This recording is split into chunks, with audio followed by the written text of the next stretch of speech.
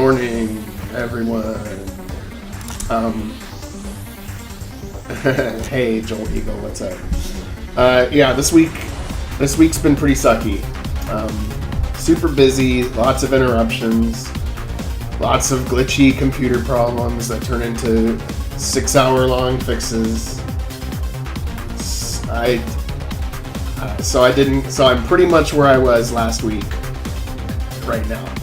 But I finished up the news scene for Orb, and now we're going to be on this dead planet getting some kind of tech that can help the stranded fleets get unstranded. And I think what I'm going to use for that is probably a piece of technology that expands the jump drive bubble.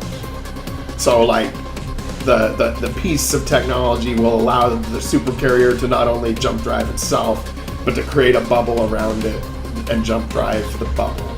Meaning the ships that are stranded will be able to go with the supercarrier, but without having to go inside the supercarrier, like my original thought. So let's see what we can do here. First, we'll do some review so we can see where we're at story-wise.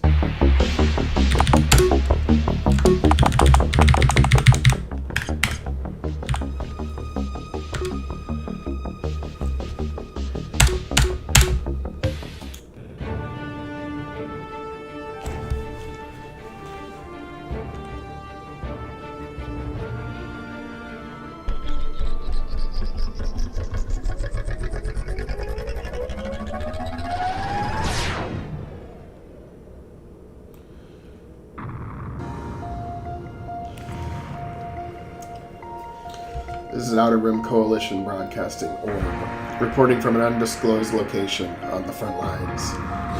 I'm your host, Cisco Hyperion. Hey, Puru, what's up? No, that's not my real name. This broadcast is illegal. Anybody who speaks on this channel takes great risk with their own life. I answered the call. You won't see this on the so-called Interstellar News Network. The job of informing the people of the Outer Rim falls on our shoulders. If not us, then who? If not now, then when? We face a relentless enemy in the Outer Rim colonies committed to our total subjugation. The ruthless Earth Systems Alliance led by their synthetic dictator, Kern.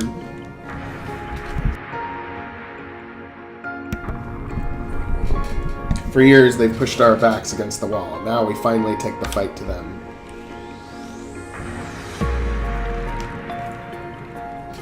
It's been one Earth week since Infernis was liberated from the pigs. This footage of the last ones leaving the planet.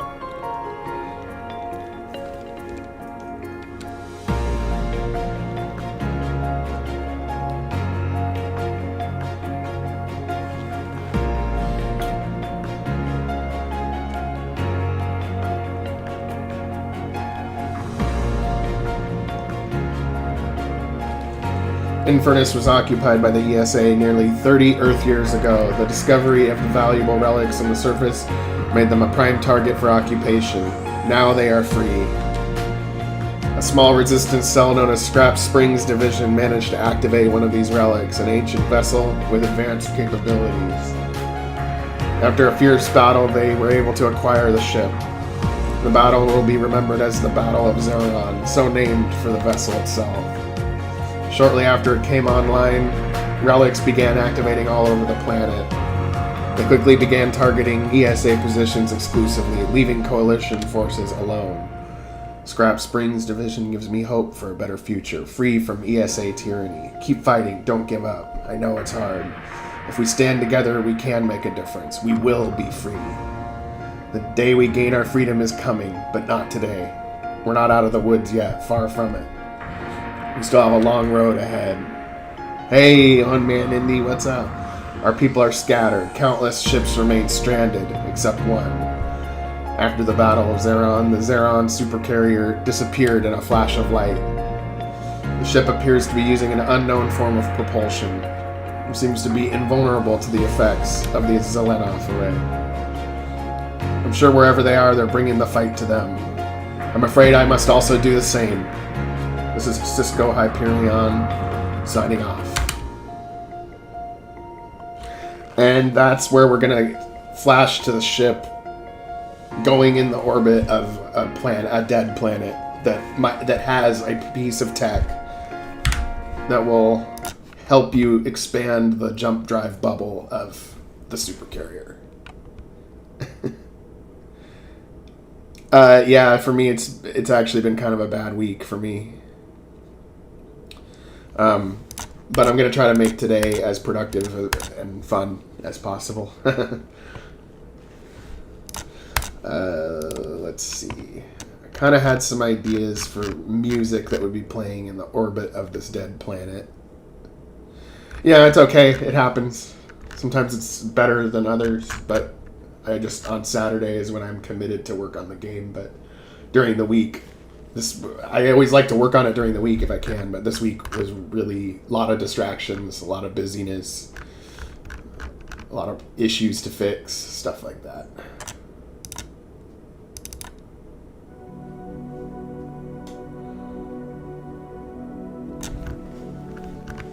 It's good that you got your solar panel in place.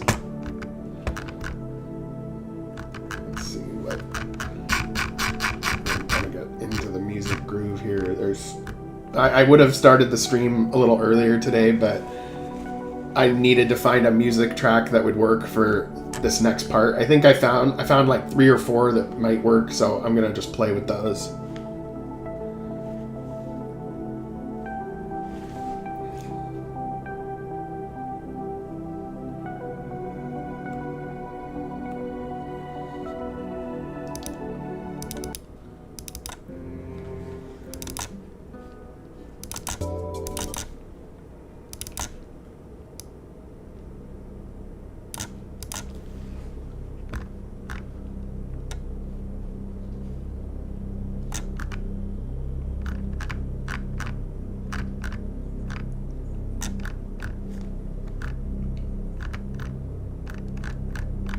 I'm thinking this planet is basically a dead planet.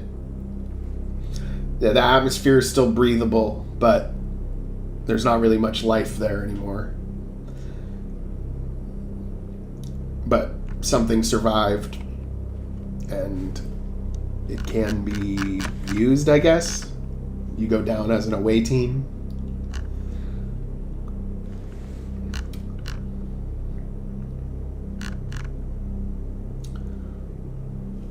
Something. Let's see.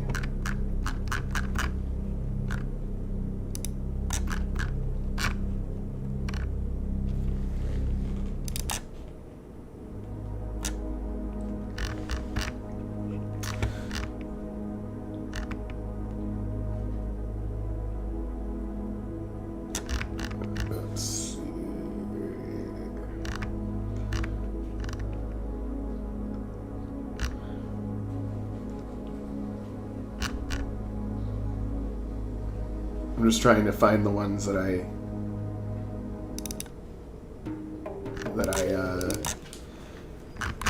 used. I basically what is it?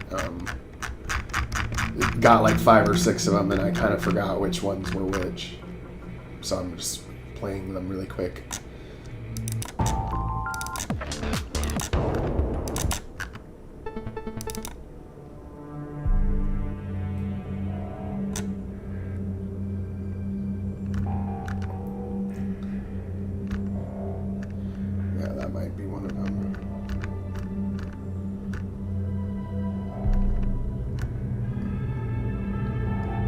I think this one's probably for more like when you're on the ruins on the surface, but not in orbit.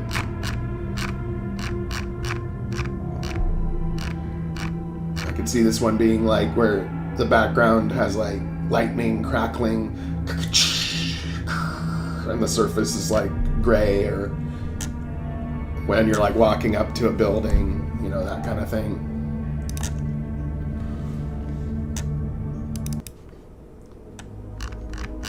This one might be good for the next scene.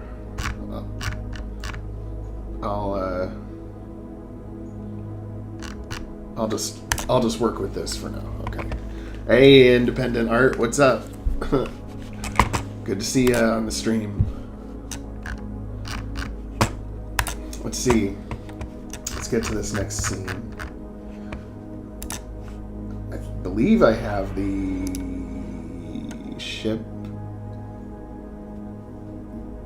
good to go. Let's see. Maybe not. Let's see.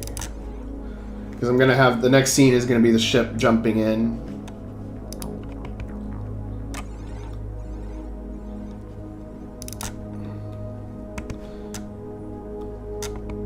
Yeah. And I think from the side is good.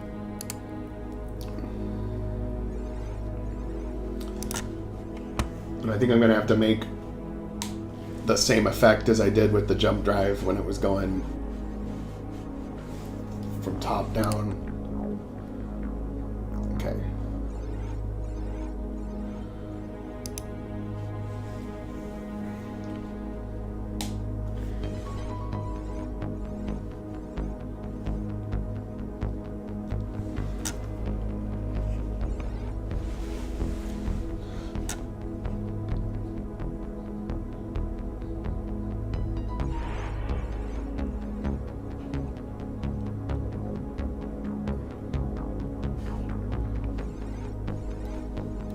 Yeah, yeah, the Studio Link thing, I've seen that before.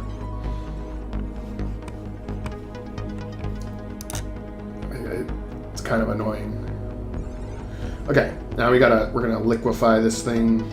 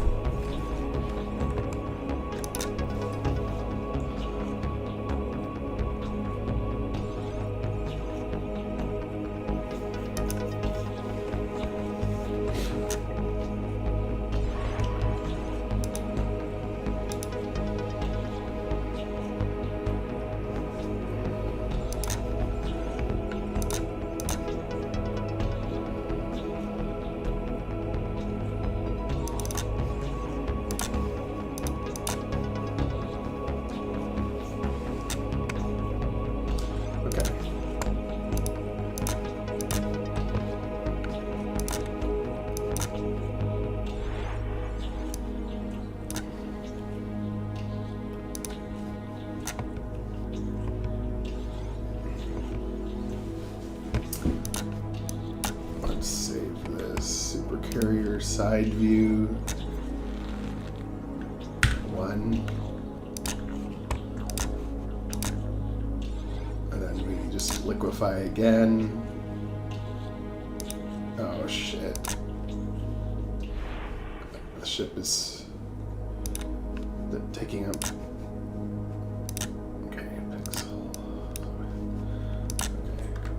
Okay, let me make this canvas size bigger.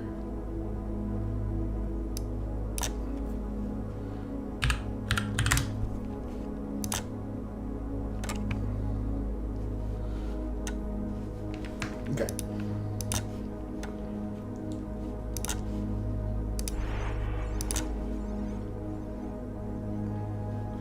Yeah, yeah. Look, I'll show you what it looks like. I've already done it from the top view, but I'll show you what it looks like. It's the first scene right here. And then I just do show picture, show picture, show picture, show picture, show picture. Yeah, but look, I'll show you.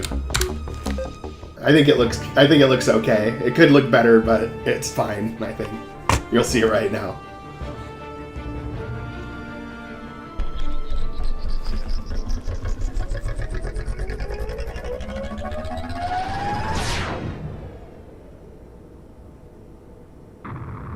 So yeah.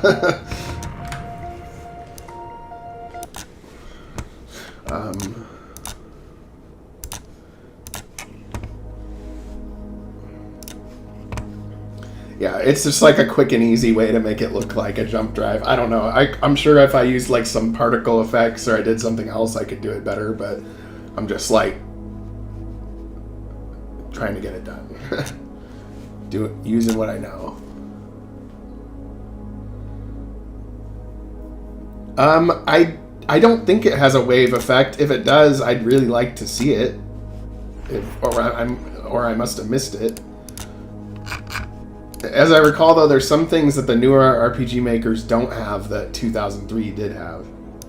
But see, if you look at the picture here, the picture commands, there isn't anything that lets you like distort like the picture or make it wavy. I know that there's plugins that maybe let you do that, but I don't think it's built in anymore.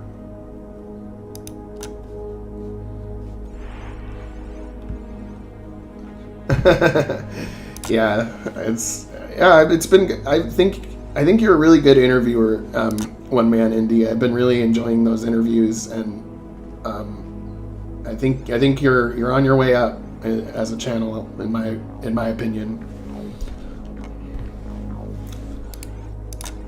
Just keep up the good work.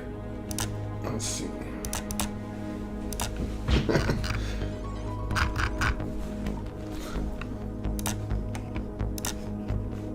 Okay, did I already liquefy it?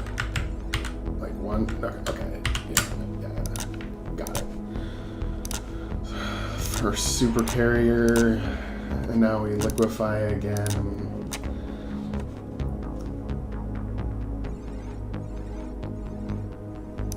Good, glad that it's helpful.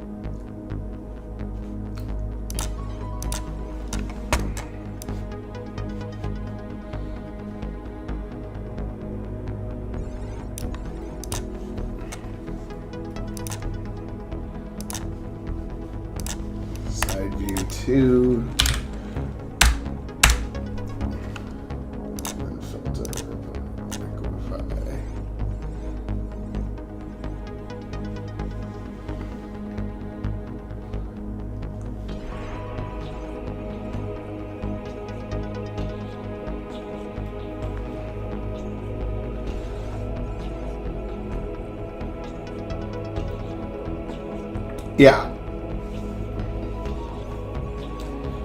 Yeah, rotate is kind of a weird one too, because it's not very precise.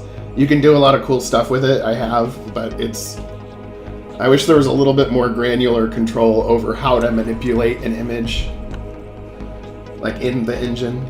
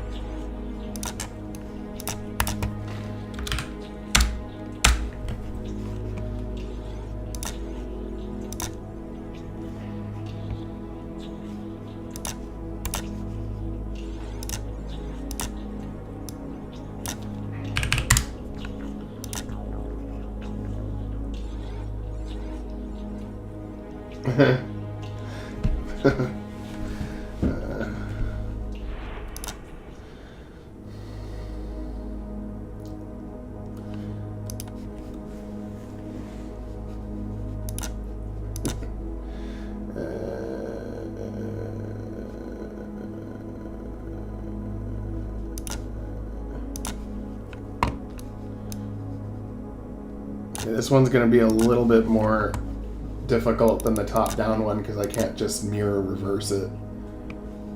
It'll be fine though.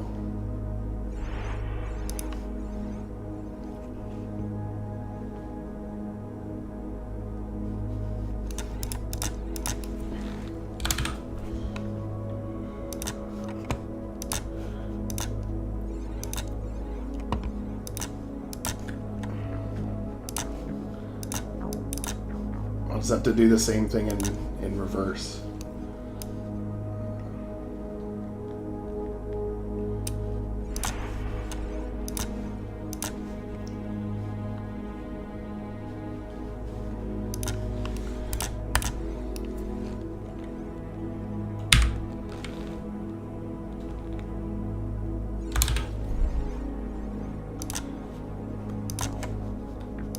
Let's see here.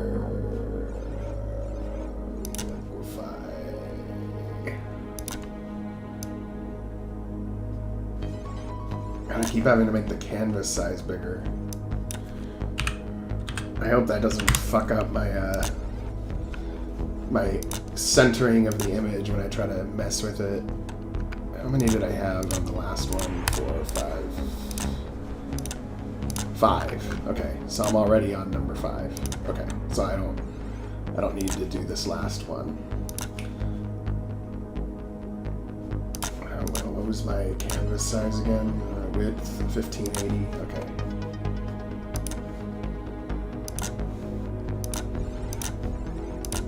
And we open up.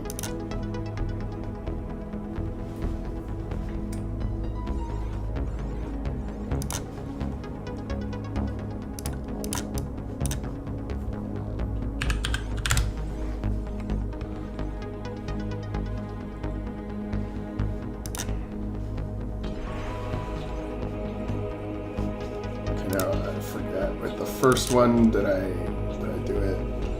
I did it left to right to left. Yeah, I did. Oh no, I did right, left. Right, left, right. So instead I'll go left, right, left. Left, right, left. Okay.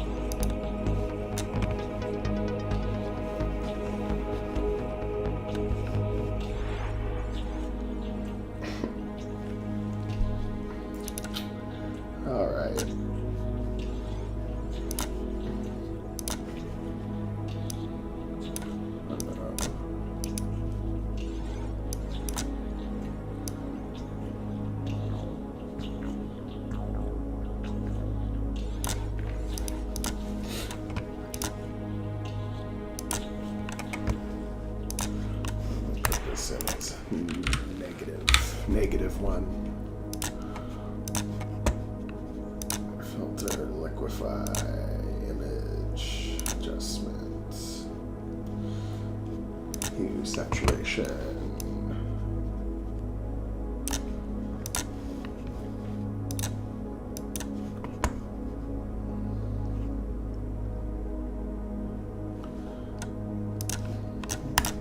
That is -2.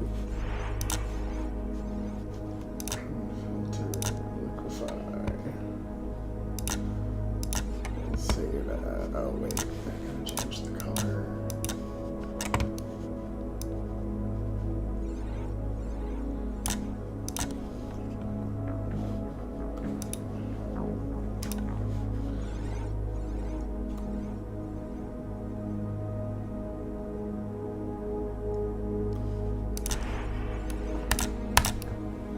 Yeah, some people are kind of camera shy.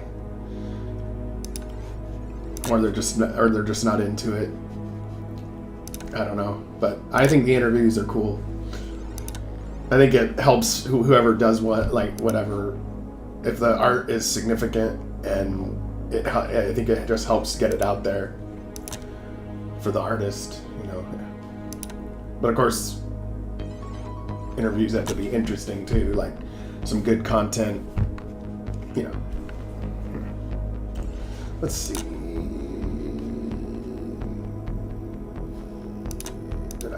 God, I forget if I've saved it already or okay.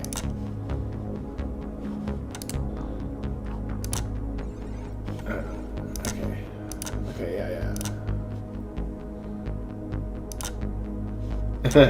I think it could look better, but I think it's sufficient. I think it's at least a B- level of proficiency.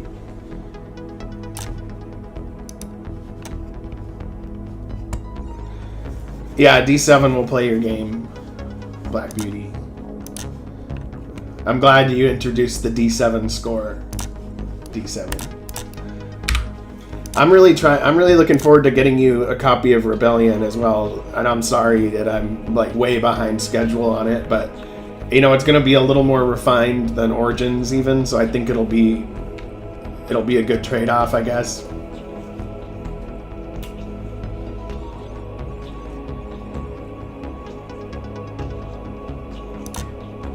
Yeah, no, I know you're ready for it, but I'm not. So I gotta get it done so I can get it to you.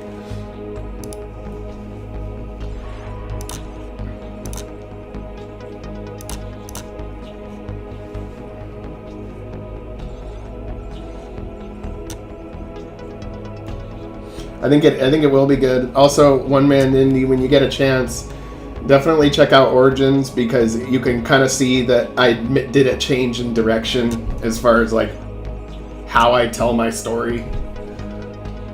And Legacy is like seriously at this point broken. Like I'm gonna go back and retool a lot of it, like storyline wise. Like the way there's some parts that I could definitely improve now with new insights. But I, you know, just learned as I went along. And then Rebellion one-ups it even further from Origins, in my view.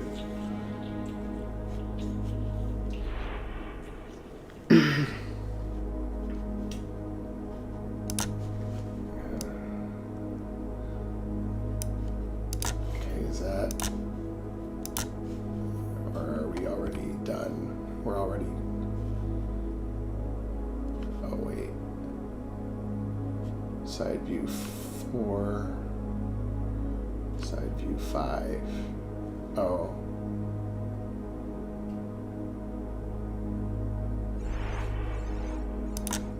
We need a -5.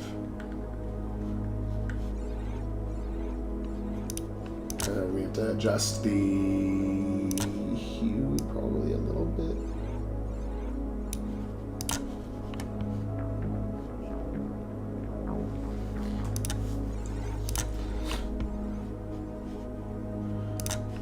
-5.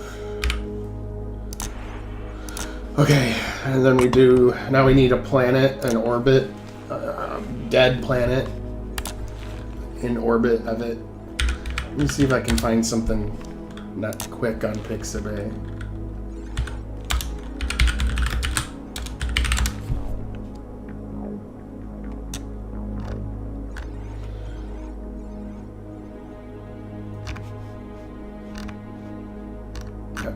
This one might work. I'm gonna look at some of the... Ooh, that one's cool. That one's cute. But that probably wouldn't work. Ooh, that one might work. Oh, this one looks kind of cool. The only issue is I gotta have the pixel stars in the background.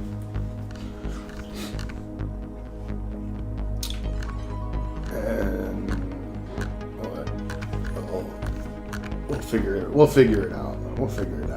Okay.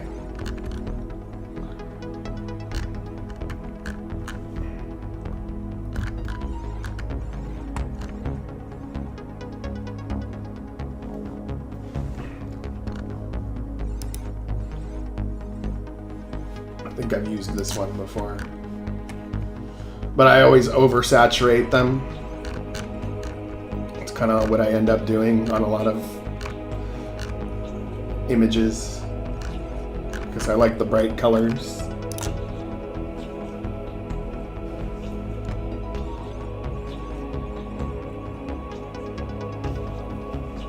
Yeah, I think I might use this one, enhance the colors, and then cut out the stars and put the pixel stars instead.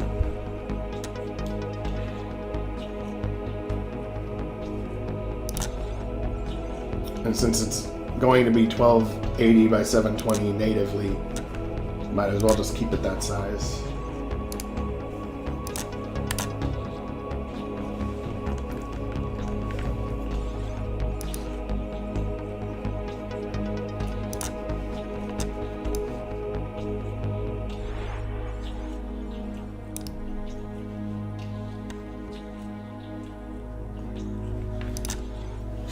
Yeah, we always have some good combos on this channel, I think.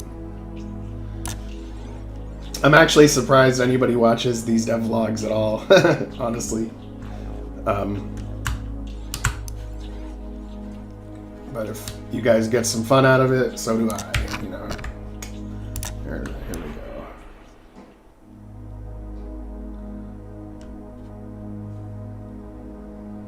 go. Yeah, we're the A team. Fuck. Okay.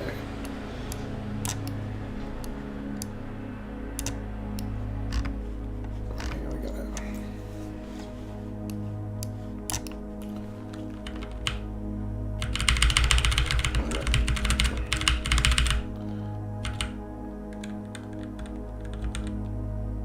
I'll just manually erase the rest. So we'll cut that out. Layer from background. And then we'll put it back in.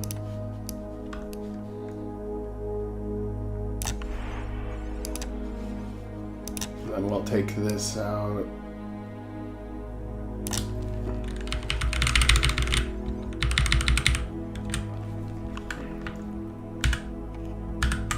Put it back in, and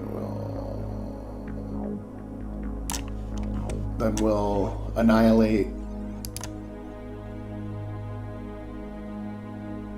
the background, and we'll erase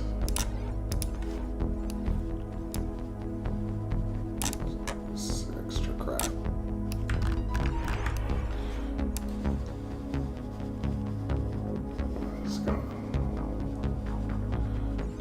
To look like shit. Oh, god damn it. There we go.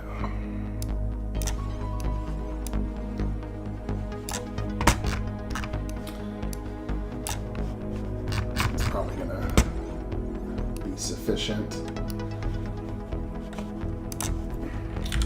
We'll just put the pixel stars on it already and see how it looks.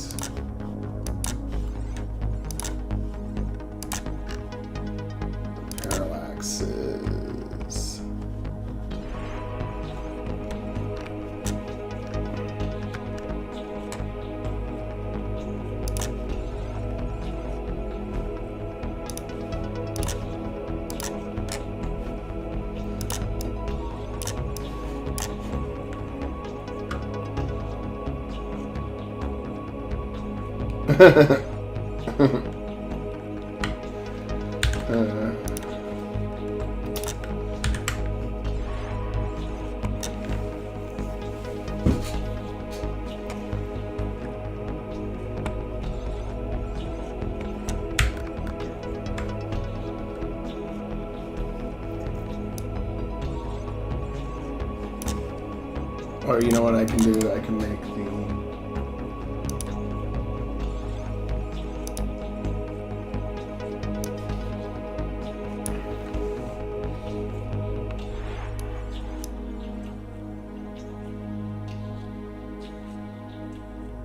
Oh, I see. There's stuff in the background on that. Okay, I can make this work. There we go.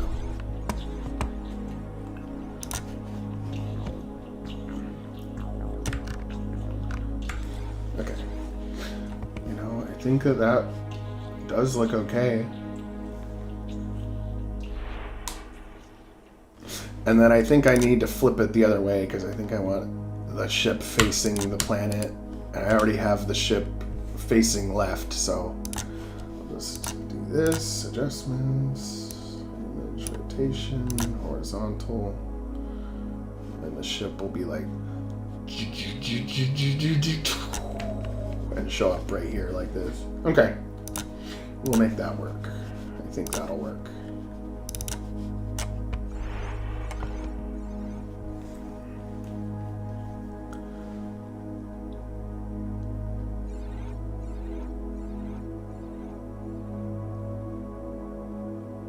Yeah, I had a Goal Zero once, and it like just broke after not that many uses.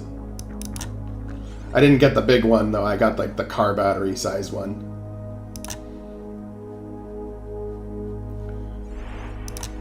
But yeah, after one season, it just kind of stopped working. I hate when that happens with electronics.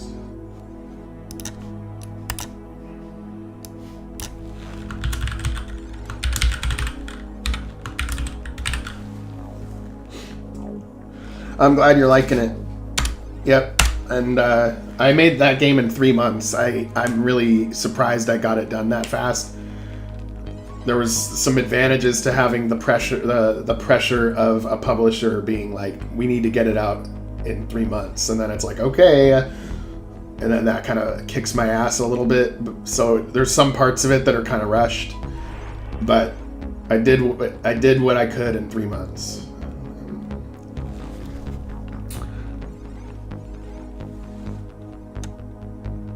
And it is getting ported to consoles as well.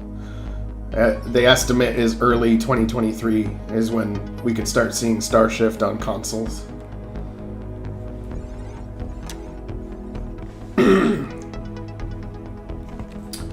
Let's see.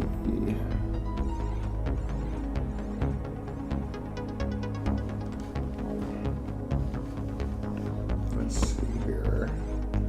Okay. I think I'm ready for the scene.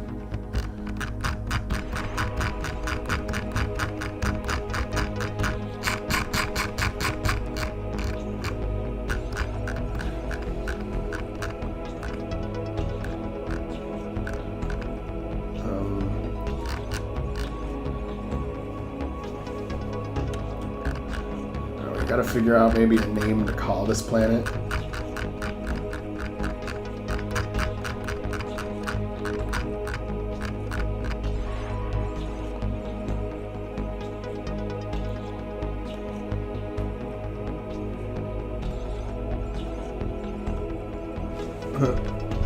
The game sphere.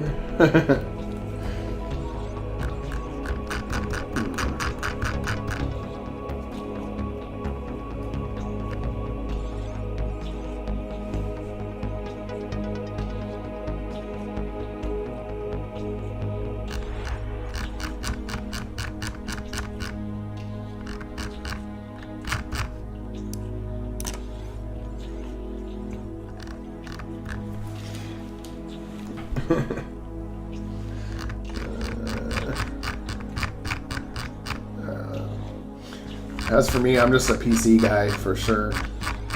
But that doesn't mean I shouldn't port my game to consoles as well. But I just prefer the PC.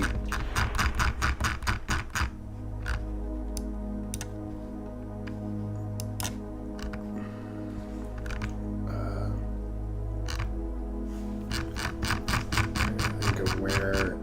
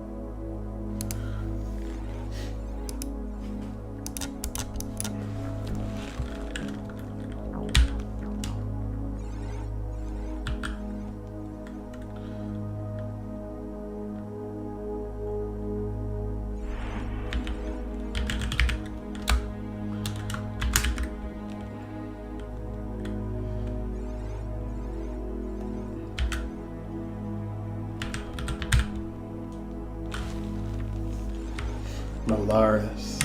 No, I can't name it. I'm trying to think of a name that means like new Molarian or new Molarian or something, but I have Molaris. That's probably what they would call their home planet.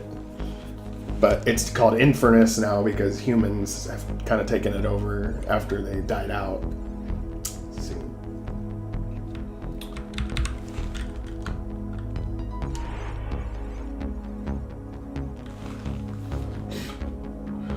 No, what it came from was that I use a lot of Latin names because they sound kind of cool. So like Novateri and other. So I looked up like rocks or something, and it came up with like, if I look up, because the Molarians when they die they turn to stone, right? So I just was like English to Latin, and I was like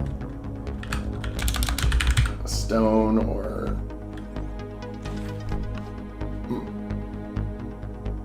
but I think I came from this Molaris, like grinding or something. I was looking up stone, and then I liked the sound of Molaris, and so I came up with Molarian. You know, sometimes that's how I generate my names.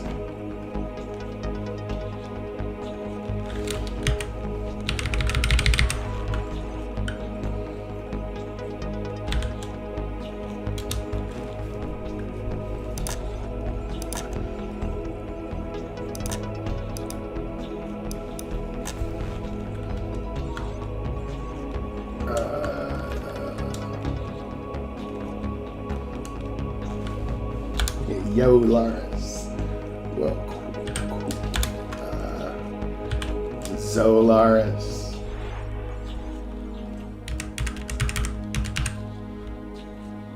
Zolaris. I think I kind of like that. The X always makes it a little bit like ambiguous of how you would say it.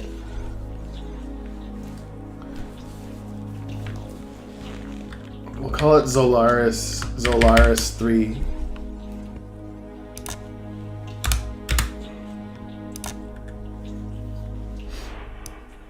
We'll call it the Zolaris system.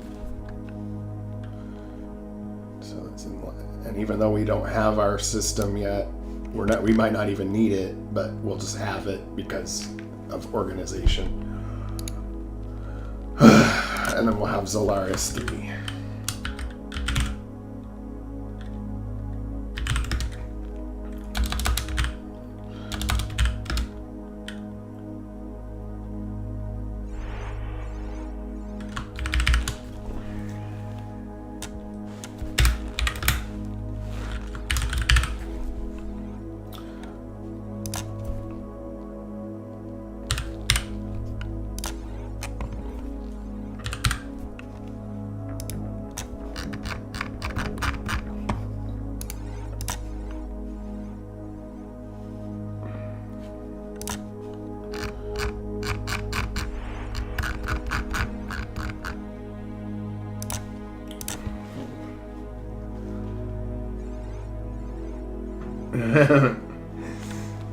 Yeah. But will that change though, Joel Eagle? You're not a hermit now, but will you be again?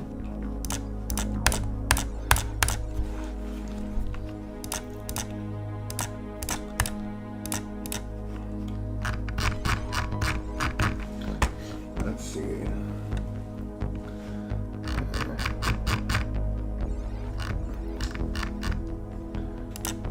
Take this event.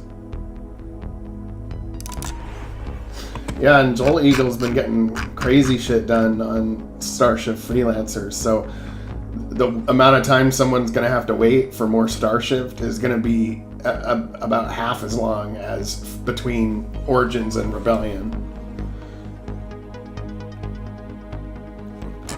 Yeah, and realistically that could happen, that one day the internet just goes off and then it doesn't come back, and everybody's like, yeah, those were different times back then, you know, after like 10 years go by.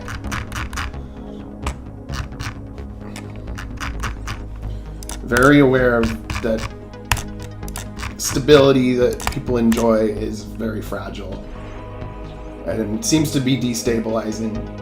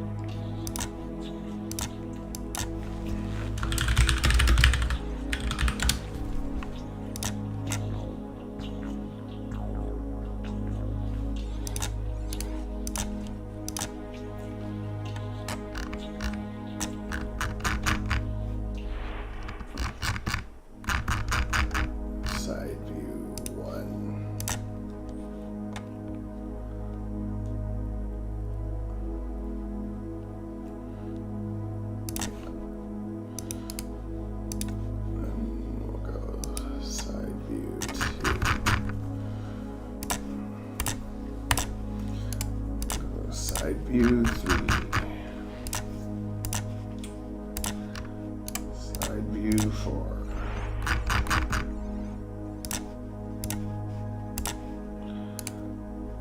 Side view 5.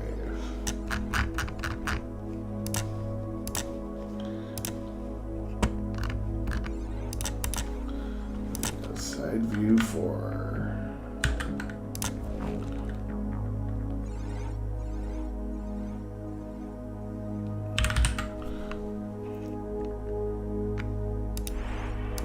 I'm sure there's battle armor out there, but you might have to do it a little bit custom.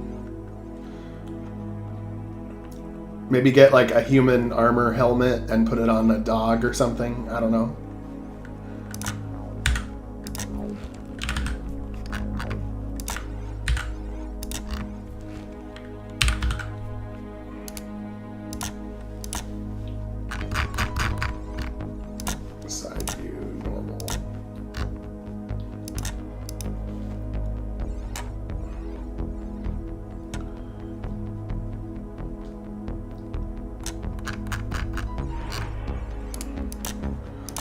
Side view -1.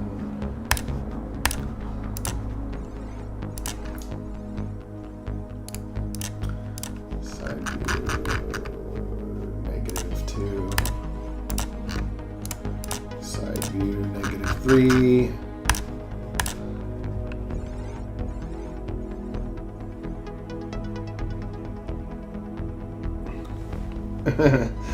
Yeah, well, I do my best, but I can do better.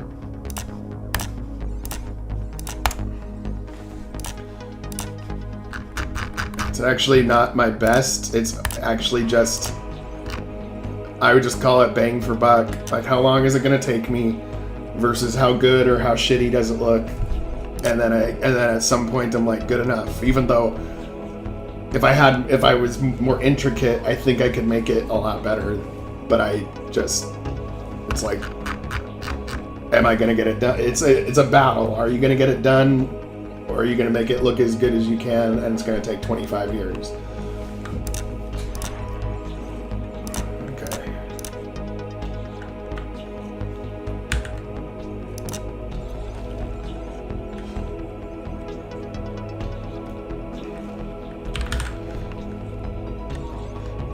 Yeah, and I do think that the Frankenspriting or kit bashing is a really good bridge technique when you're just starting out and you're trying to like make your own stuff, but you can't like fully just draw it pixel by pixel yet. But there's downsides to it as well.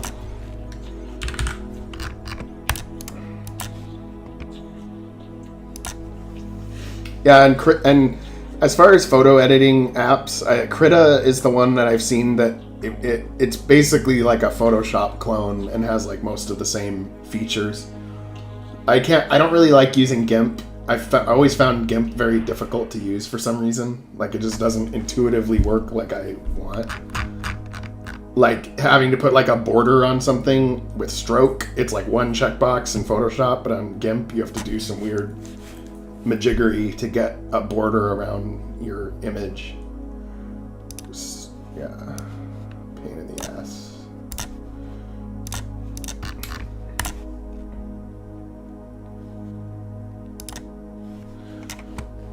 Okay, we have Zolaris now with the super carrier. We'll take this auto event.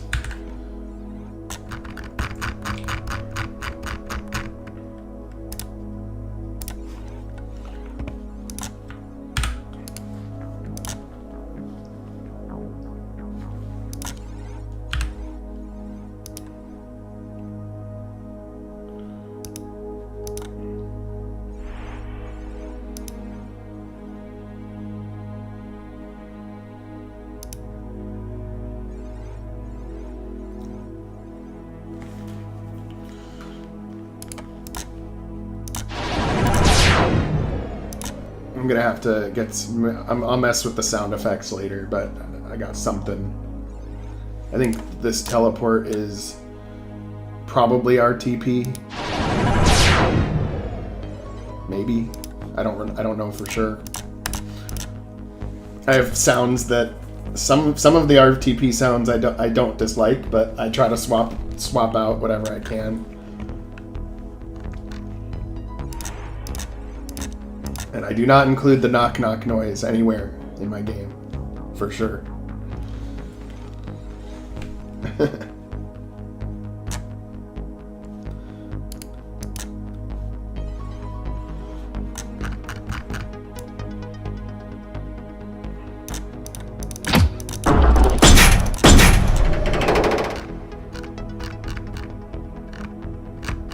forget which one it is, the knock knock noise.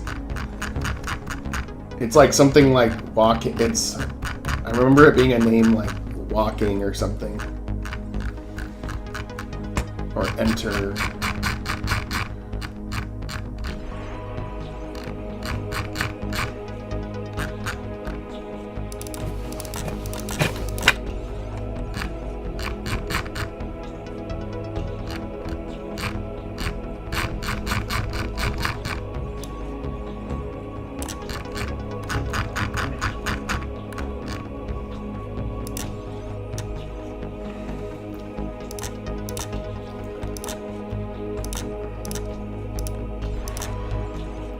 Yeah, I've heard that app's pretty good for pixel art and stuff.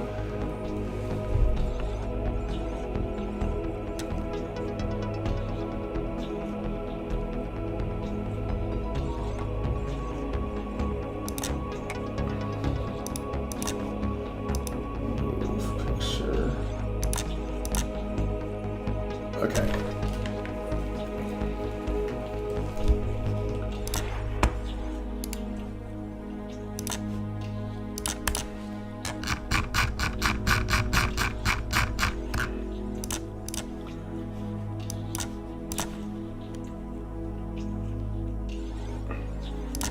Yeah, I have.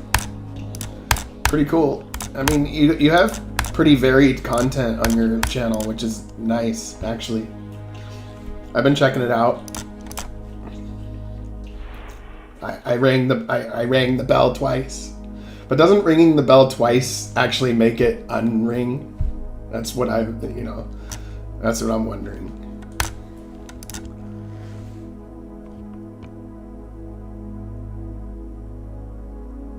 Yeah, and I've just ended up using Photoshop for mostly everything, but yeah, like I could branch out a little bit probably in the not too distant future. I know the interface looks like it's from DOS era or something.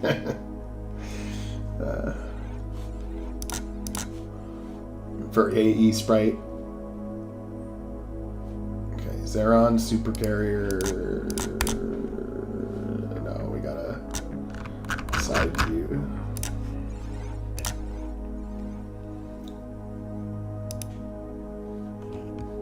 Oh, we don't want to show it quite yet. We want to...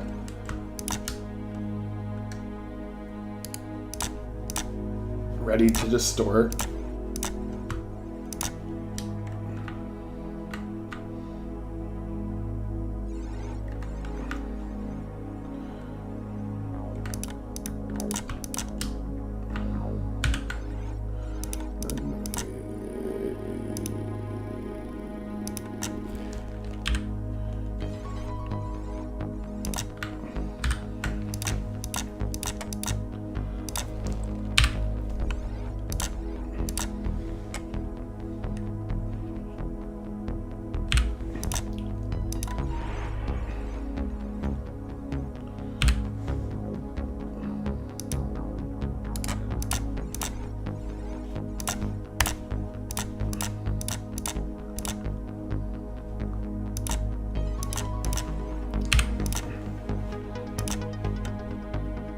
Okay, let's see if this works.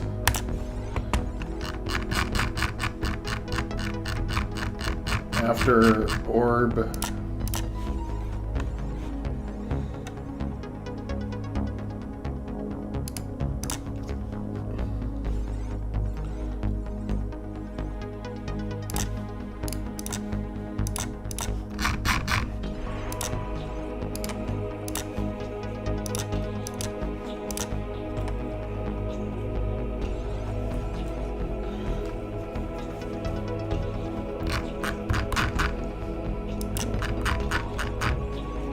Yeah, I think this music works for ending up in the orbit around this planet. And then some discussion between the characters of like, this is the 10th planet we've been to. It's just like all the others. Wait a minute, I'm detecting something. That kind of thing. We're going to the surface. Bring your gear.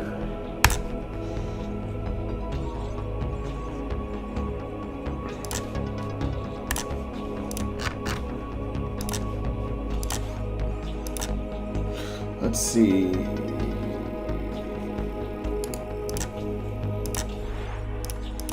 After it fades out,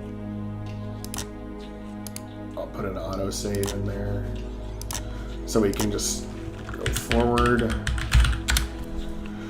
instead of having to watch the whole news scene again and again.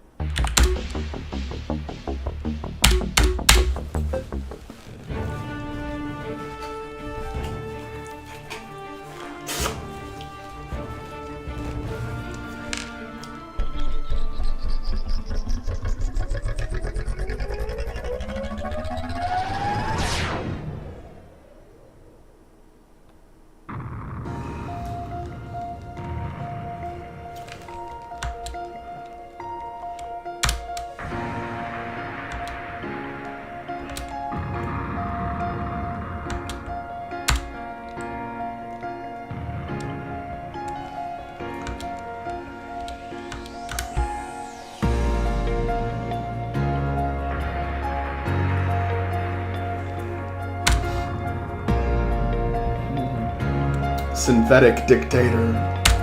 I like that term for an android dictator.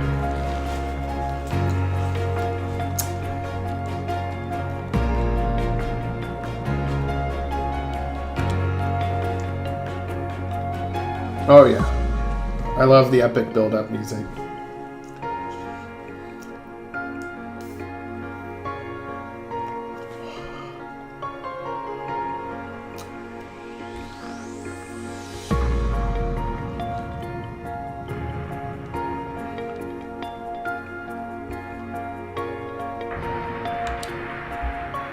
Then I thought it'd be just good to use the Starshift poster as like a photo they use on the news. Scrap Springs Division.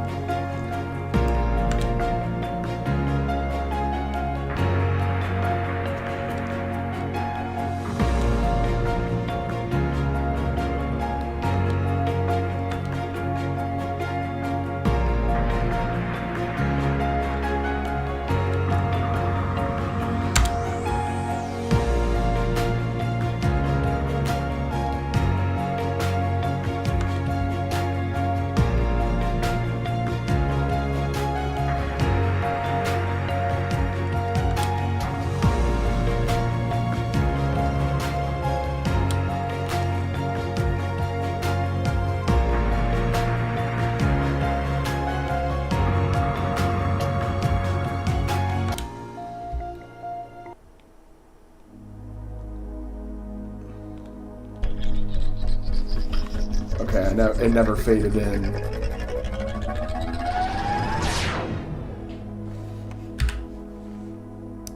It never faded in properly.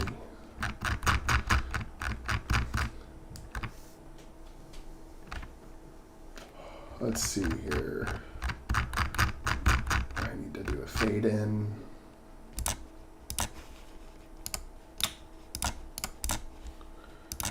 Yeah, I did not do a fade in.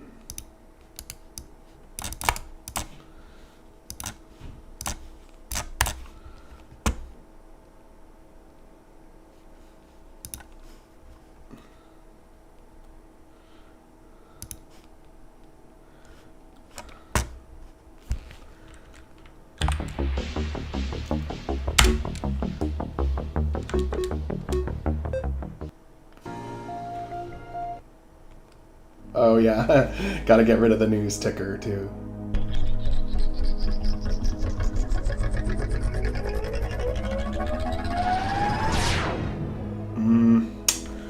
Something a little off. There's something a little off about it. Before we fade in, we want to erase all pictures.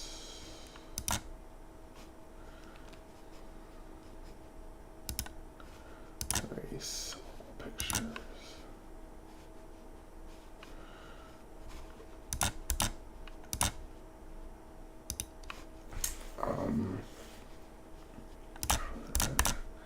Erase all pictures. Lazy.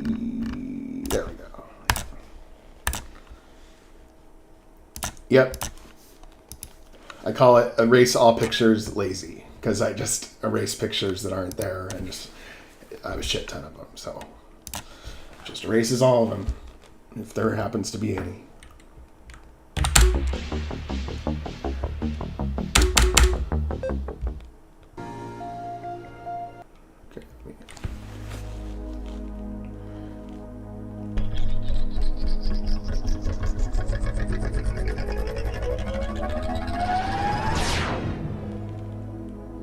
And then once it appears, it disappears, which is weird. So Zolaris done leads to nothing.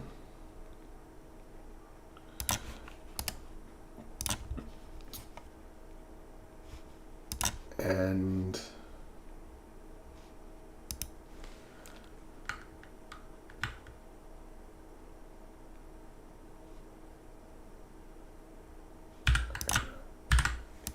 we want it to take some time. We want the screen to go to white after it fades out.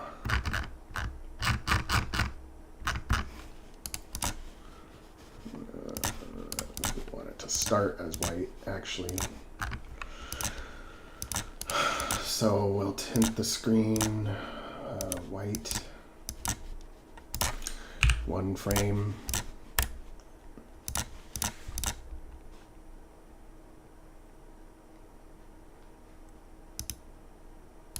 Oh, because I didn't do it in the right spot. I did it off the screen. That's why.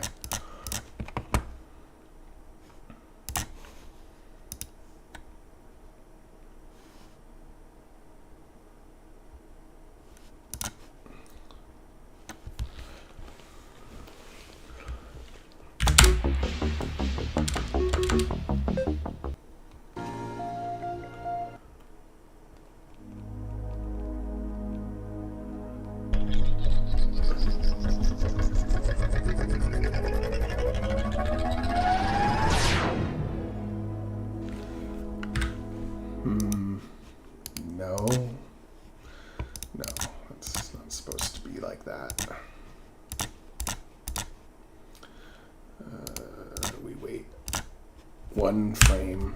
I think waiting 1 frame and then doing it will fix it. And I need to make it like maybe fade in with its opacity as well.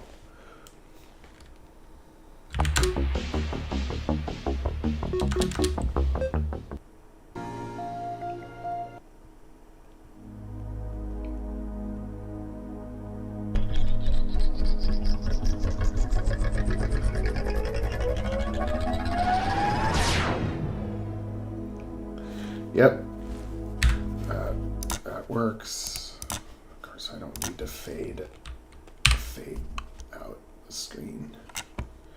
Not yet, anyway.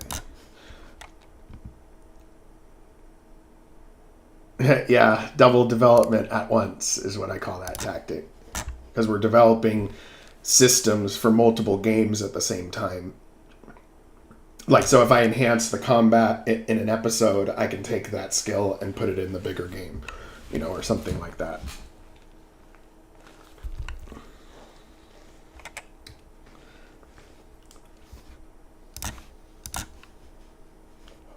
Okay, let's see.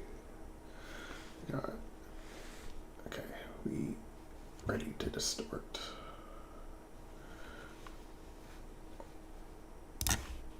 Okay, maybe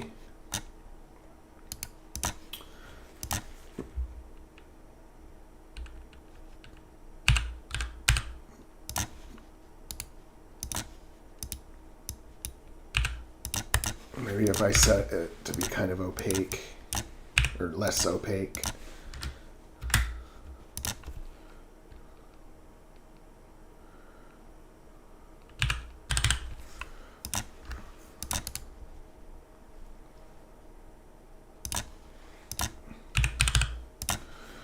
Instead of doing all of them, I'll just do some of them and see what it looks like if it's half faded for those few frames.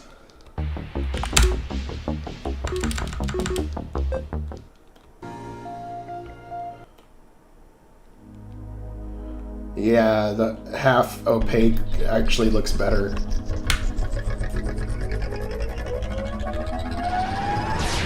And there needs to be a big flash of light, like right when the ship appears.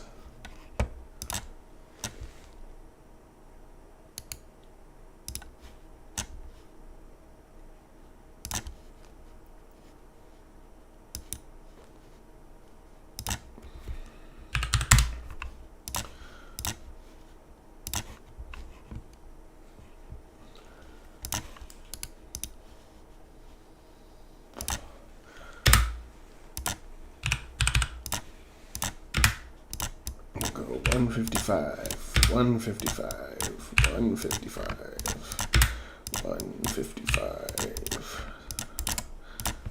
155, and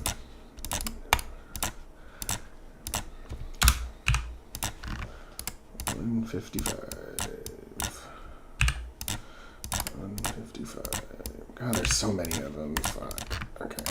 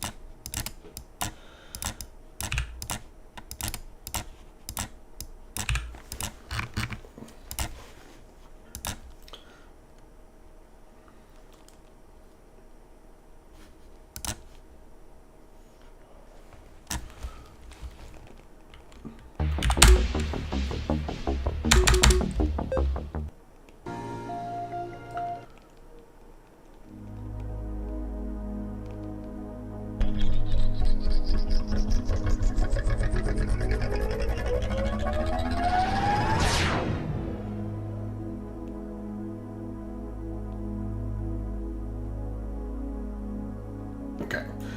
Gotta make something where it moves a little bit or something. Yeah, like I'm almost thinking like it zooms in on the entire screen while the ship is like slightly going to the left. I think that might be good.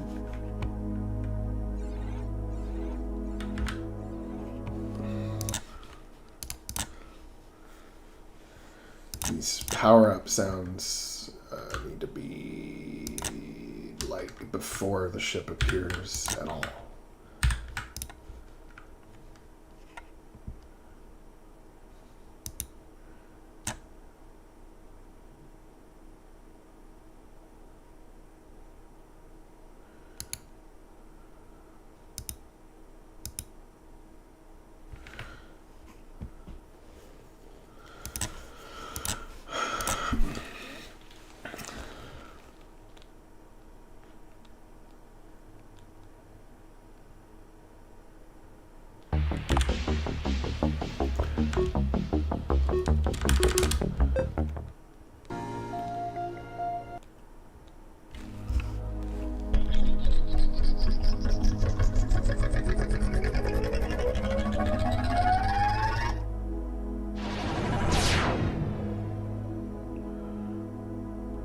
It's that one last frame that just... Alright, it flashes the screen after the one frame is over, so... Oh, I see. Oh, I told it to wait, and I don't want to do that. I think that'll fix it.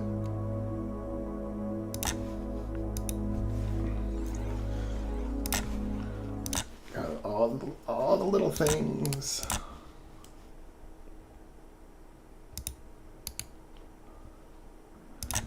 We'll move the picture. I think we want to move the picture very slowly. Maybe that it'll be too slow, but we set it to be center, and then wait a minute.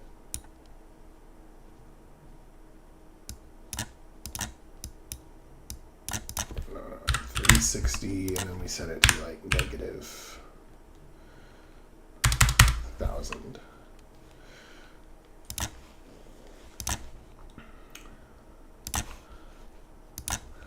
And then we'll like maybe zoom in on the ship while it's moving off the screen or something.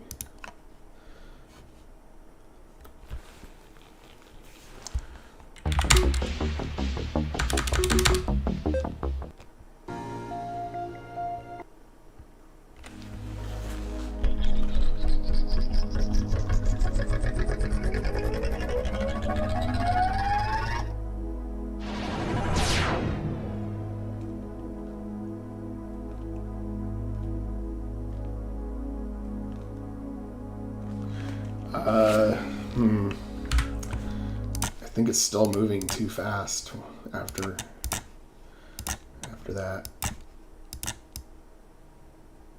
And we're not gonna need to go completely off the screen, so maybe more like this.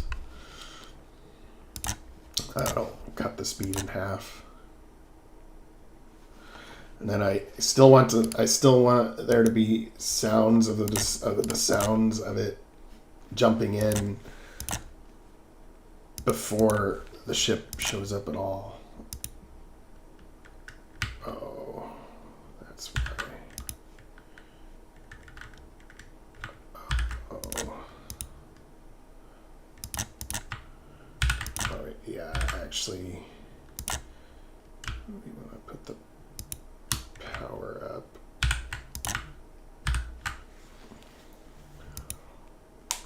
We tint the screen. And we tint the screen, and then we wait, and then we start to power up, and then we wait again.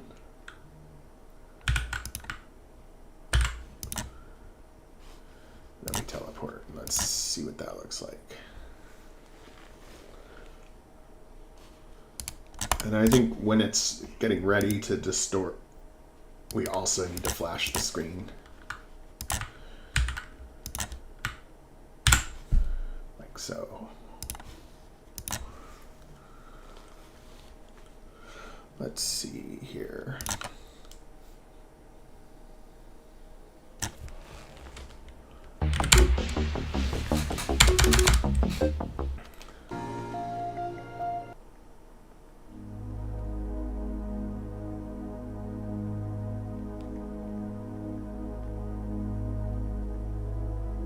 A little bit.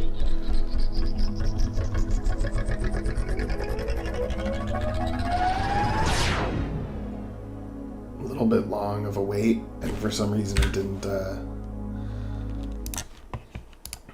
do the distortion thing. Okay. Fading in. We wait. Starts powering up.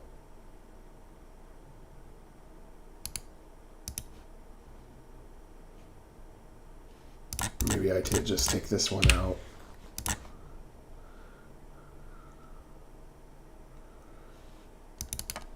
Oh, yeah, I see why it did what it did.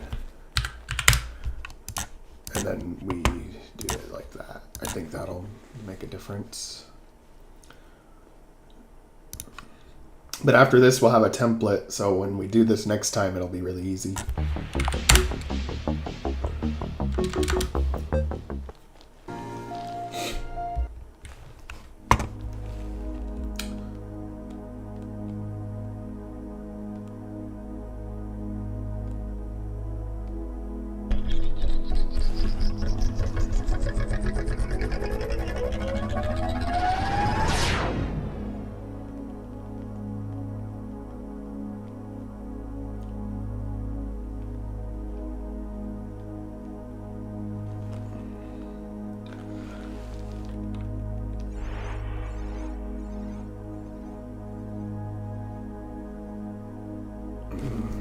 Kind of thinking I need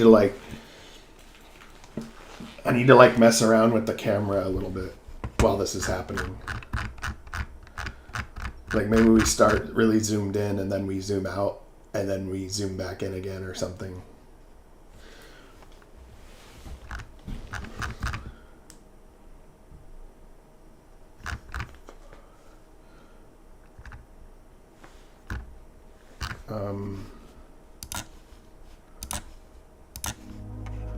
Let's see.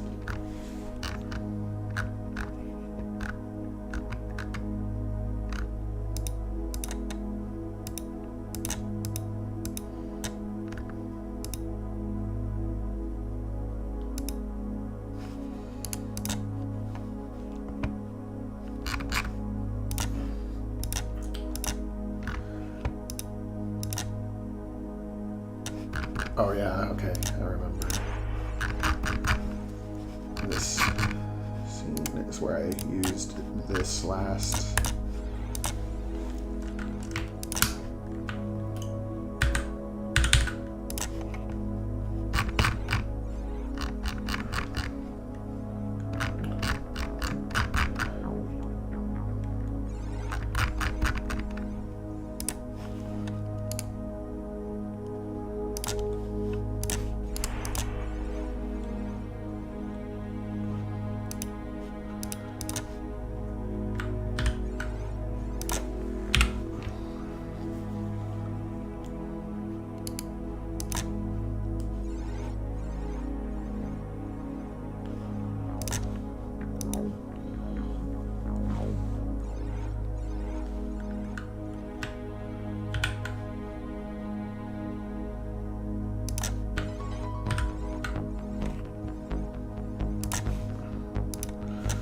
Try this and see what it looks like.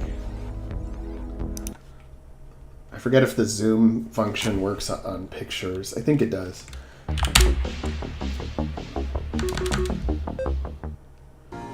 When you're just zooming the camera, that is. Or zoomed in. Or zoomed in a little too far, I think.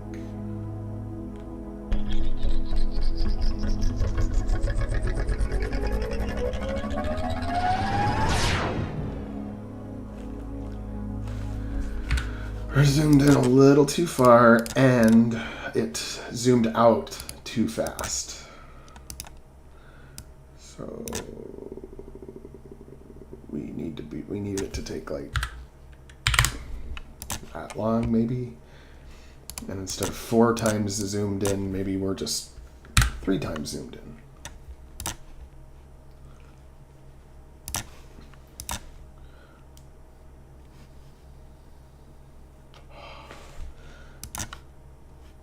Yeah, not really sure where I would add sparks, but there's an effect that can do that easily, and I'm all for that.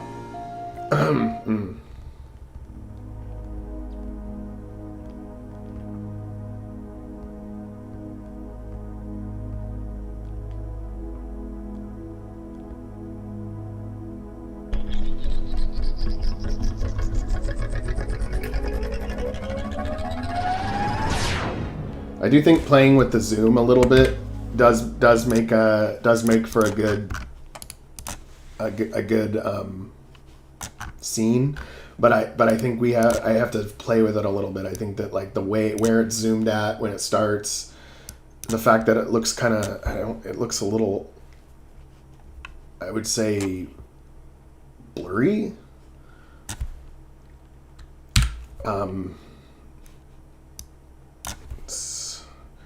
Because one thing I might do is maybe I'll get I should have made this parallax as a 1080p, and then that way if I'm zoomed in on it when it's normally 1280 by 720, then it would look sharp instead of blurry.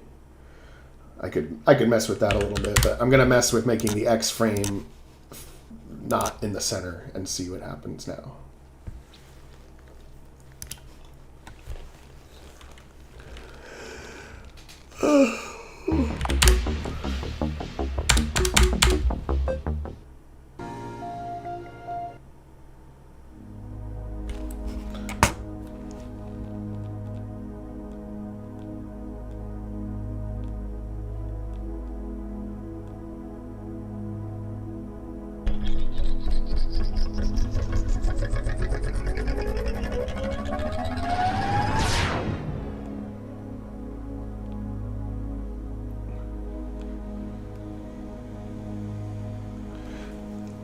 These are lost, yeah, a blurred image. You mean a blurred image of the actual supercarrier, like in its unwavy form, right before it shows up in the frame?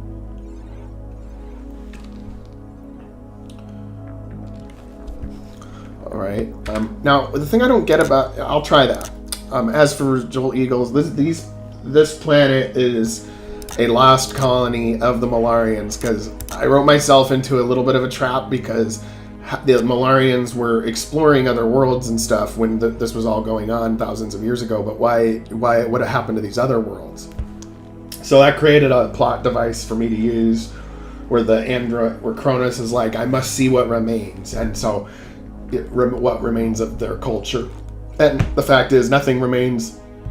Except there is a technology that allows them to expand the warp bubble, or the jump drive bubble.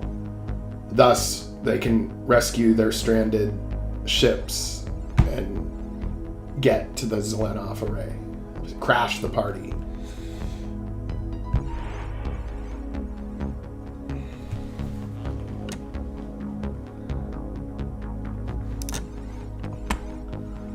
Oh yeah, motion blur. Okay. I'm wondering how I edit an image to make it look like it's motion blurring in one direction.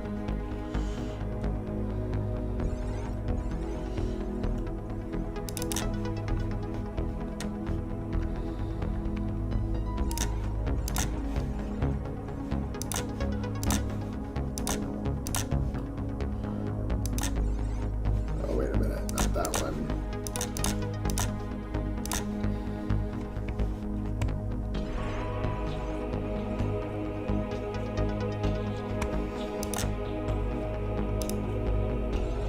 I think, okay, this has motion blur too, I just didn't see it.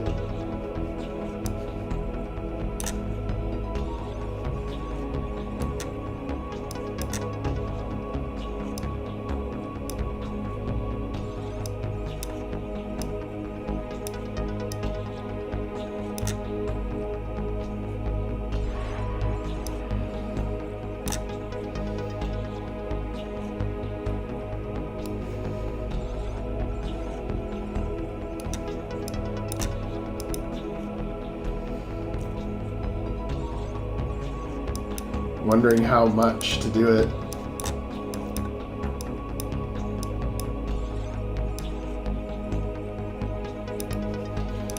Let's try it there.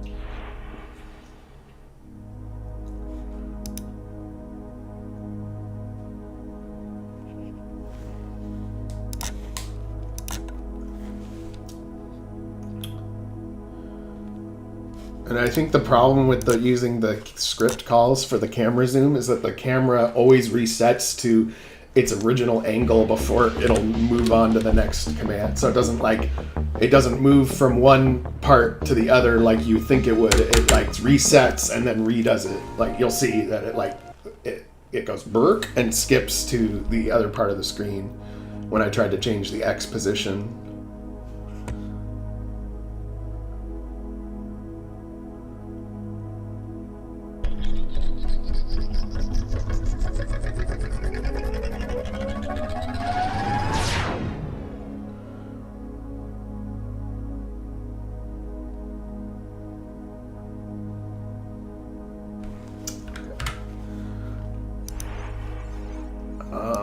The blur, I don't know. The blur might be good for like the moment before it appears, and maybe even more blur than what we've got.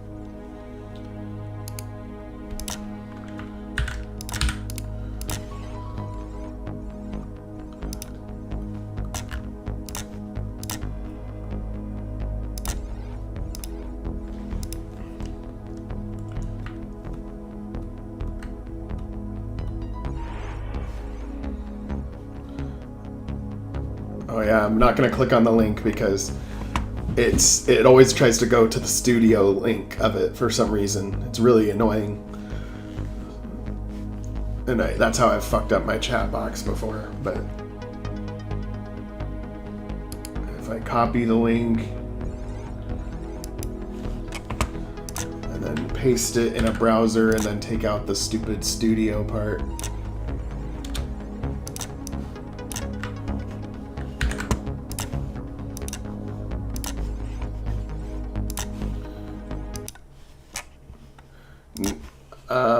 I don't.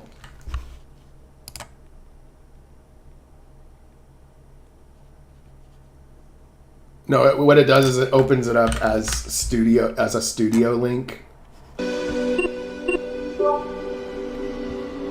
So I just have to manually change the URL.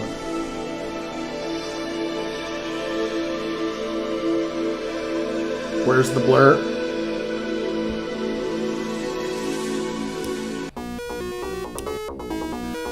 18. Oh yeah, I remember this one.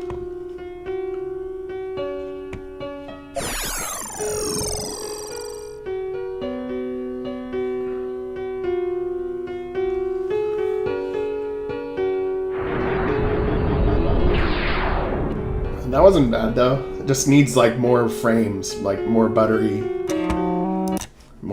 smooth. Because it was like a 2-frame like animation basically.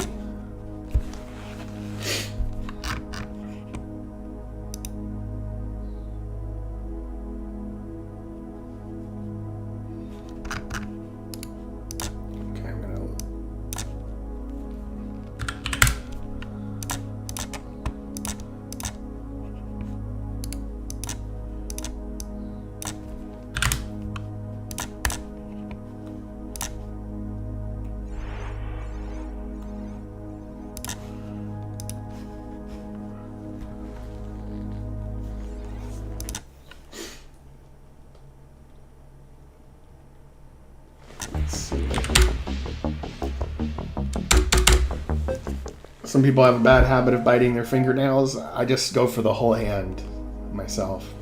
If you guys see me biting my hand, it's literally like biting my fingernails, but like worse.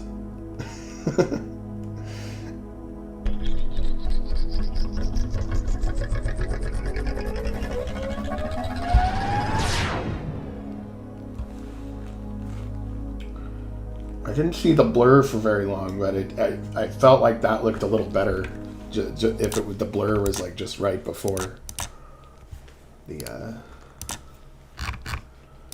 thingy.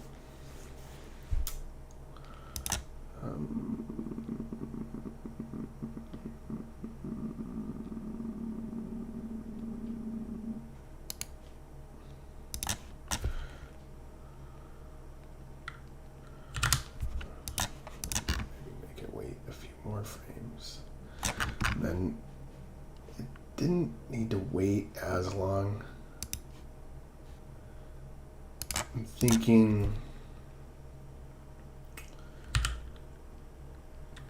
maybe 100 frames less.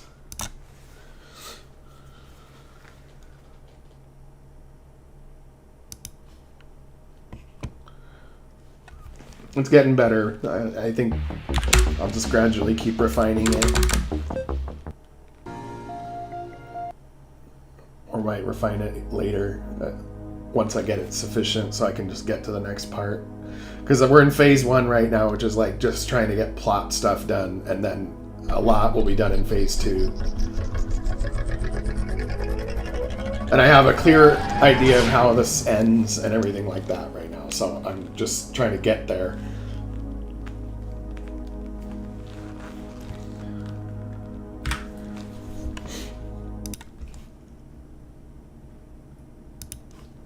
Okay, I need to look at that again very carefully. And then when the ship starts moving, I want the camera to pan and zoom into the ship. And then you're on the bridge.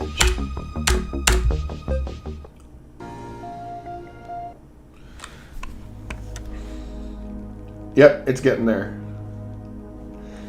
It's always fun to try stuff that's suggested too.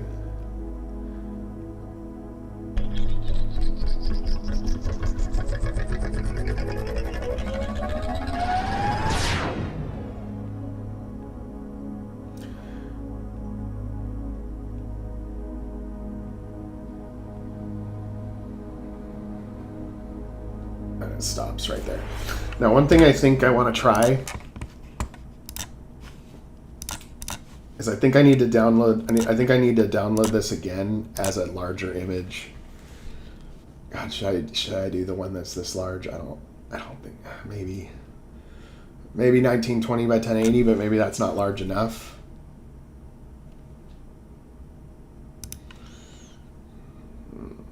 Because I can make it larger and maybe track the ship with the camera or something. I don't know. I can. It might be interesting to try.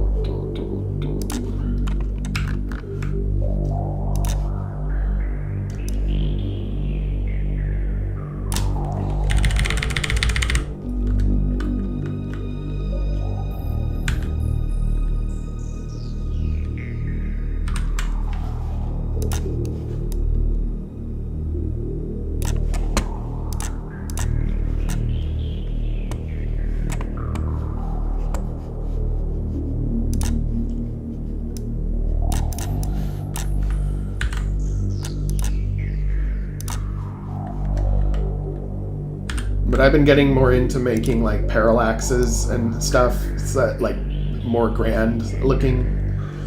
So this might be another test of that. I can make the map bigger and then track the ship as it's going across the orbit of the planet and maybe make it look more epic. Sorry, my microphone is fucking up here.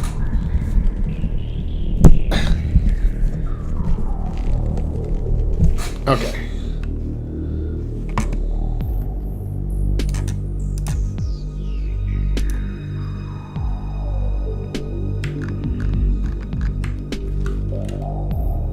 And I made this space background where it connects from one to the other, I believe. Oh no, oh yeah, this is what I do. No, that doesn't work either. I think I have a different one that is symmetrical. Yeah, that's not the right one. Nebula 3 is not the right one. Okay. Or Nebula 2, sorry.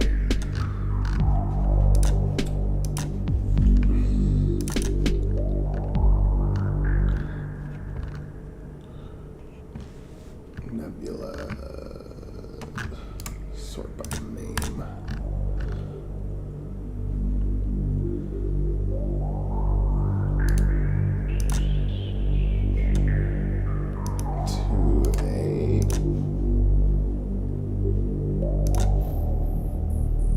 Look the same, but I think 2A is where I did make it symmetrical.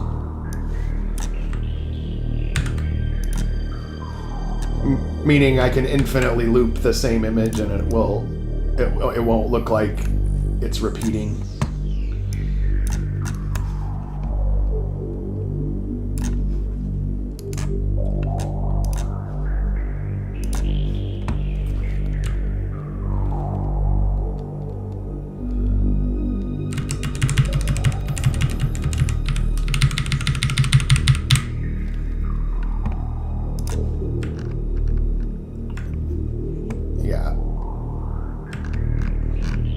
Yeah, that's it.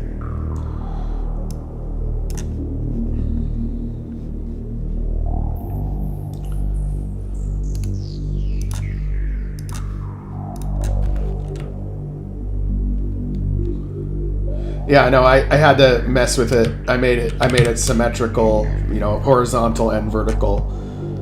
This is what I had to do for the Origins like title screen. Kind of make it so it can infinitely scroll. But I just really like the pixel stars look.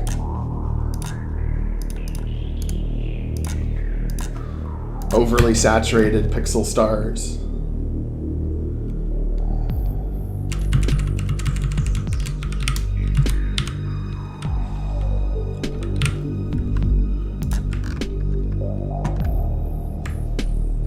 Now we merge them.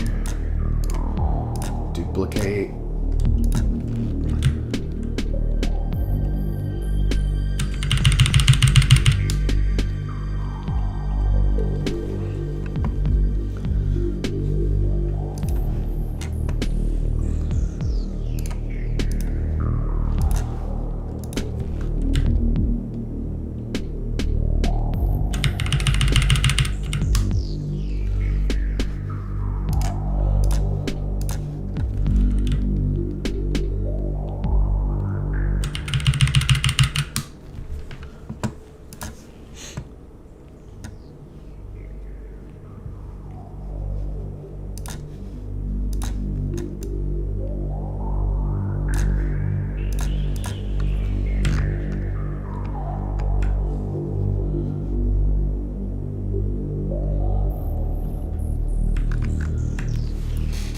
No, this part will be recovering the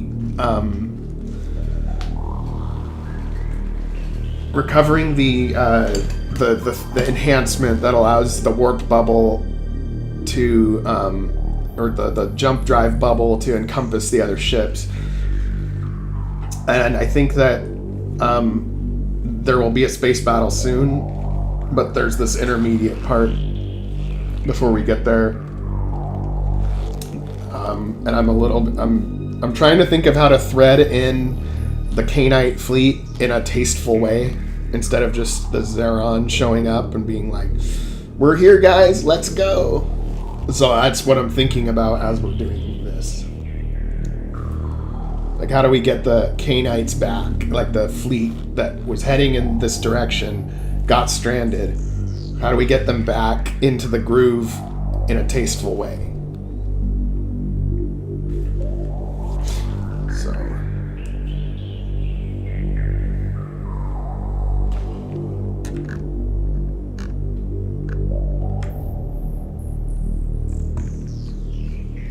okay, so this is a very large parallax.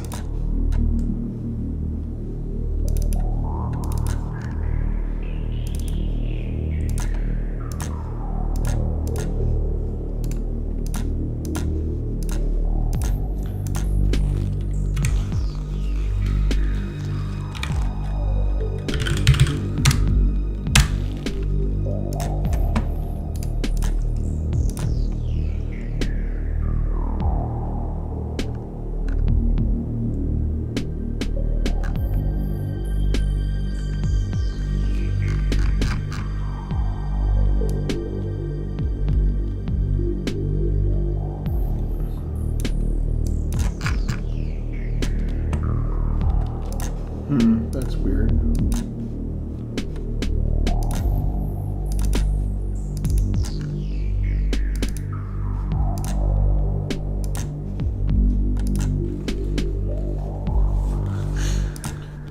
Red planet, orbit large. Oh, there we go.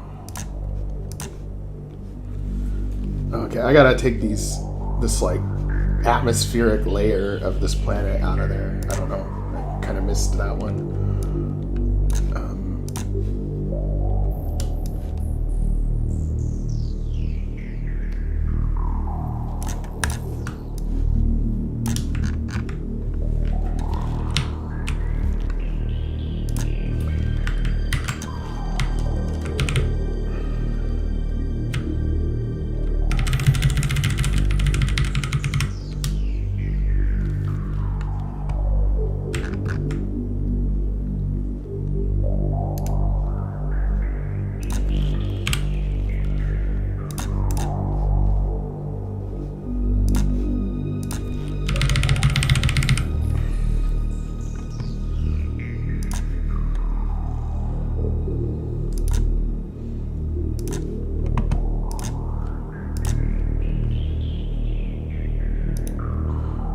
Let's see.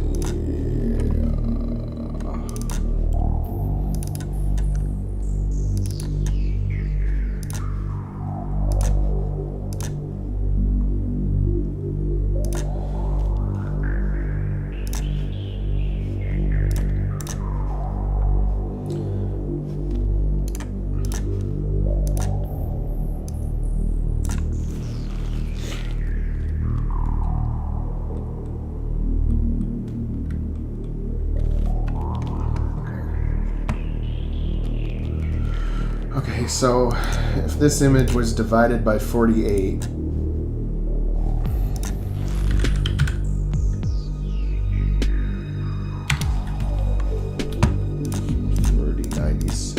divided by 48,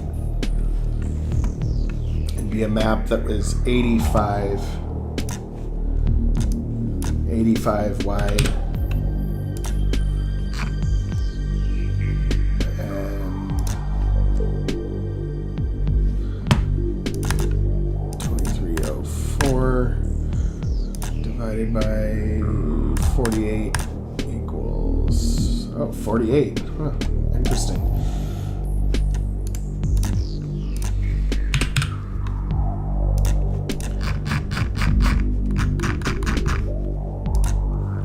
Let's see how this looks. I am doing some experimenting by doing this scene like this, but I just have to take it, I just have to kind of up it to the next level if I can.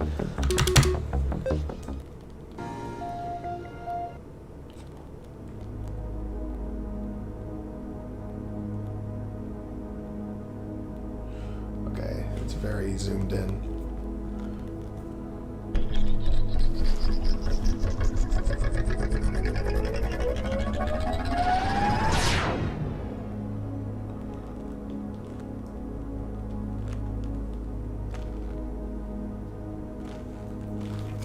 Very zoomed in.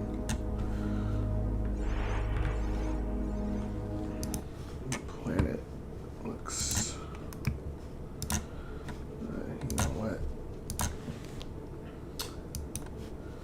Let's merge everything. Image size. Make it like... oh no, we don't want it to be 300.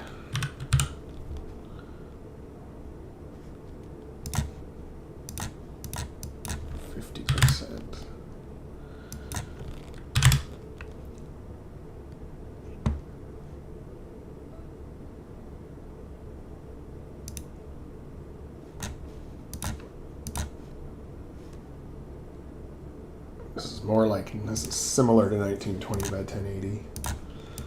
Let's try that.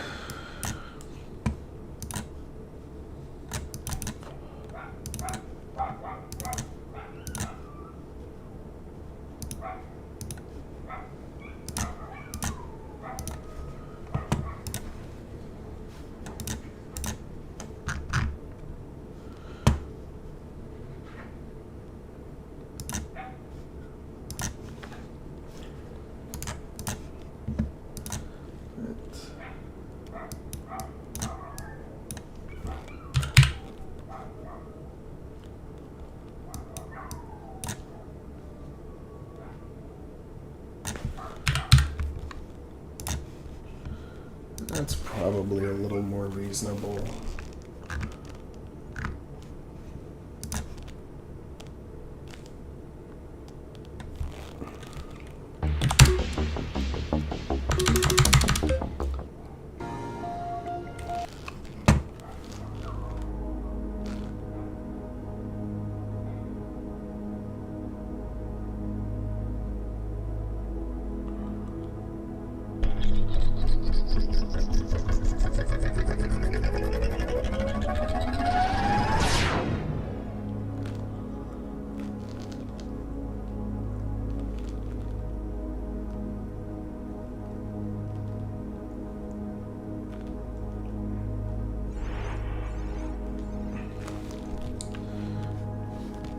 I just want the planet to look a little sharper than it does. But it's fine. We'll just... I do like when the planet's a little bigger in the field of view here. But I do think that we would benefit from... oh, and it's not going to work because when you do autosave, if you try to change anything...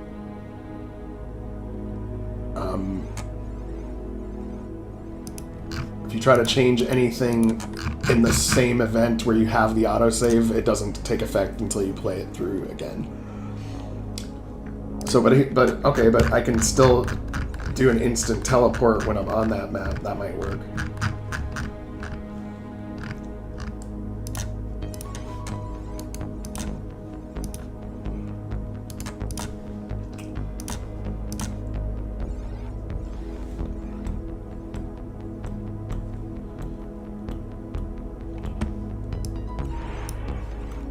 Yeah. I think the warp looks good too. Okay, now let's see where it looks in relation to it.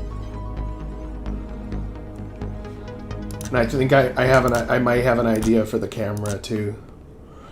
I might create like an invisible event and then use Galv's camera to chase that event at a certain like zoom radius or zoom level, and then the player will think it's tracking the ship, but it's really tracking the event.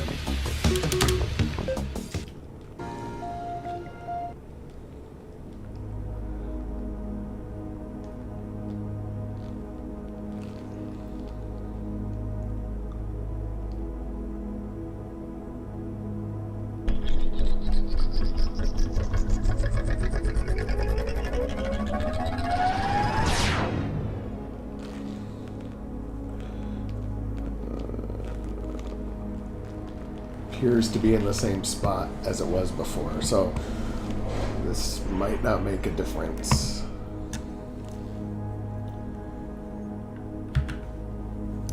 How do I keep missing those little bits of atmosphere?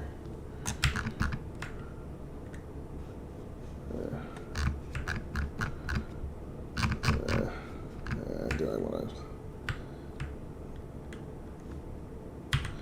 Yep, it's all good, dude.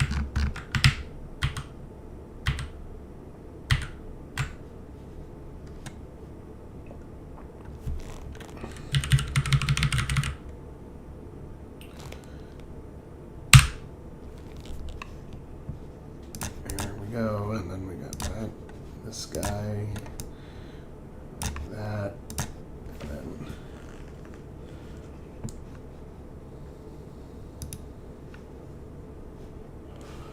merge everything.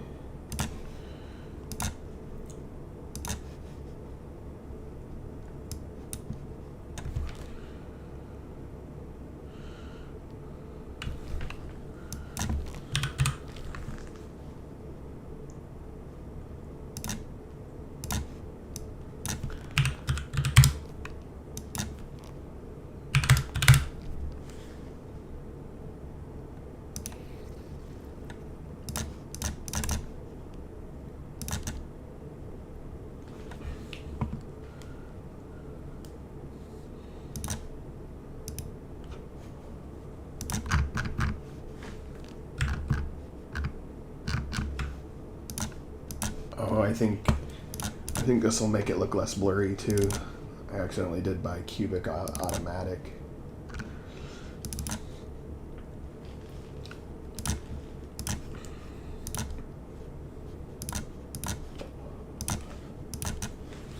Let's see here, 10:10 a.m.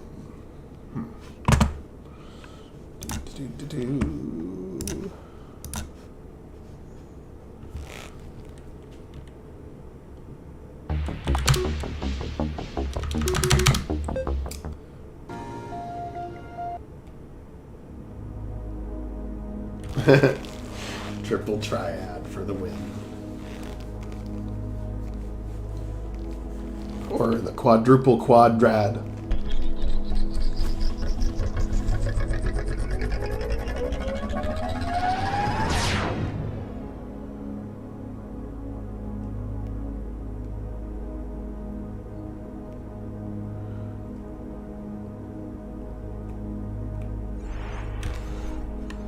Okay, so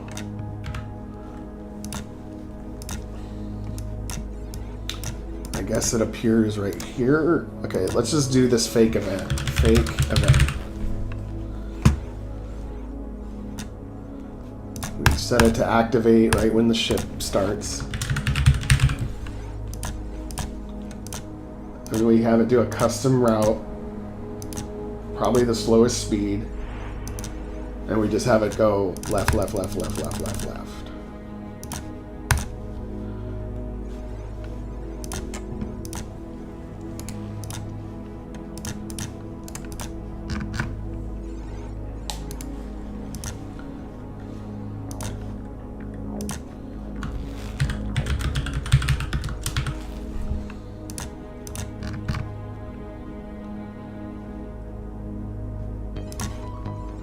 And I don't think Galv camera controls allow for zooming.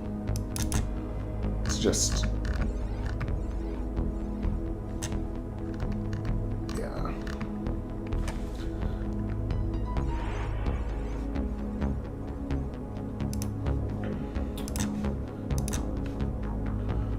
Let's just see how it does without the zooming, just to see.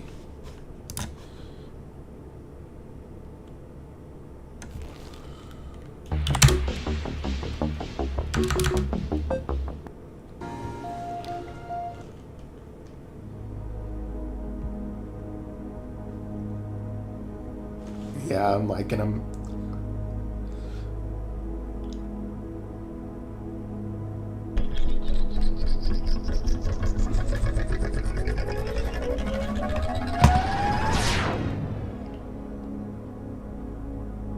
So it basically does nothing because the picture is different than the event.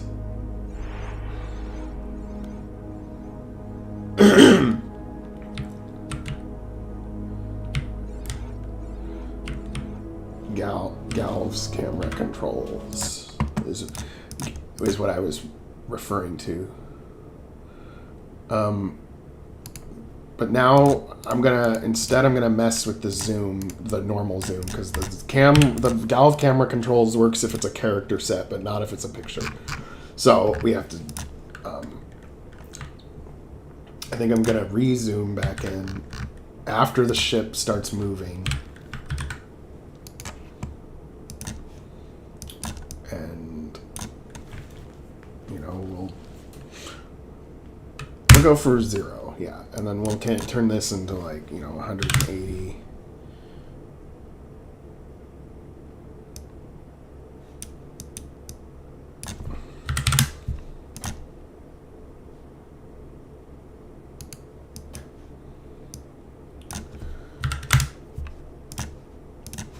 Okay, let's see. Yep, and I'm gonna do one last part of the scene where it zooms in on the ship, like you're gonna be on the bridge of the ship at the end of that. I'm just playing with it. Sometimes I can play with something like this, and then I realize that like 2 hours have gone by.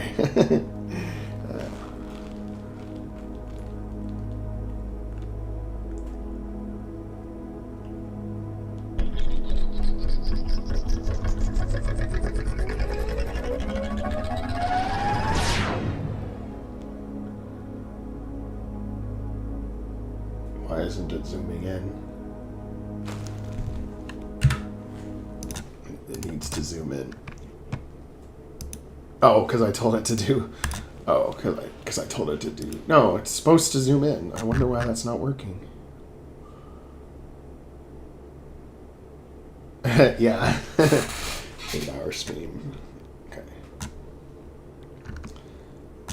Then the zoom was set to normal. Now it's supposed to be 2 times. Oh. I have to put it in there. Because I told it to wait for the movement.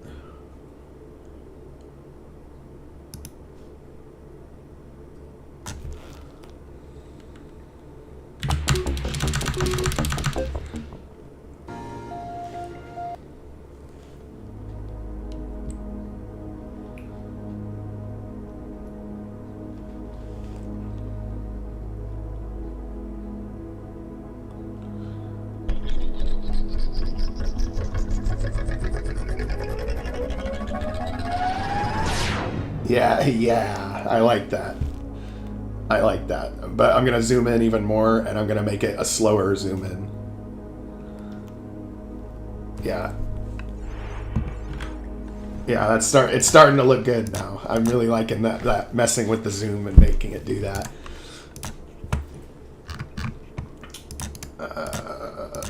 Let's make it take like 100 frames longer, and then let's zoom in by 3. Oh, but because I'm zooming in by 3 instead of 2, I actually have to make it even longer than this because it'll move faster with less frames. So I'll just do a wild experiment here.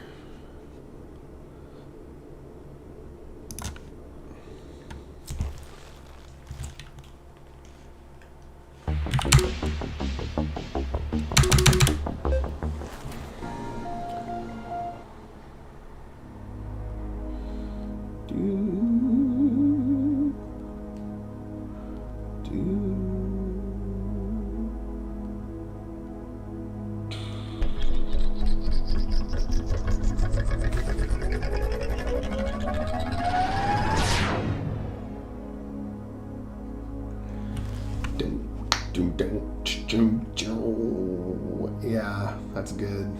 A little bit more on the y-axis toward the bridge area. See the scene? That really gradual little zoom in, it makes a big difference as far as making it feel cinematic.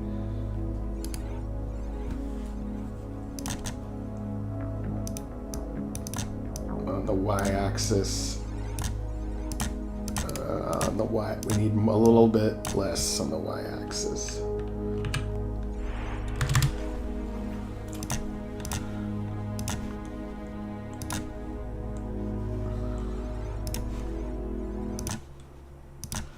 Yeah, that's looking good.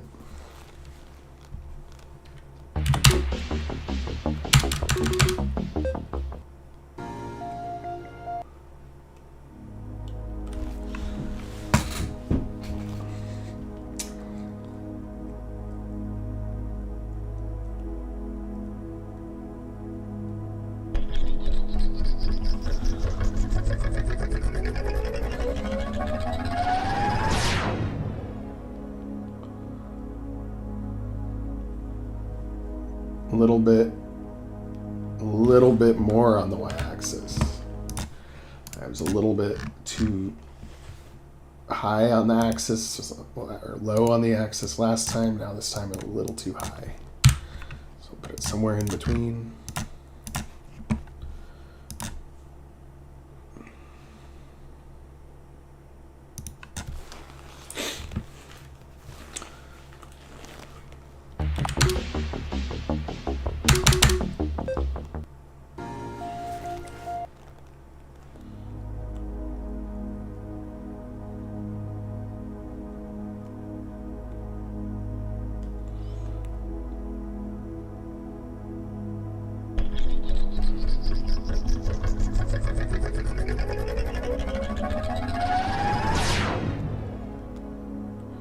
That seems to be zooming in right on the bridge where needed.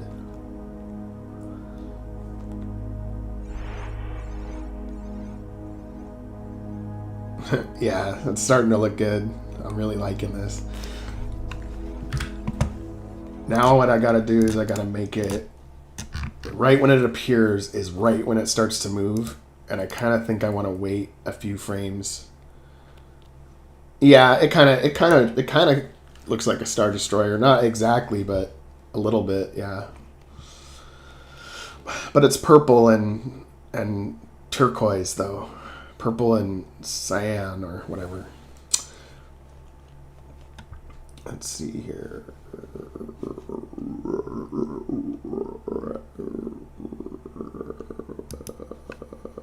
Oh, okay. I was gonna go to.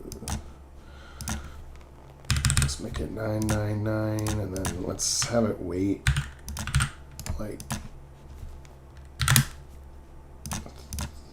30 frames before it starts to zoom in, and then we tell it not to actually wait.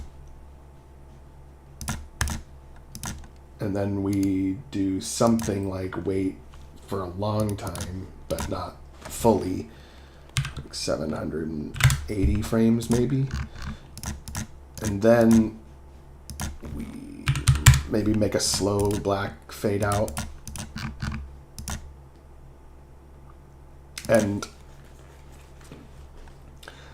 right when this is happening, we need to actually do the same thing for the image so it fades out equally with the screen. Tint picture 1, black. Have it take exactly the same amount of time.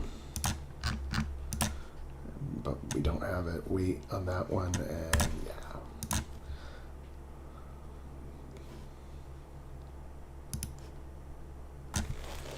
That might work.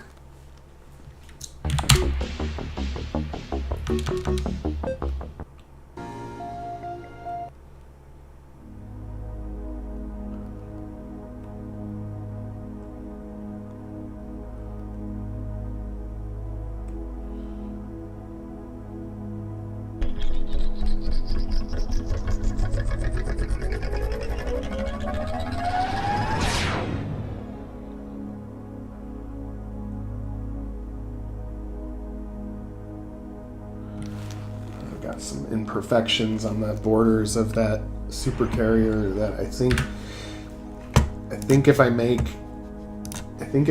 it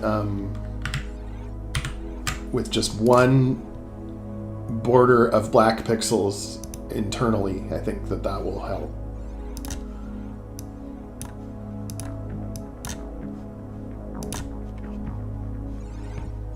Let's see.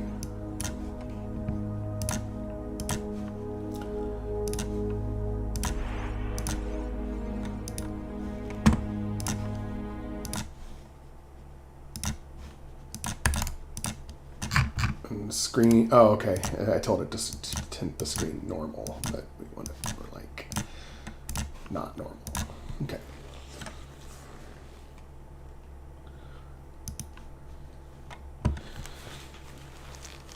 We're getting there. It's getting there.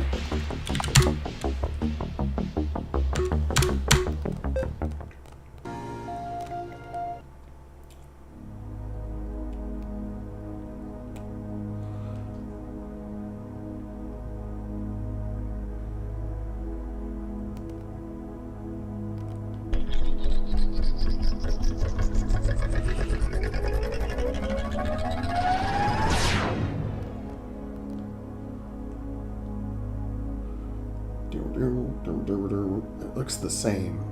Still, it doesn't have the right border on it. That is weird. See, it's supposed to have a border around it. Maybe I saved it as the wrong image or something. Oh shit. I saved it as the blur. I saved it as the blur one, which I did not want to do that. Luckily, I can go back to the previous version of the image. Version history. Restore previous image.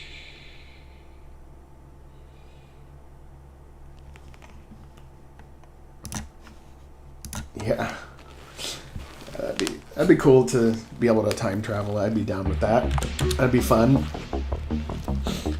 But it would also probably suck in some ways, because if you already know what happens, you're just like waiting for it to occur, and everybody would be like, no, this is what's going to happen. This is what's going to happen. It's like, no, I've already seen it. And it kind of ruins the surprise a little bit, maybe.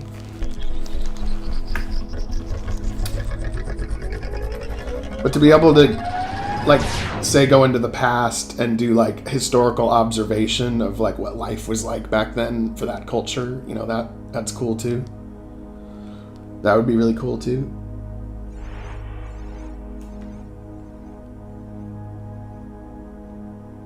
Yeah, it's true.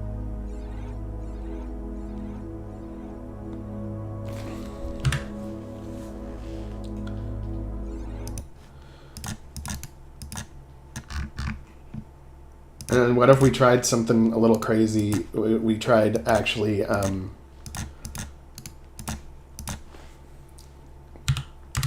if we tried zooming in on the image as we're zooming in on the background. So double zoom at once. I'm going to set it to 200%. I know that that's probably overkill, but I just want to see what it does to the scene.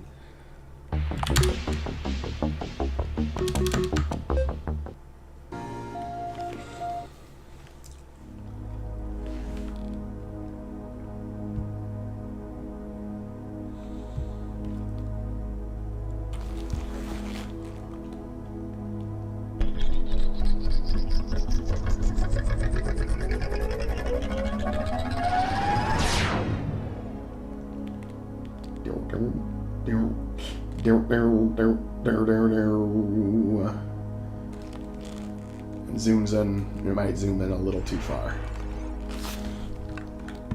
I think it's good to a point, and then it zooms in a little too far.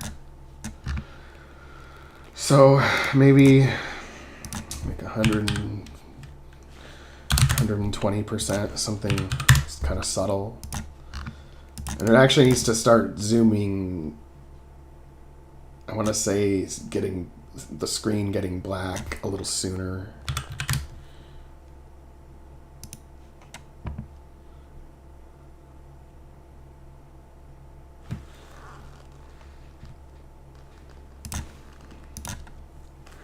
Yeah, it's true. There's a lot of fun stuff when it comes to time travel, thinking of time travel, and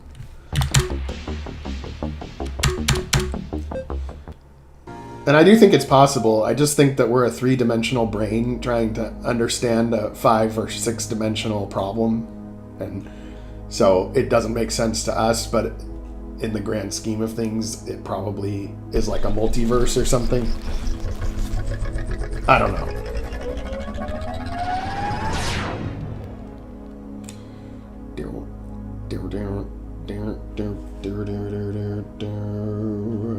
It's probably a little better without the border, actually. Even though it's still got some imperfections in it.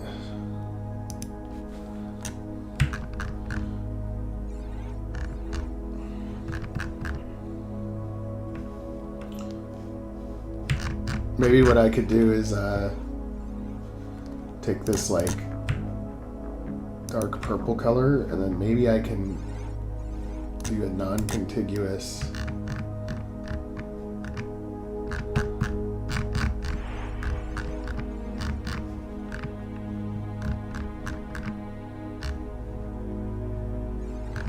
I think if anything, that probably does help a little bit. Yeah.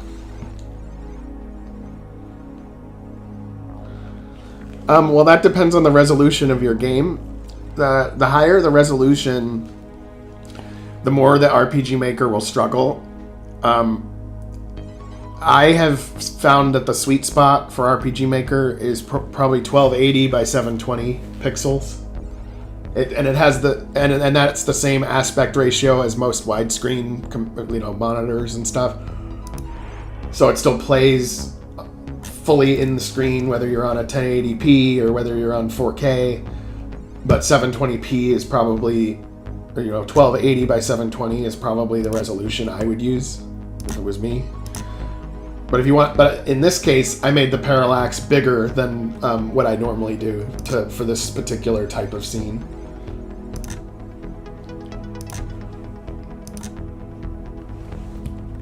And you also might want to change the resolution of your project to 1280 by 720 and see how it compares to the default.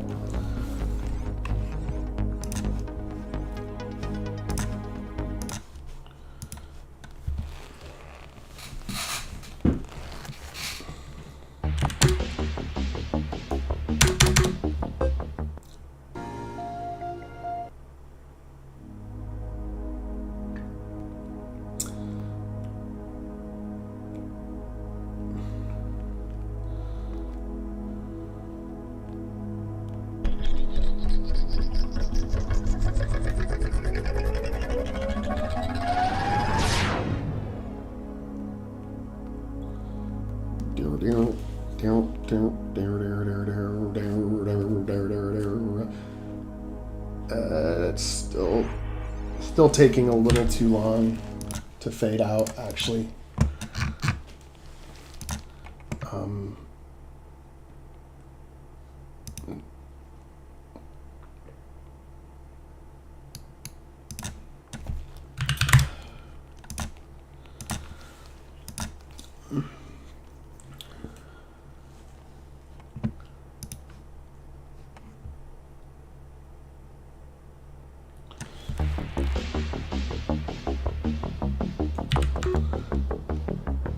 Oh yeah, I've seen that guy. The time travel guy. With his weird machine.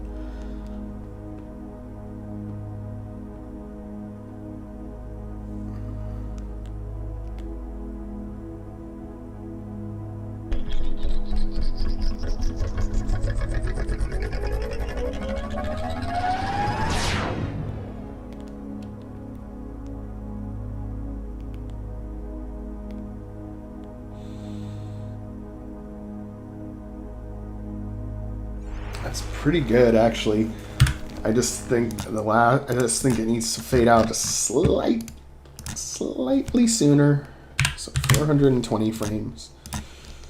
I think that this will be our nice little scene and pretty much done at this point. Could be a perfectionist on it for hours, but I think it's reached B- level of proficiency.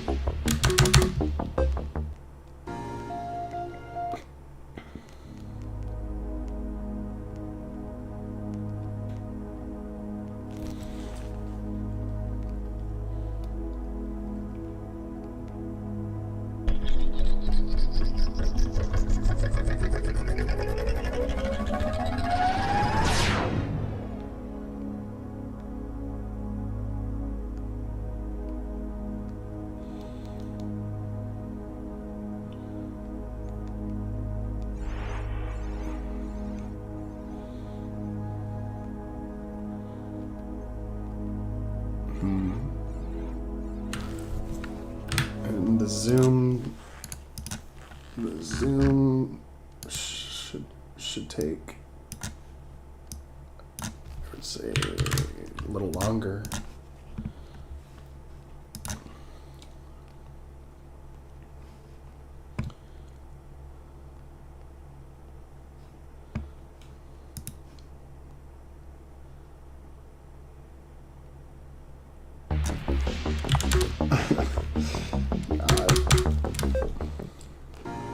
Those hot dogs always getting into trouble.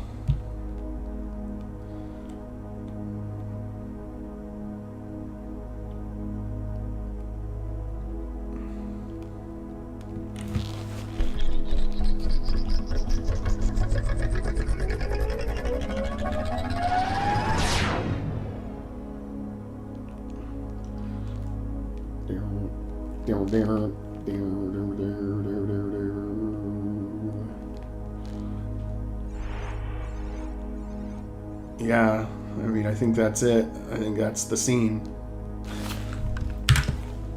And now we're going to be inside the ship, and they're going to be discussing the problems on this. And this is just like the others. No trace of whatever. So they're going to... I'll come up with something more tasteful, but something like that. Let's see here.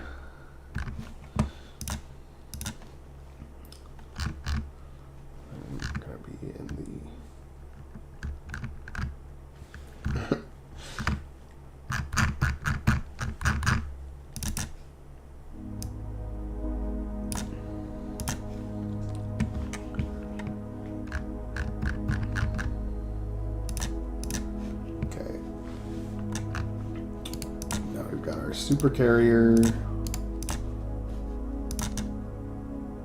and did I have this one that says team gone? Because I don't think the team should be gone quite yet. Okay. Yeah.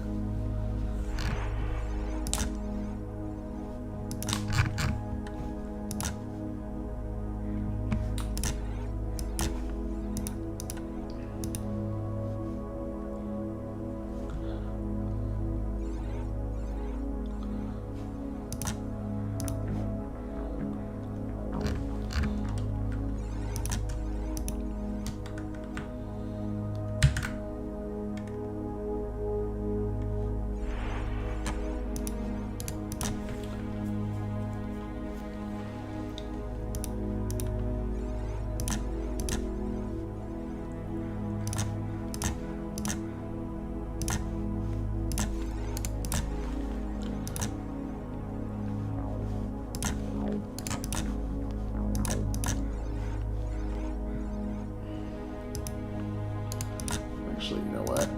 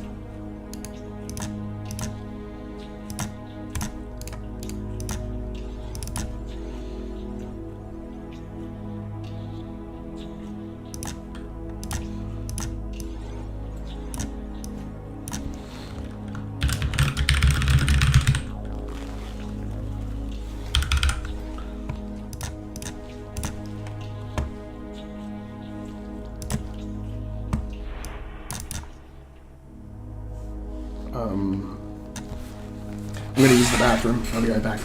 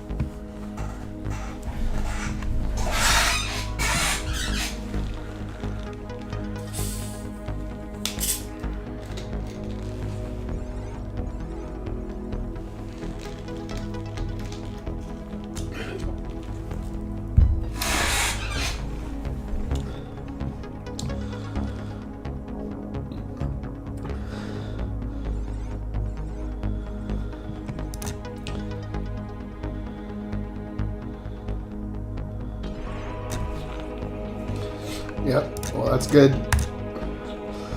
Sometimes it's easier though to start with a shorter game and then make it longer. You just has to be interesting to the player. Keep them playing.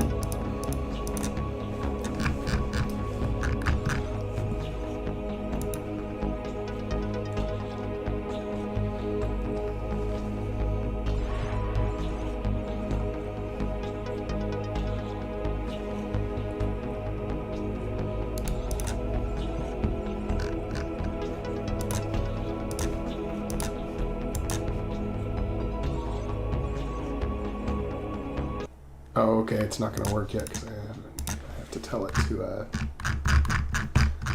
teleport.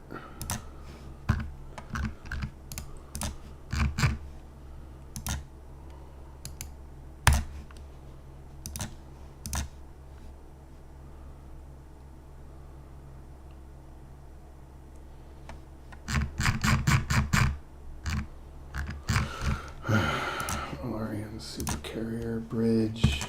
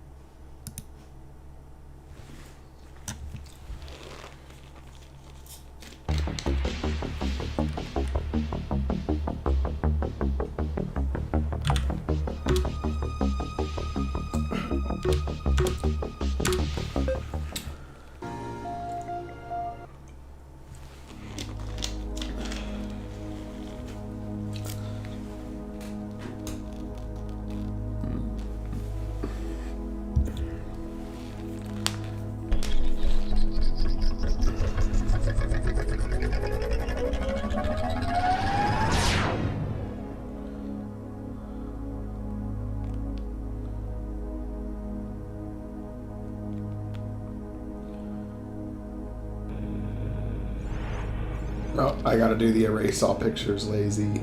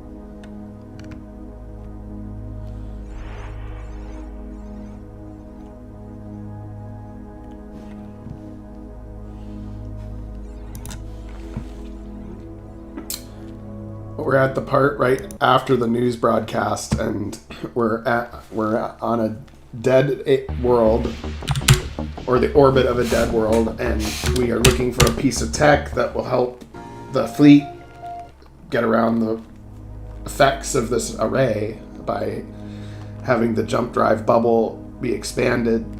But I was messing with a little cutscene of the ship when it appears, so you can see it now.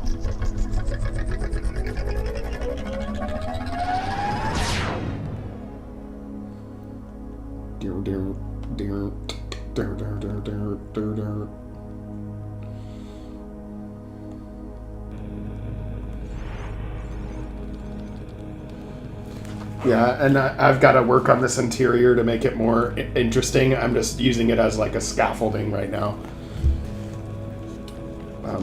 This room is very bare bones. It's gonna look better when it's done.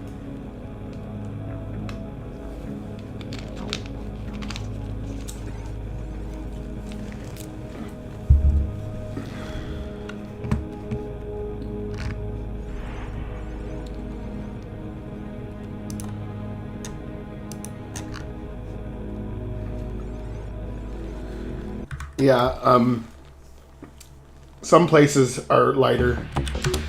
Actually, one man indie, I want to show you something. I have places that are dark too, but you can see that I've actually messed around a lot with like lighting, and I've upped my game as far as like mapping and stuff. So I'll show you this like really nice city. This is the casino.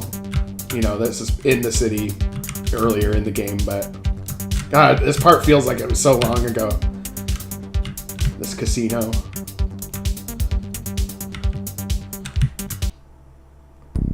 But see, like, I try to make this dark looking city. Some maps are lighter than they were, some not so much.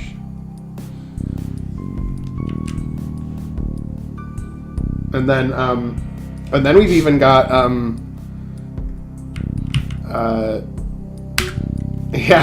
the Search Casino. Yeah, and then we've even got another planet here, the Canite homeworld. I'll show you that really quick.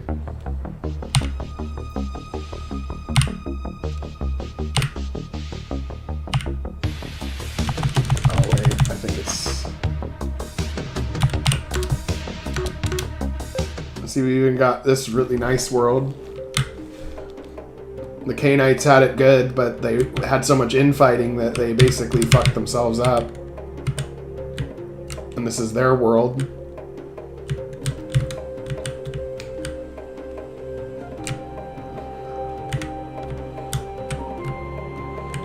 So I increased the variability of the environments in Rebellion versus the other titles.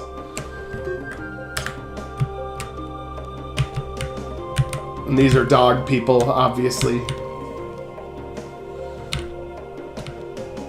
And this is one of their cities.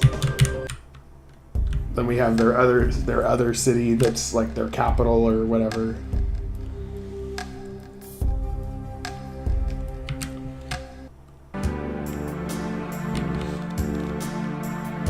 Oh, this tank isn't supposed to be here. That was me testing something.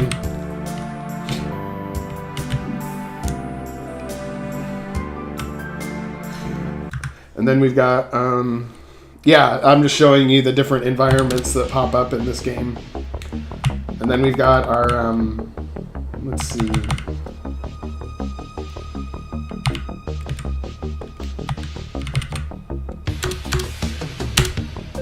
Then we've got this town, you know, relic mining town.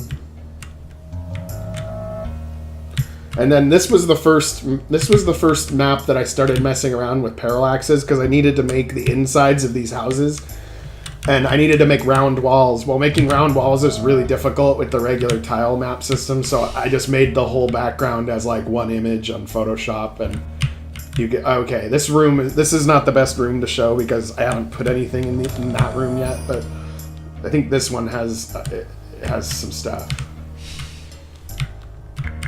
And like, so this is obviously a town where you'd be buying like relics and stuff. So I just made this whole map in Photoshop, and that way the round walls show up like a lot easier.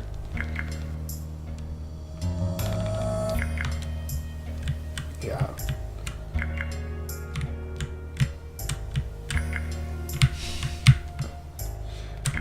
Yeah, I set that up. I thought that would look cool. Nice little hologram.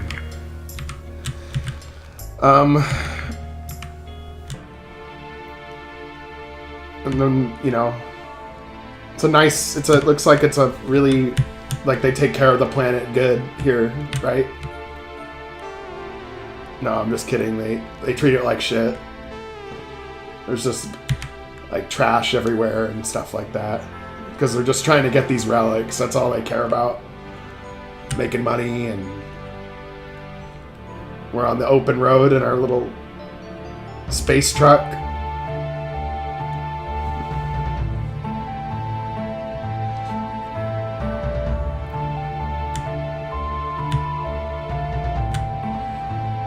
Then we've got our hometown of Scrap Springs.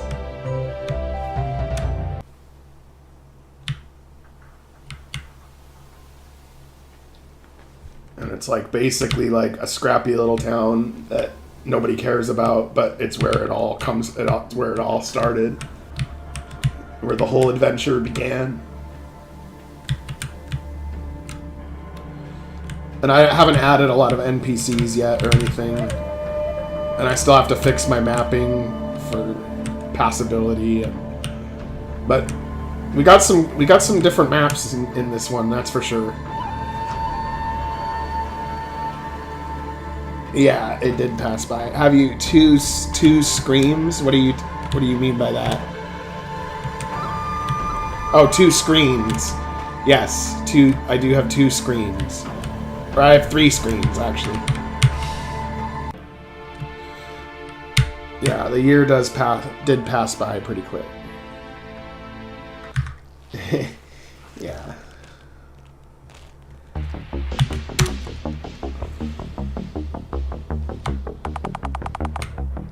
Yeah, it's been a journey, that's for sure.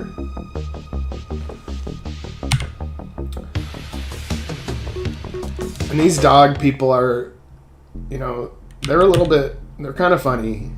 I don't know.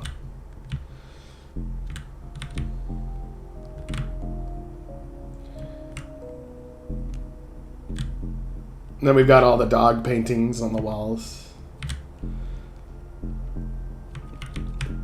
They fancy themselves as intellectuals, but they're still kind of like dogs.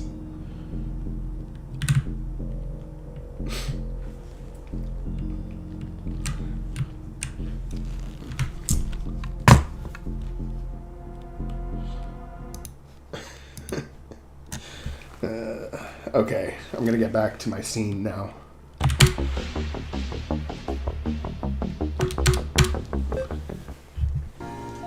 Well, they were uplifted by Terrans, so like people would genetically, you know, experiment with their pets and stuff.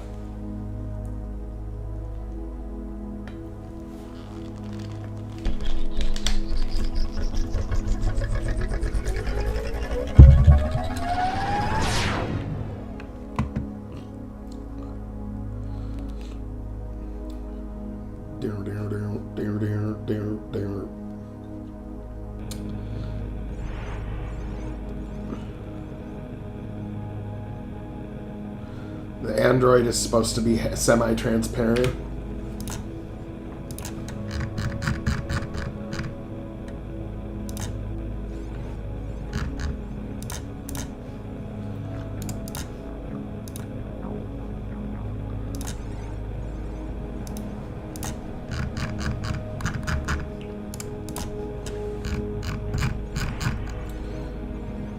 The opacity 155, okay.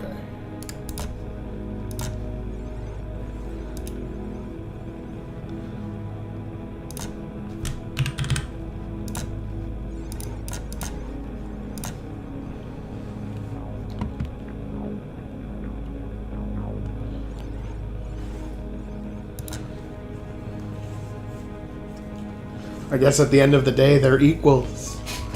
With their own strengths and weaknesses.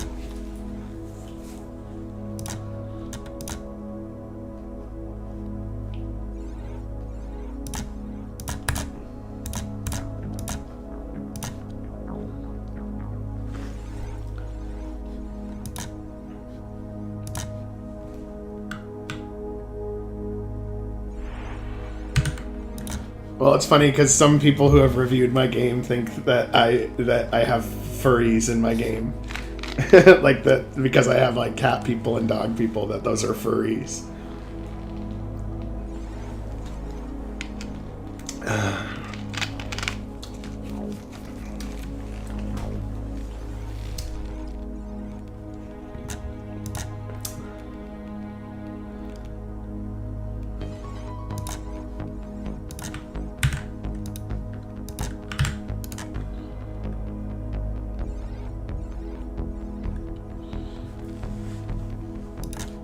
Yeah, I am more of a cat person personally, but I like dogs too. I just don't like. I mean, like they're a lot of work, but I do resonate with cats a little more.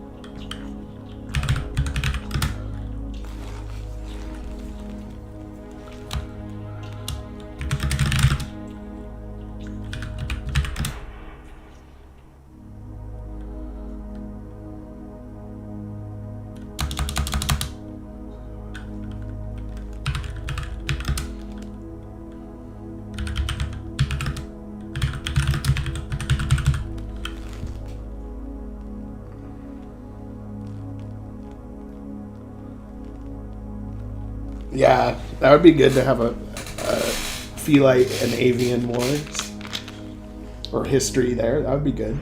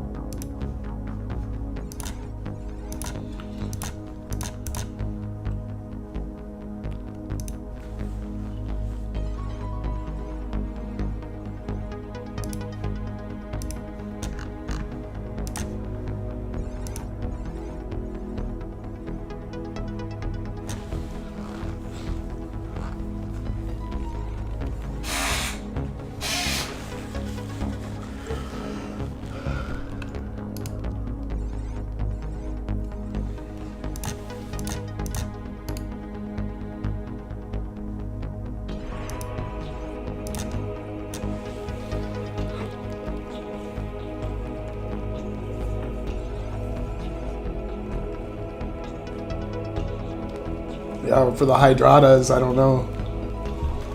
We'll have to figure that one out.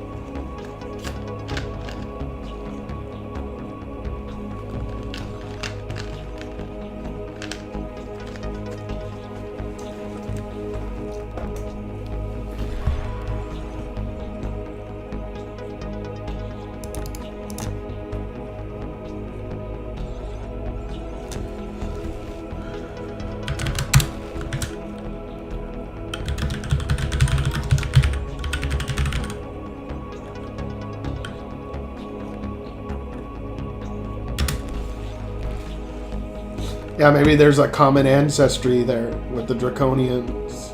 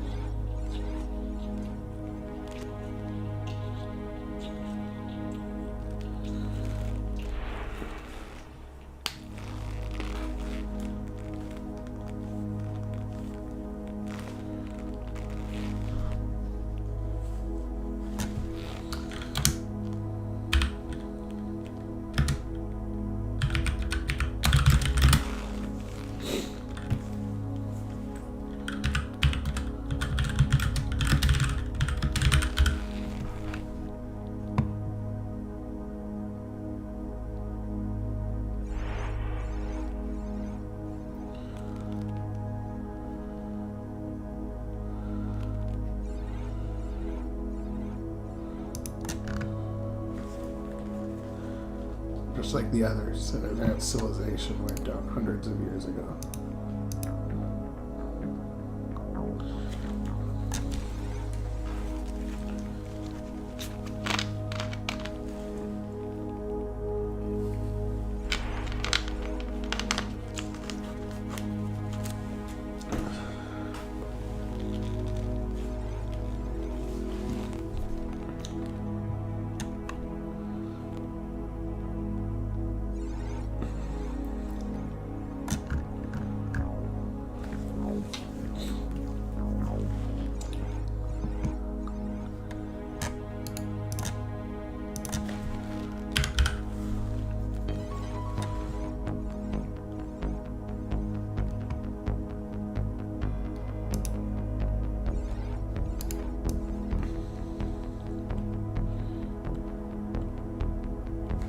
Yeah, true. That'd be nice to have.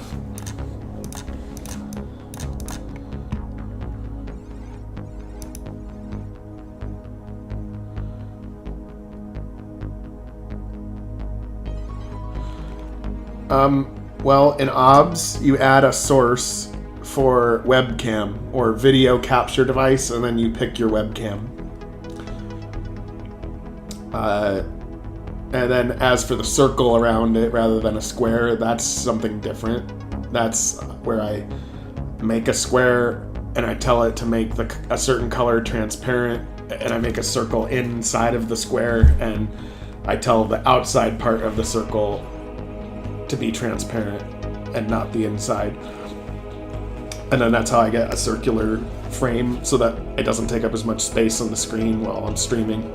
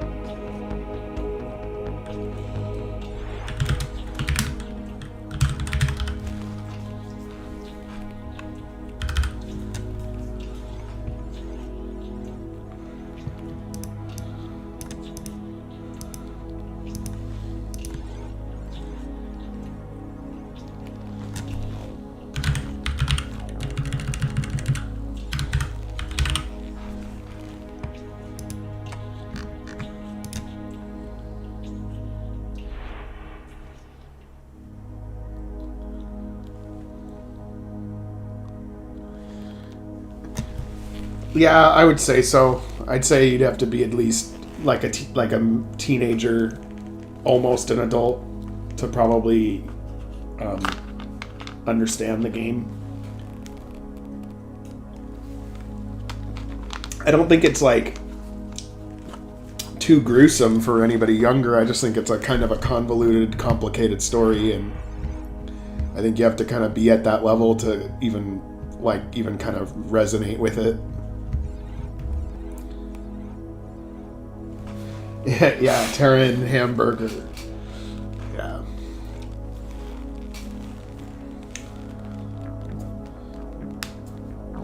Let's see, just like the others, an advanced civilization wiped out hundreds of years ago. Same pattern as Infernis. Damn it. This is the 7th planet we've surveyed.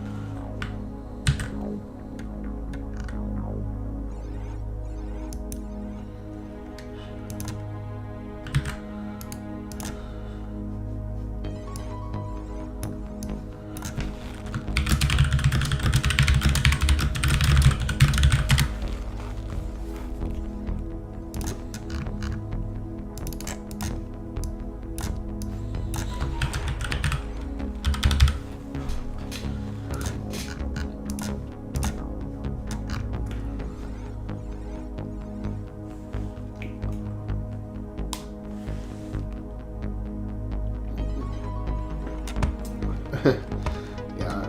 Well, I look over at it sometimes, the chat. I try to interact, but I am doing my thing too.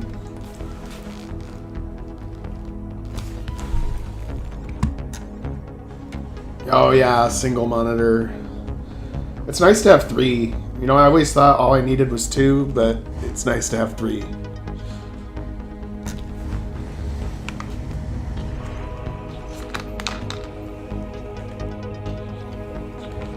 And I don't have the setup where my main monitor's in the middle with 2 on the sides. I have it where my main one is the furthest on the left, and the other screens are just like more and more to the right. And I have OBS on one screen, and then I have the YouTube stream shit on the second screen, and all the chat boxes and stuff, and then I have my main thing I'm working on my main screen.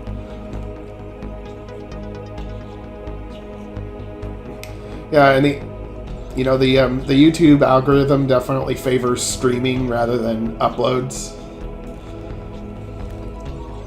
I gotta say.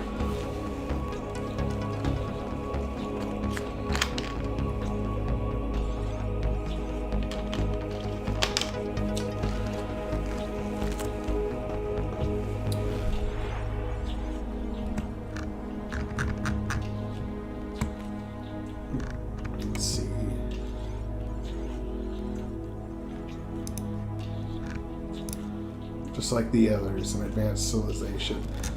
I think this music works for this type of scene. I really do. And then we're gonna end up going down to that planet as an away team.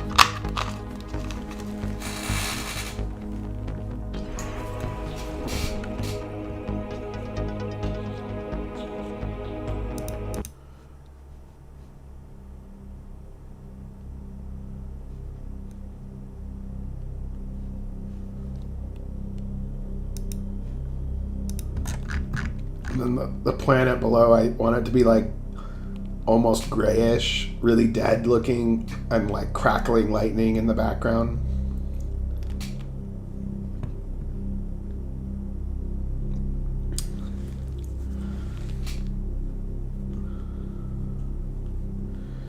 Yeah, it's all good. I won't be able to check it out because I'm streaming.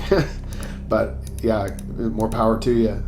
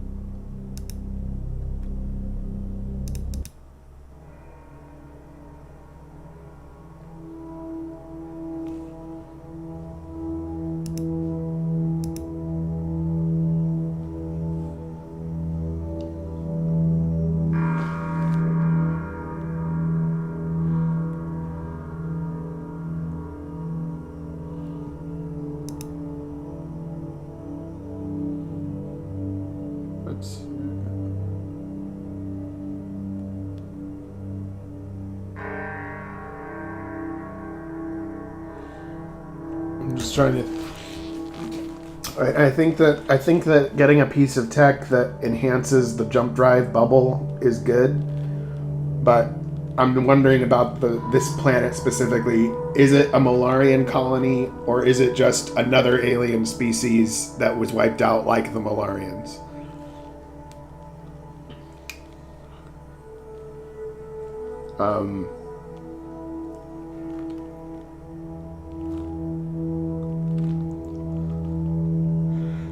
It's probably it might be easier if it is a Molarian colony, because then I wouldn't have to redo the architecture, but it might be good to do something a little different, because the Molarians definitely had like partners in what they were doing. Like they were working with these other species that were getting wiped out.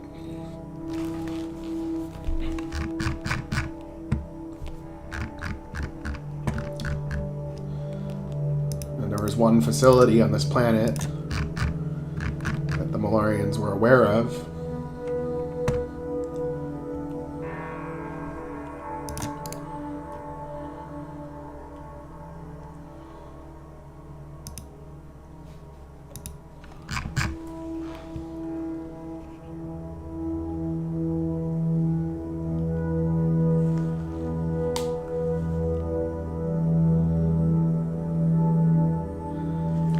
Yeah.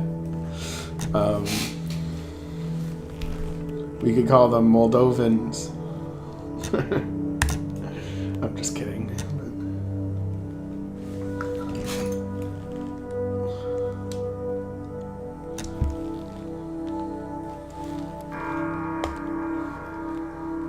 Or you can call them the Malinir.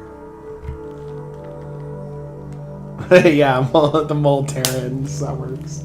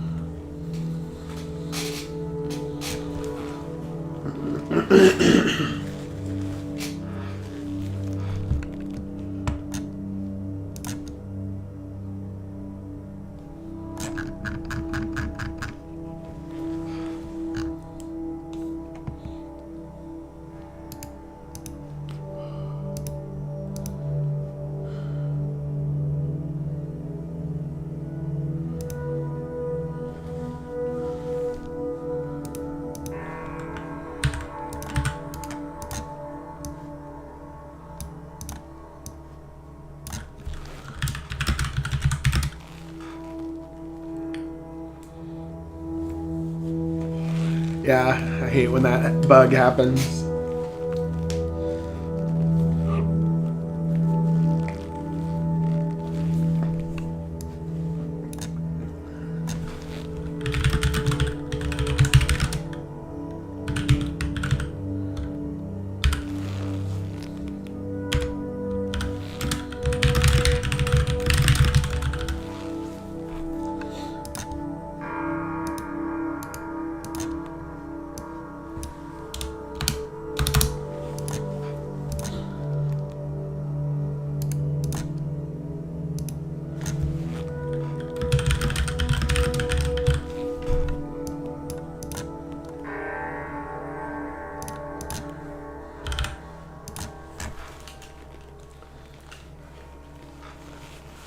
Yeah, it always happens at the worst time, too.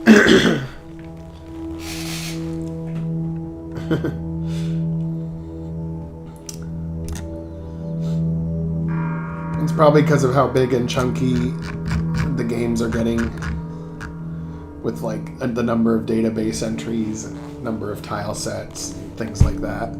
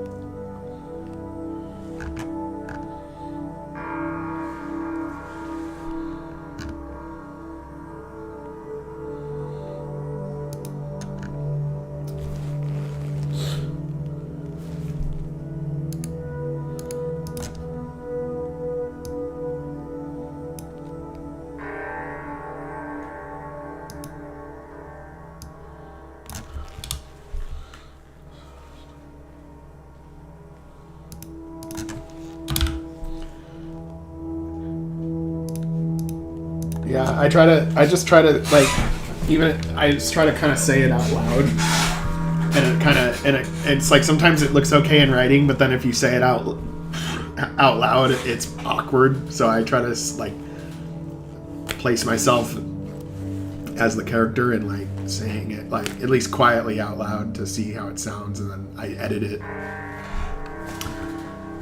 Usually quite a bit. I try to make it where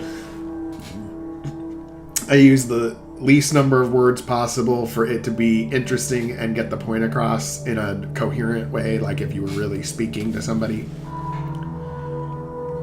I also try to make it so that the sentences are on their own line. I don't really like to have a long run-on sentence where like half of the sentence is on the top line and then the next sentence is on the line below it. Or like the other half of the same sentence is on the line below it. That just indicates to me that I need to shorten my sentence to be more efficient.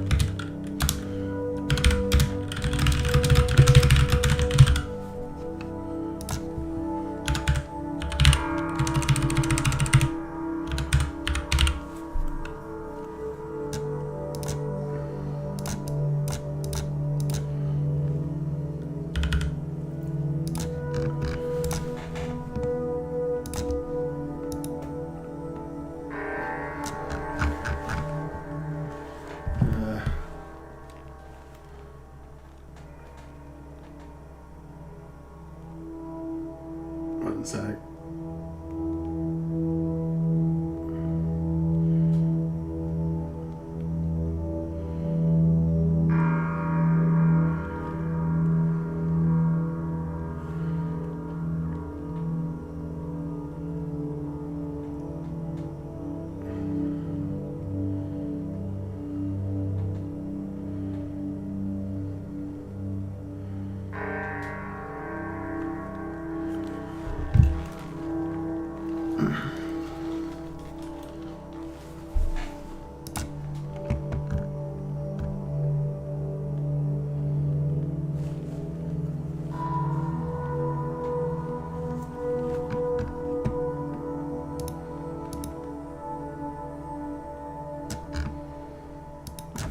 Phone's going off.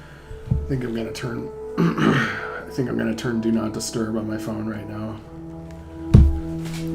No matter how many times I tell people like, hey, let me just have my Saturday, like nobody really listens. It's just like, hey, I need you to help me with I'm like, block. Saturday. Okay, let's see.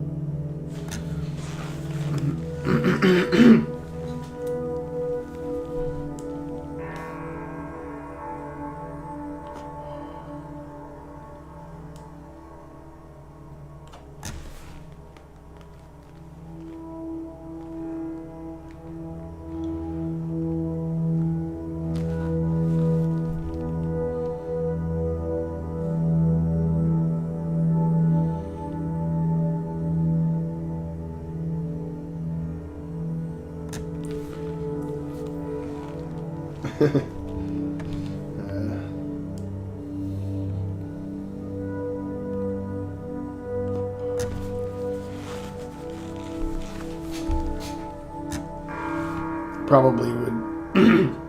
I'd probably turn him down. Or I guess I could take the 2 billion and make another universe, but I'd feel sad about that.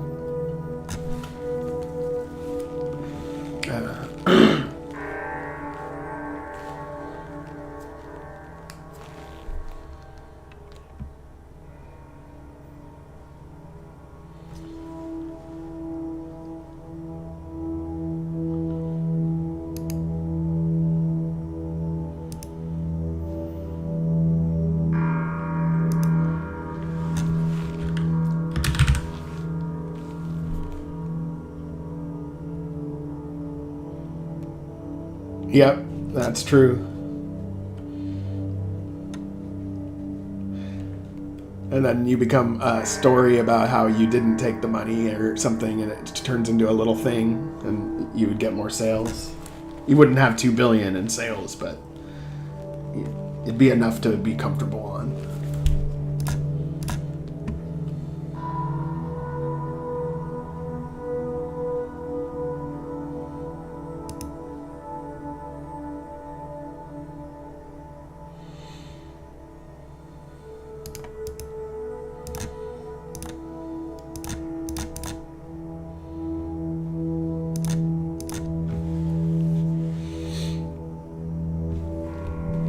Yeah. It's funny.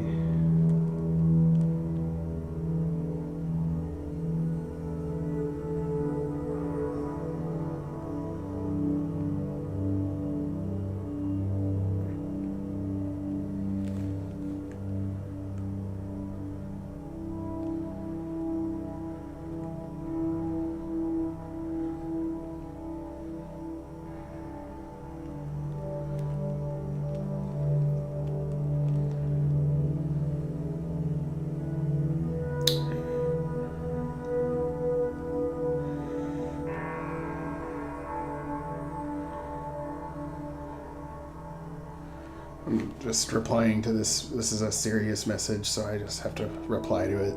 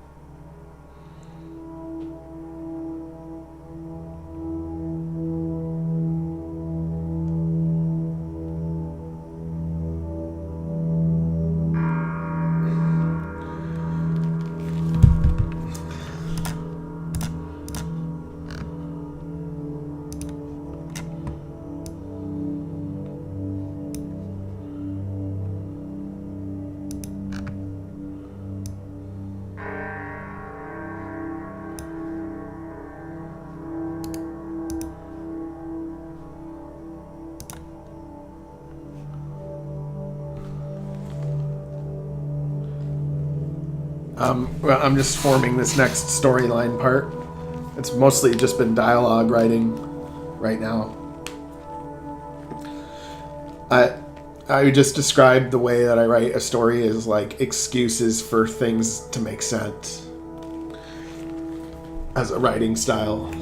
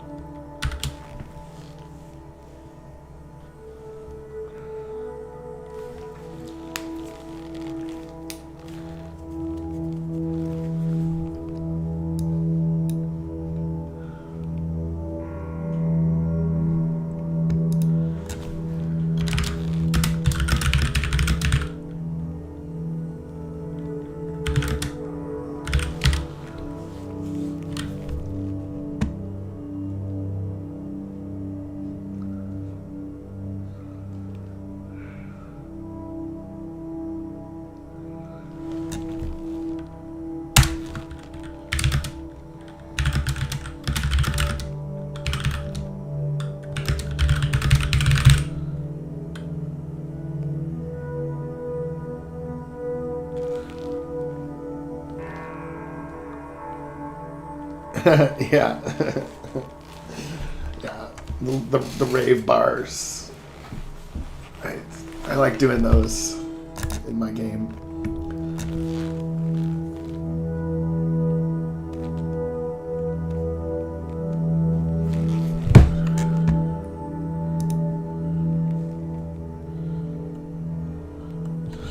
I know. I'm trying to find a way to tether them together, though. Like, so that's my challenge right now. Because he kind of got his fleet, kind of started heading toward Infernus, and then a ray comes online and he's stranded.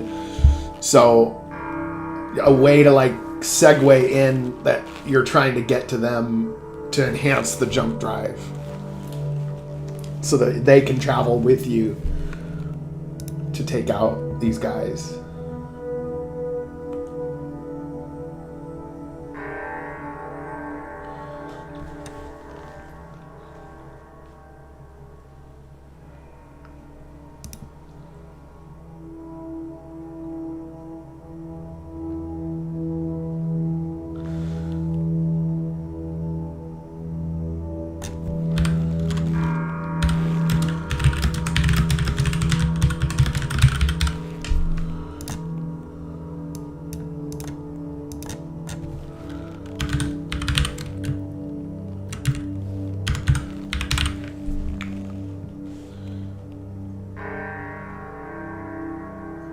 No, 1280 by 720.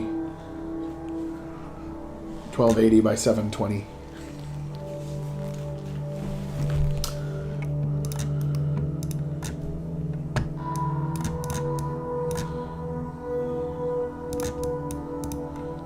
They got a fleet together. They must be stranded as well.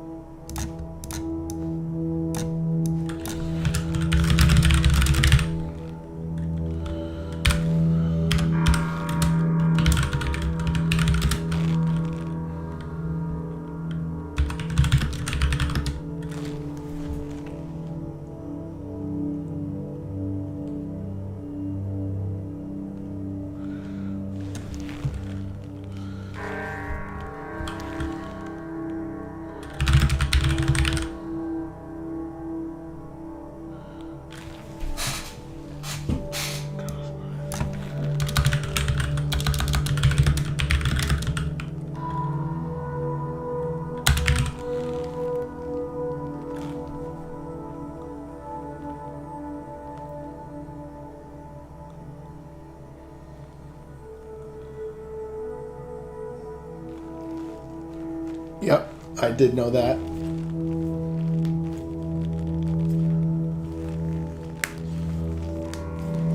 That lead was the heaviest element that was still molecularly stable. And then after that, anything heavier than lead is basically radioactive.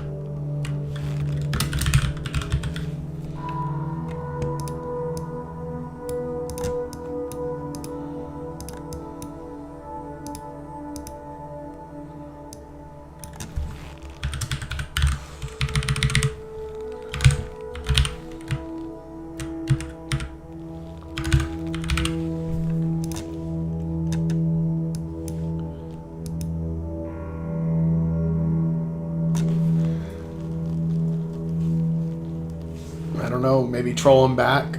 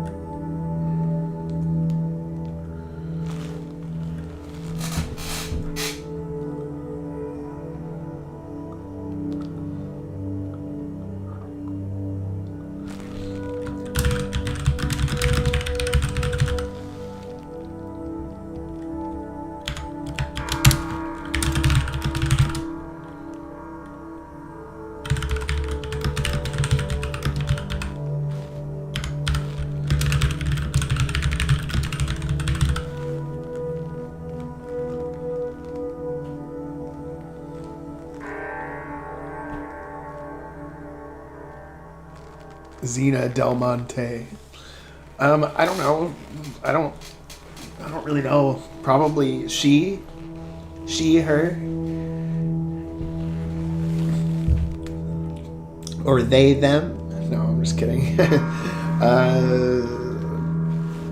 But I would just prefer to call her Xena with no pronouns at all.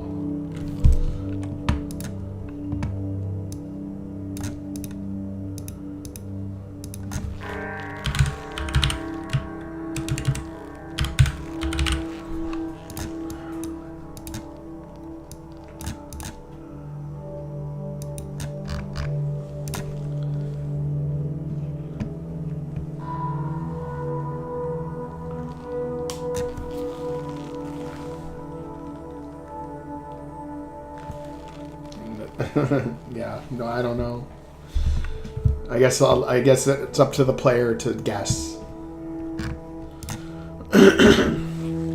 They can think anything they want, and it works either way.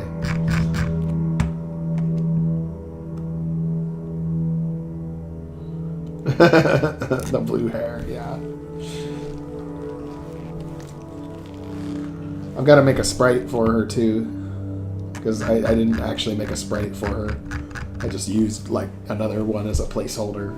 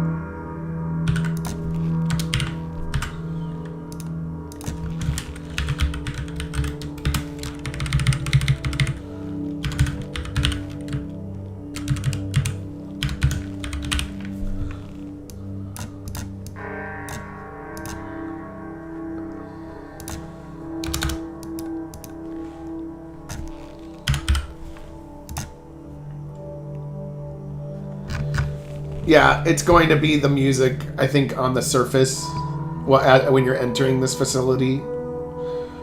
And I'm thinking that maybe at this facility where you get the thing that can help you increase the power to the jump drive, you might be able to find more clues about what Kern wants. Because it's been mentioned a few times, what does Kern want? What is he trying to get? And we know what he's trying to get.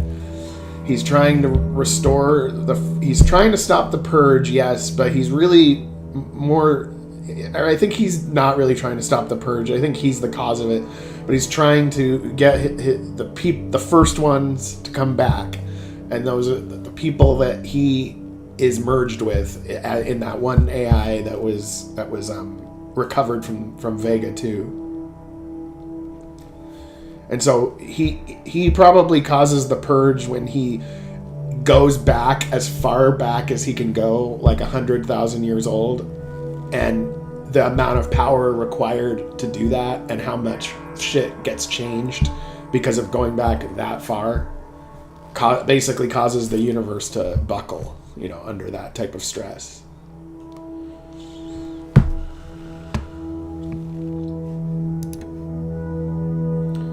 And because perhaps he did save them, the people from 100,000 years ago, but because they were saved, and because they used time as a weapon, they kept developing those weapons when normally they would have been put to an end. And it culminated in the purge. But if you had a TSU, you would have been protected. So maybe the instant that the purge happens is when Kern was successful in going back that far. Just the minute he goes back, it happens.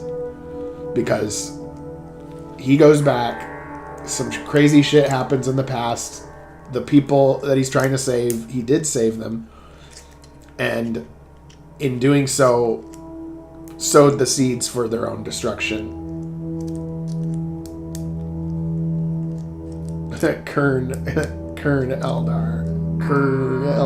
Keldar. Yep. And we got good old Keldar.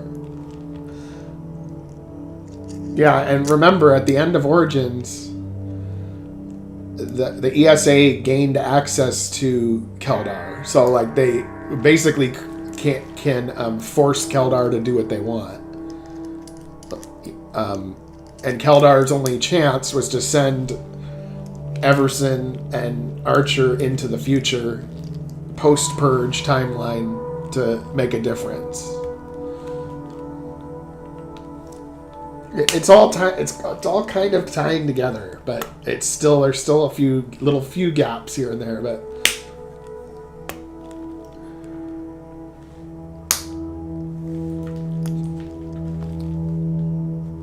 When he loses what?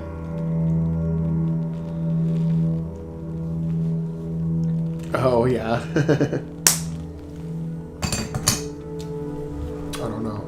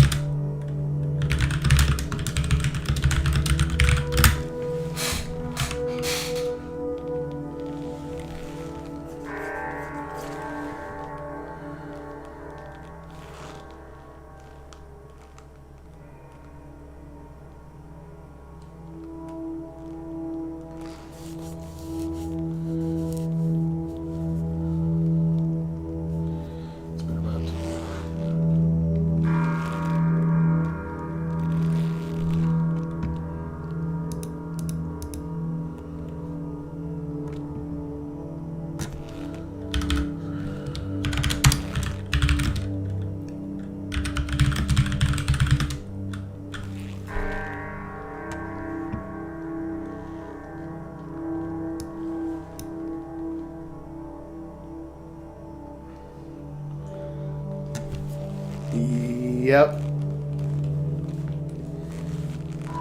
And I want the final boss battle for Kern to be like the Luca Blight boss battle, where you have to have 3 teams of 3 or 3 teams of 7 to take him down, and you have to make each team like as good as they can be to take him down, because he's going to be really hard. And then another team at the same time in cyberspace. So 4 teams to take him down.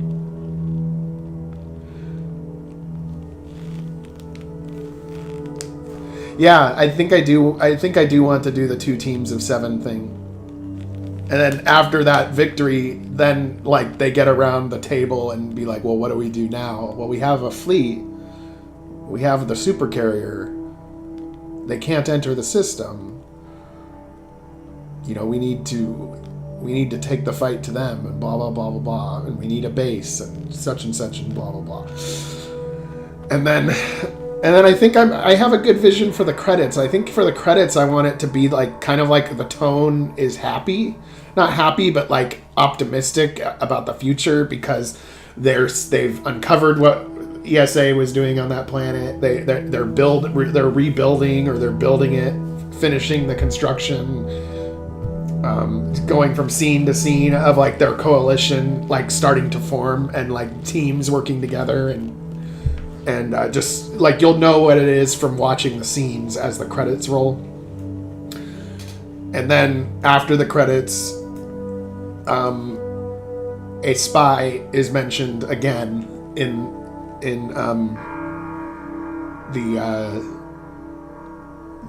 when Cromwell is reporting her failure to Kern.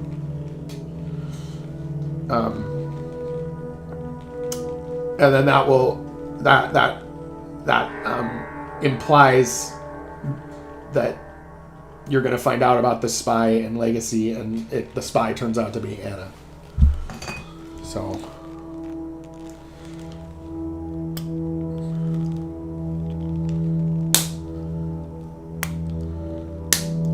I don't know, maybe there will be a main character death. I mean, right now it's hard though. I hate killing off main characters. It's like sometimes I go to do it and I'm like, I can't do it. I need them.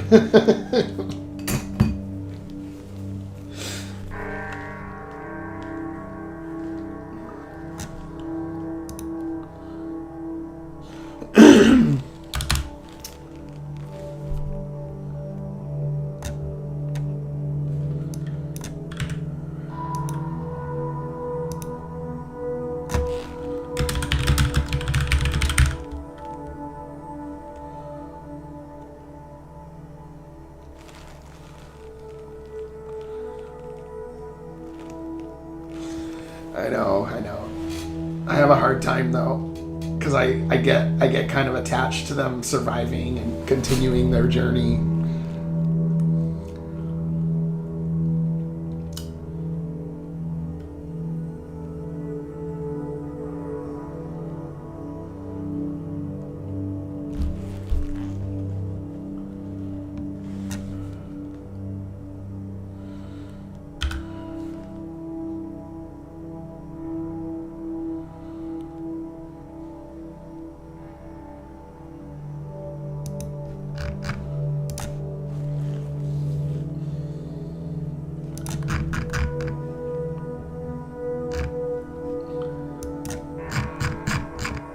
I mean, it does work. It does work though. You can really up the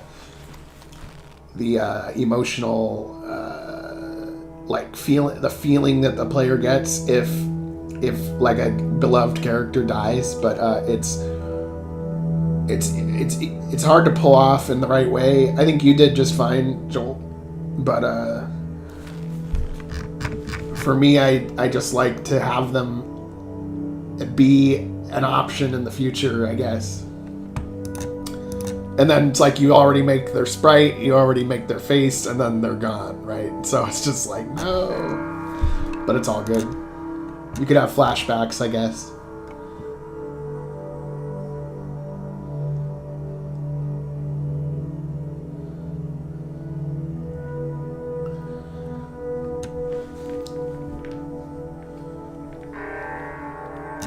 Yeah, right. You're right. You're right.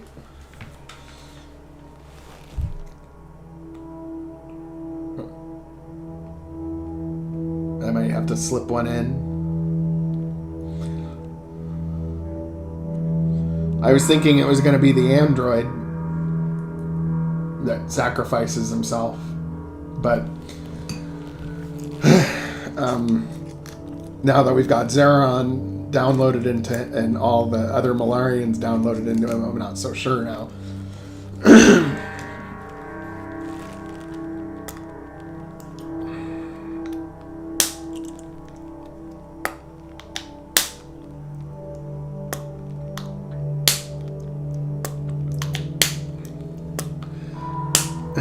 Yeah.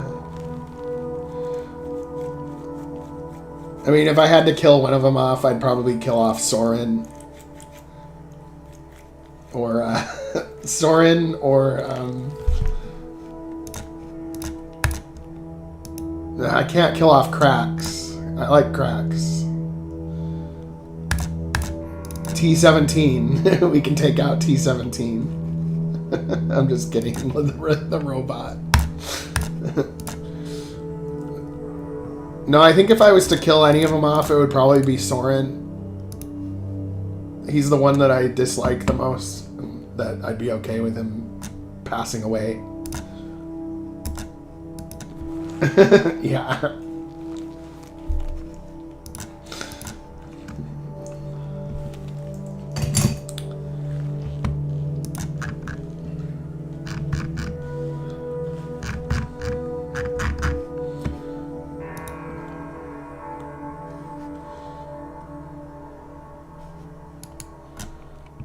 But I do know that I want that Admiral Bernard is going to die in the main game. And because after he dies, that's kind of when it opens the floor for a new management structure, even though he did a good job, right? And then, yeah.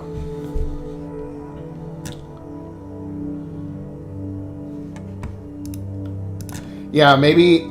You know what? Gianna could probably get killed off too, in a good way, because she's really smart with all the what is it? Computers and technology and all that shit. So maybe maybe the array is gonna blow up, and has to manually input the commands quick enough to prevent the bomb from being disarmed or something, and then she blows up with the station or something like that.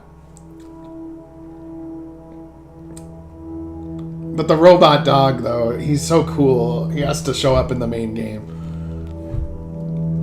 The robots have to live because we need a situation in which the player could have a team of all robots if they want.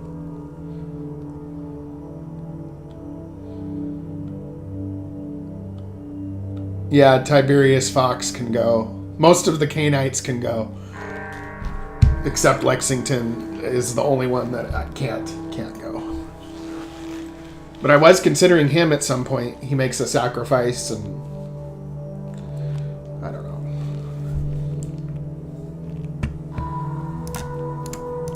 Let's see here.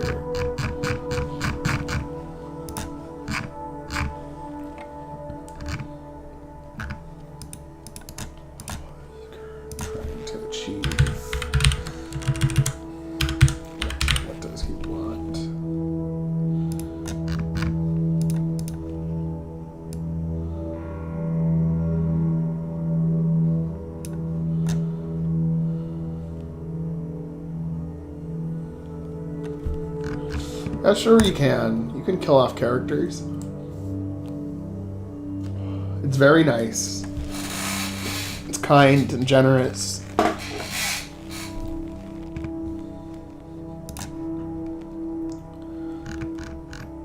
But maybe killing them off toward the end is good rather than the beginning.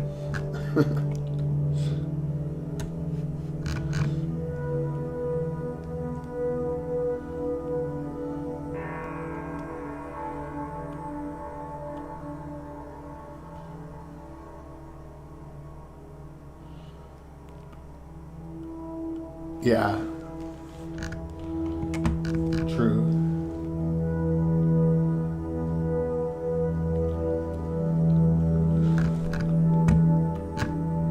Send something a structure.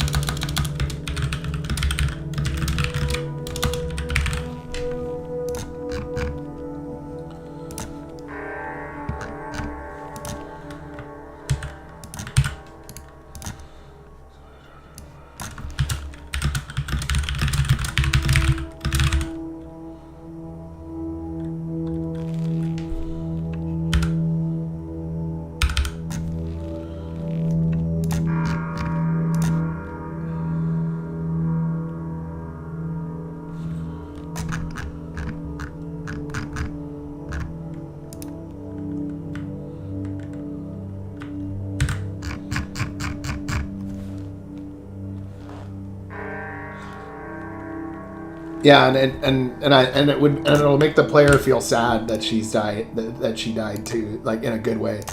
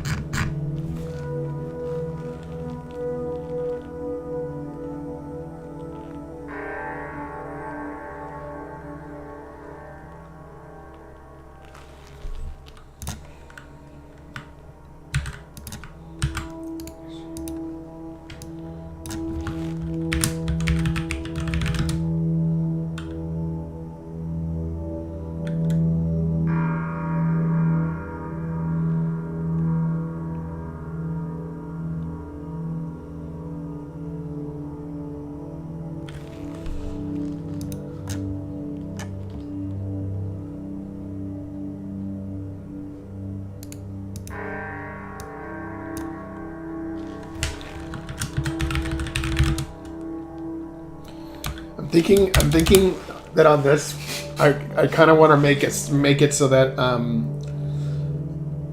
perhaps you can't beam down for whatever reason, and you take one of the shuttles down, or one of the shuttles down, and then I could have some kind of like entering the atmosphere kind of scene, and everything's all dead and stuff. I think that would be cool.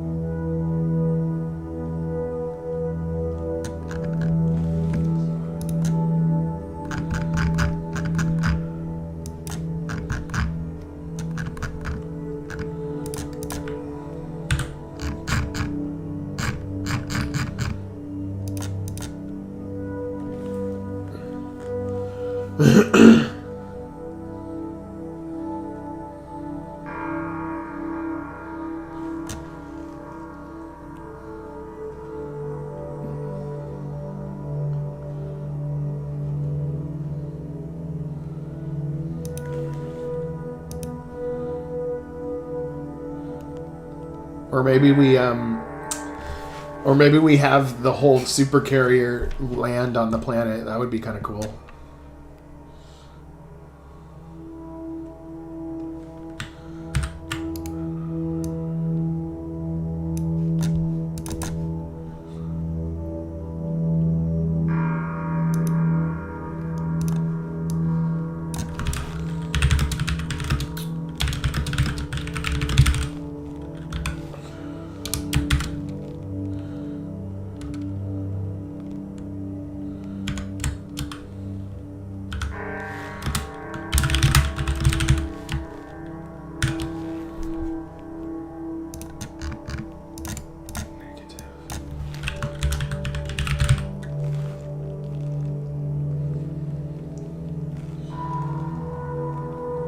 Negative.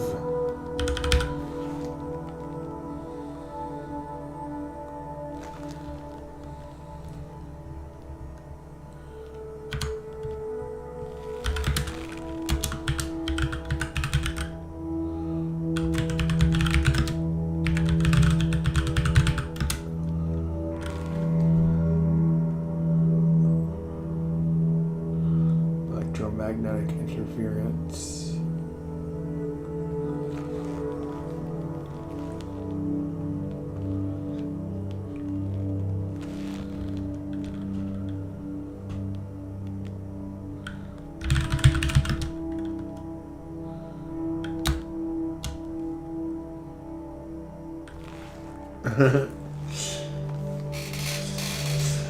A little bit more so, yeah. I mean, I feel like my story or my episodes so far have been less emotional, more like scenario driven. I guess I'd put it like that. But I do appreciate your story being a little bit different of an angle than mine. I think it just makes the universe more rich, you know, like like a lot of TV shows and series and stuff have different directors making different episodes, so it makes a lot of sense that they're not just like clones of each other.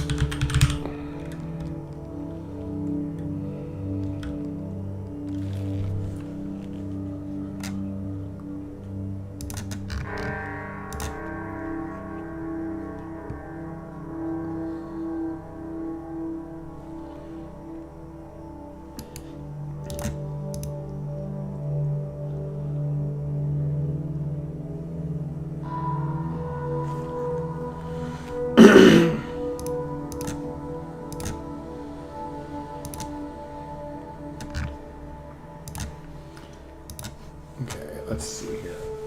I'm almost done with this scene, and then we'll move on to the atmospheric landing on the planet.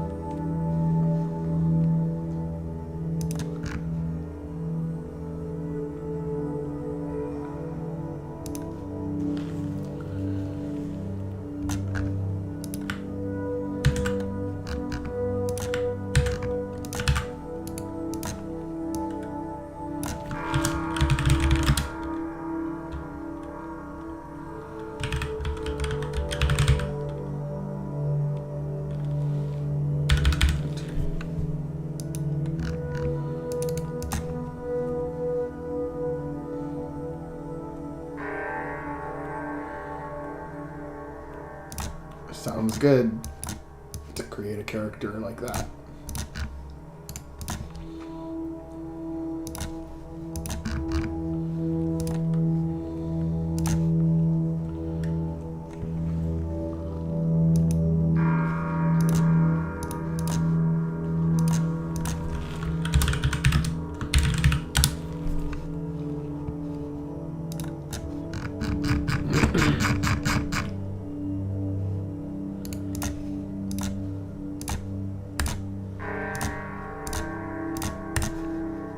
Let's see how this scene feels now. I spent quite a bit of time writing it, and I think I've loosely tied the Cainite fleet to what you're doing here, and why you're not immediately trying to attack ESA, why it's been a week.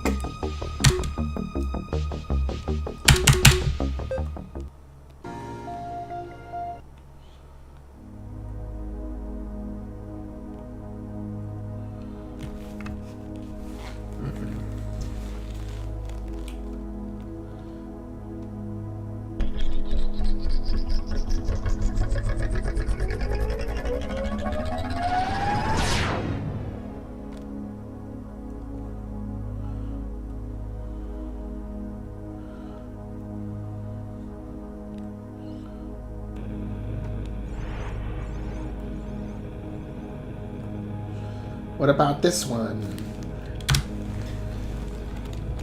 Just like the others, an advanced civilization wiped out hundreds of years ago. The exact time of destruction varies from world to world, but the pattern is the same. Damn it! This is the 7th planet we've surveyed. How many more are we going to find like this? They seem to be quite proficient at committing genocide. What's their endgame? What is Kern trying to achieve? What does he want? Cromwell said they were attempting to stop the purge and that we were the cause. Supposedly this takes place at some point in the future. There's got to be more to it than that. I guess we should jump to the next planet then? Wait. We sense something. A structure. Something remains. Do you think whatever's down there can help us enhance the jump drive? We have a lot of people stranded out there. Components for the jump drive were developed on multiple worlds, including this one. We didn't know who would be destroyed next. If power to the jump drive can be increased, the space-time displacement bubble can be expanded to include other vessels. What about Commander Lexington? Do you think he's okay? If he was able to get a fleet together, then they must be stranded as well. From the sound of it, Lexington caused quite a stir on Infernis Prime. Lexington's former commanding officer, Jackson Bernard, attempted a coup. Oh, but I have to fix this. But has been outmaneuvered by another pack. According to the news, the new Alpha exiled Bernard and his supporters. The Zelenov array was brought online sooner than expected. If they were coming to assist us, they're definitely stranded. How long can they hold out? It's been around 2 weeks since the array came online. Their fleet's power reserves must be getting pretty low at this point. So we don't have much time then. Let's get down to the surface. Is the atmosphere breathable? Affirmative. Then what are we waiting for? Let's beam down. Negative. Electromagnetic interference is preventing safe MatCon transport. We will descend to the surface, entering atmosphere. I think that works. Overall. I think that scene works okay. Pretty short and sweet, but gets some information in there that's needed to advance it to the next section.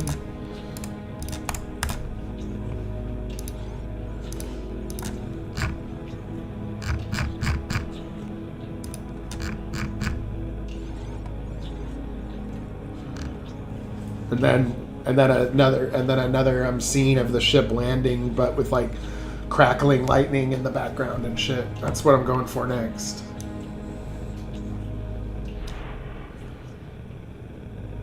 I'm gonna need to get like some good lightning animations though.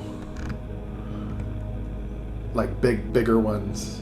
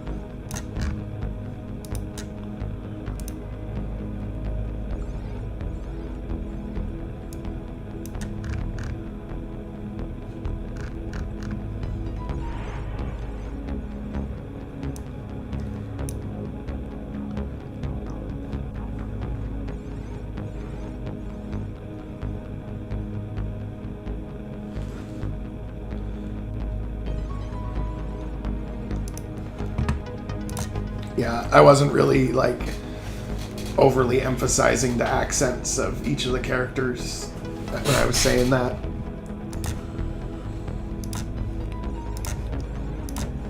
I could over exaggerate it to make it sound different. Okay.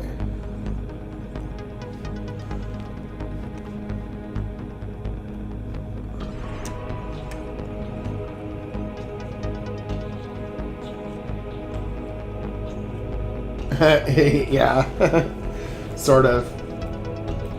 That's kind of what the Psychronic logo is. It's like a brain that's half organic and half like mechanical.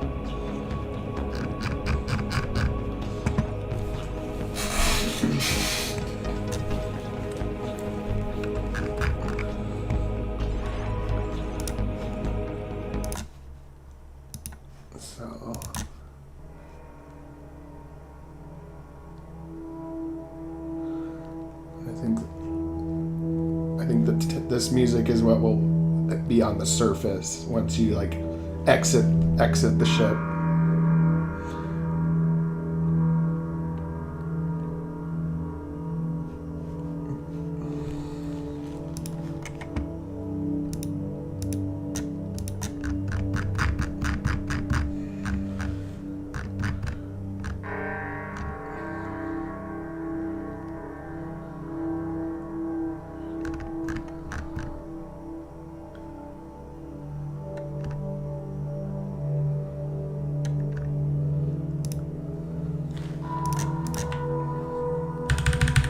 This scene.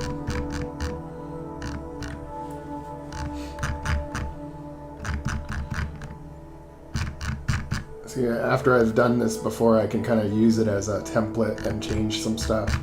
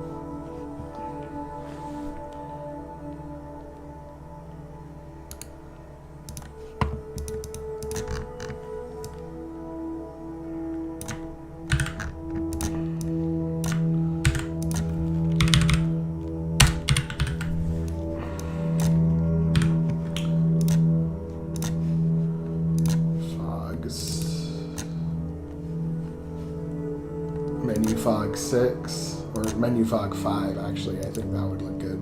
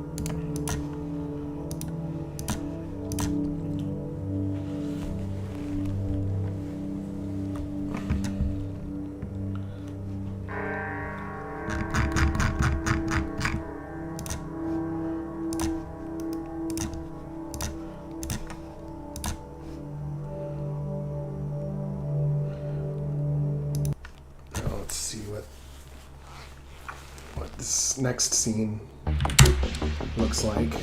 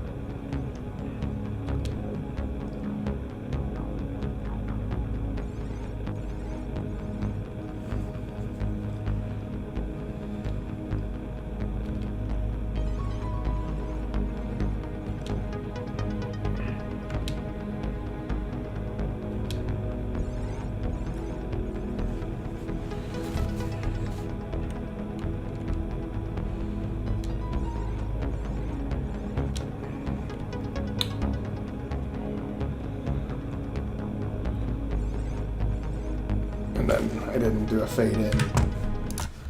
I always do another autosave too, so that I don't have to.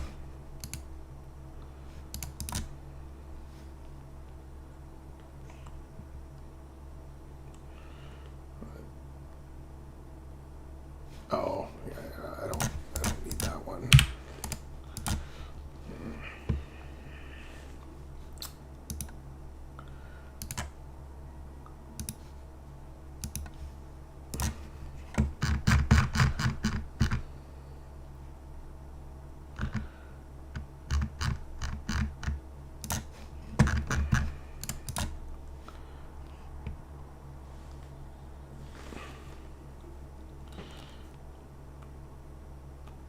I don't think you write it in the state's note tag. I think you write it in the skills note tag, because it's a skill that makes a state passive. Or a piece of armor or something. No, it's a skill. It's a skill that doesn't show up in battle. That's a passive skill that allows you to add a passive state.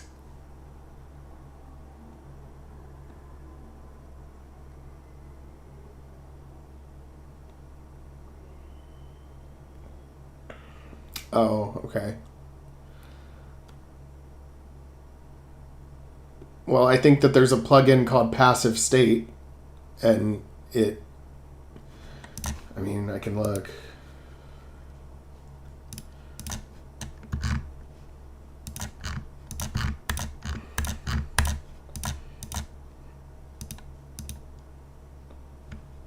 No, I think I set it up as like an invisible...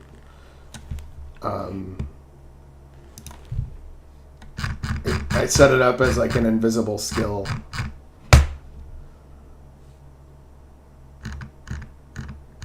Yeah, one sec.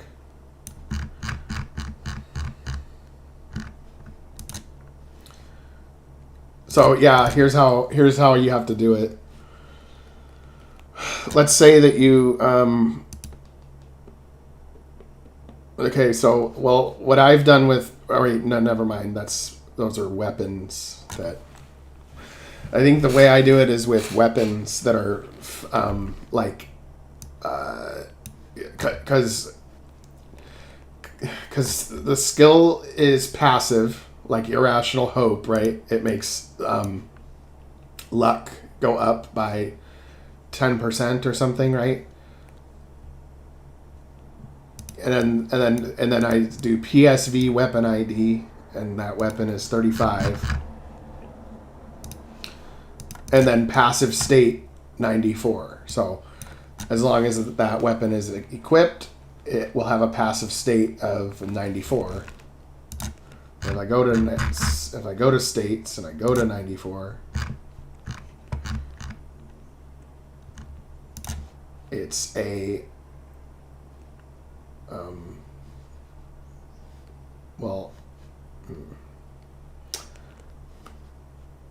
and then here I can do a hide icon. Yeah, there's I'm getting kind of fuzzy on exactly how, but I know that it's pretty easy. I'm just a little bit removed from it. I haven't done it in a while, so I don't, like, off the top of my head,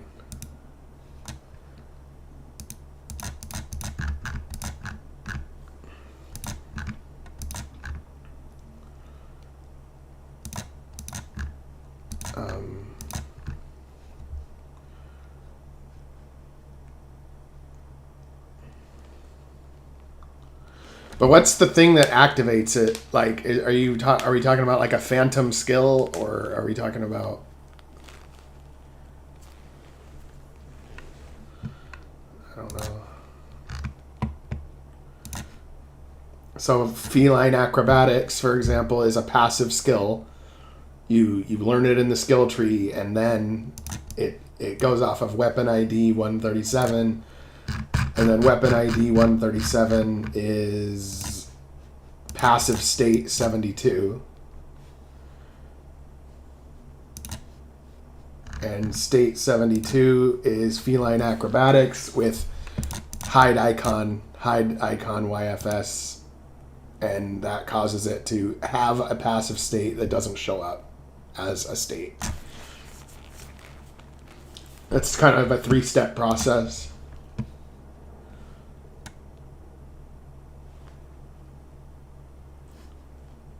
Yeah.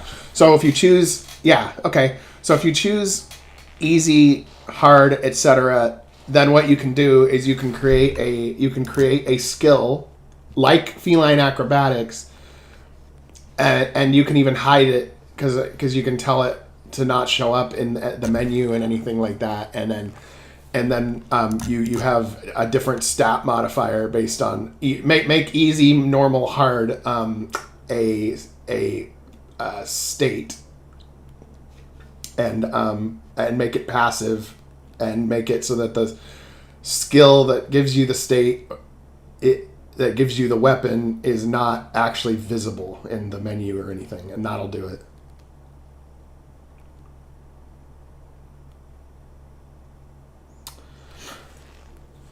Yeah. Okay. I don't know.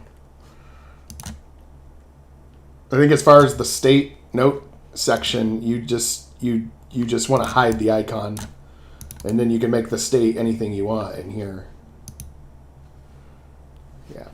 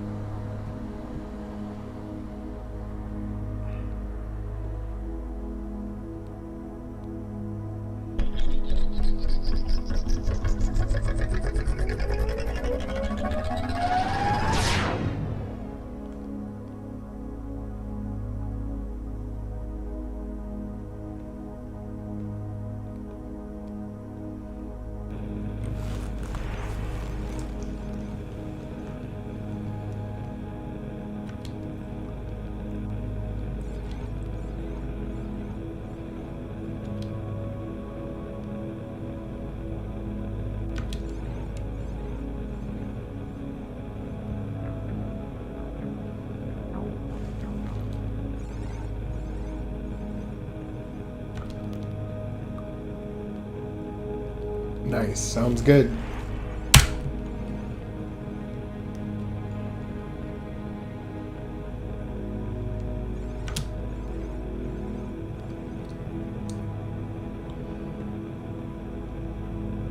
Yeah.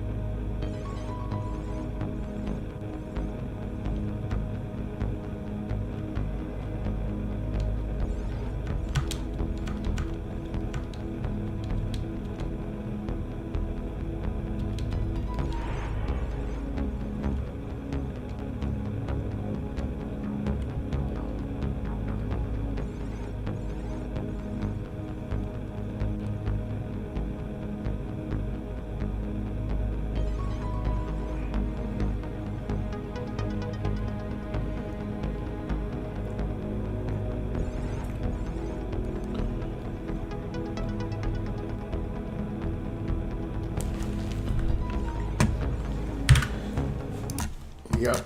I don't think it's all that bad myself, but I do have some changes I need to make.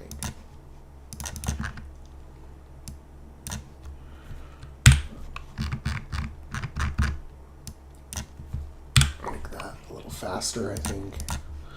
And this map was supposed to have background sounds of a storm.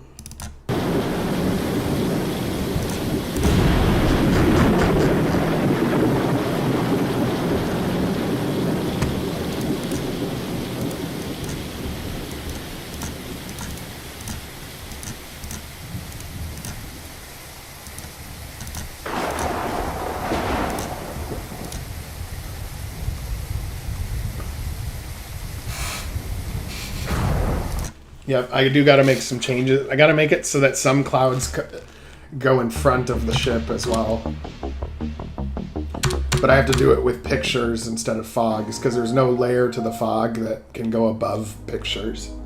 I've already tried that approach before.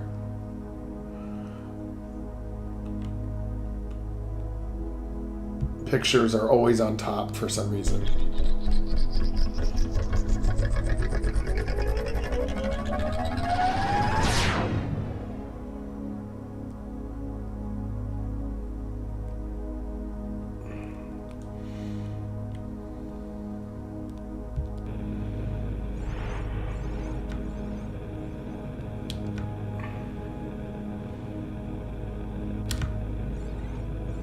Yes, that's good. Hell yeah.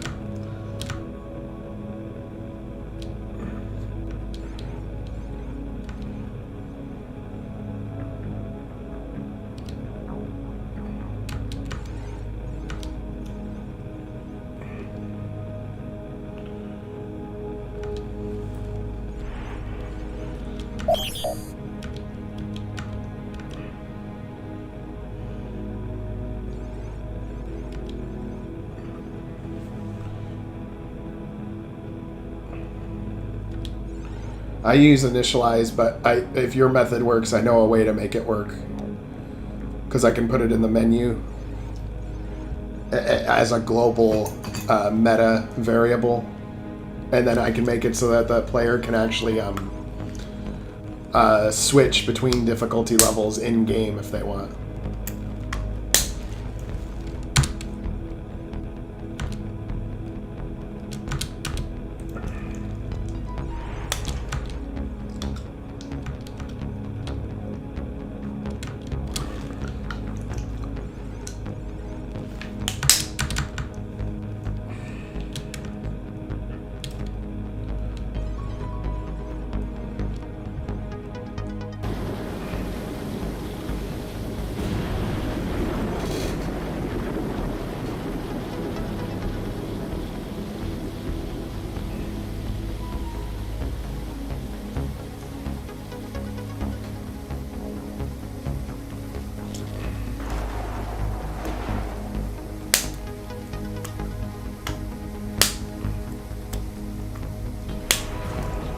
And then I gotta have some rain as well.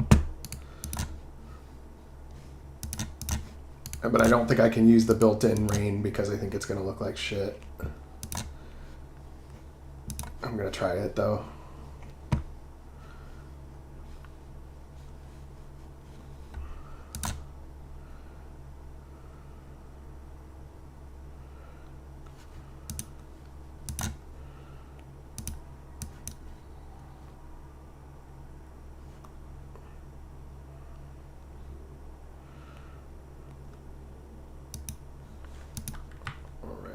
I gotta make another parallel event.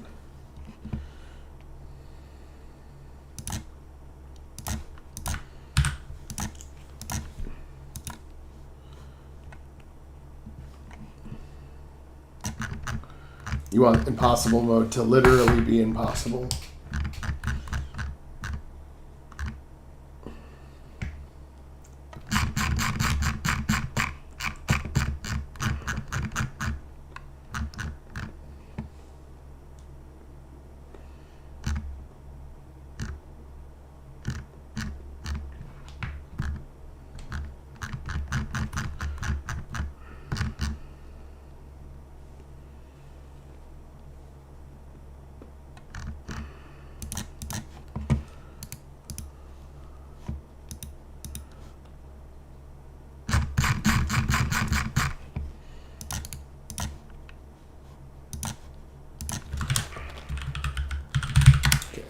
Put an autosave in there so I can just work on this landing procedure.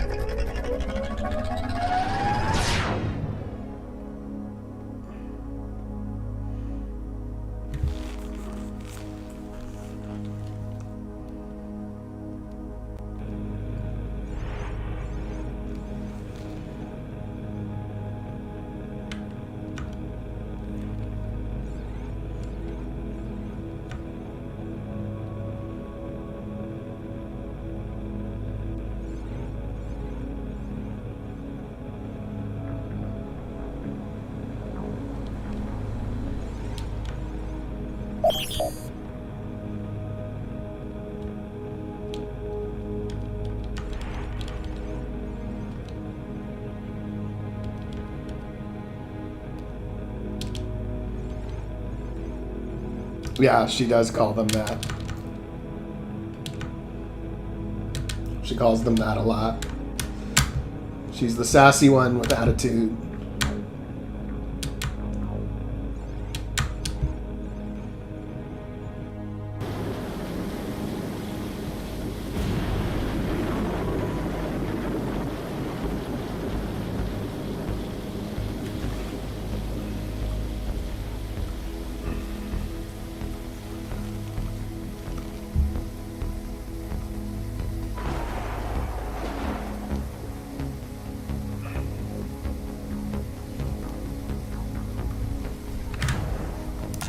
Oops, raining in space. All right. I think I need to do fog of rain.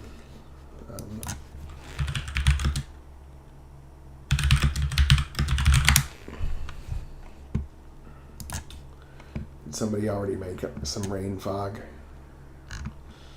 That would be nice.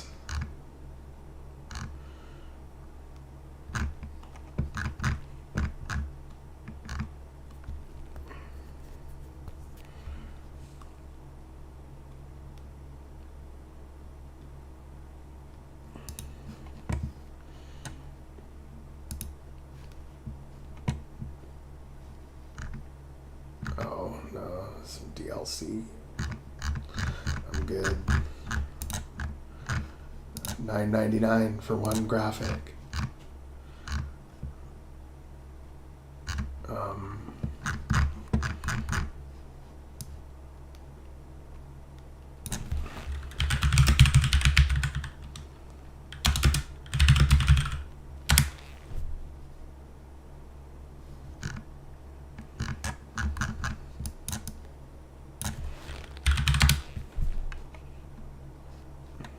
now we're getting somewhere.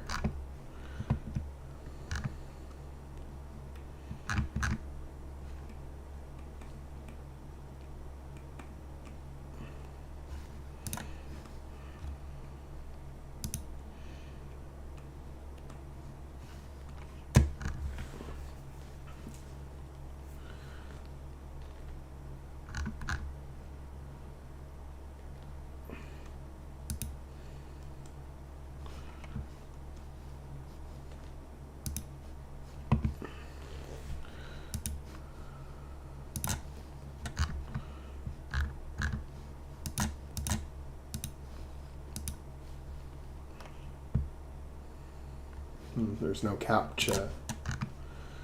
Of course.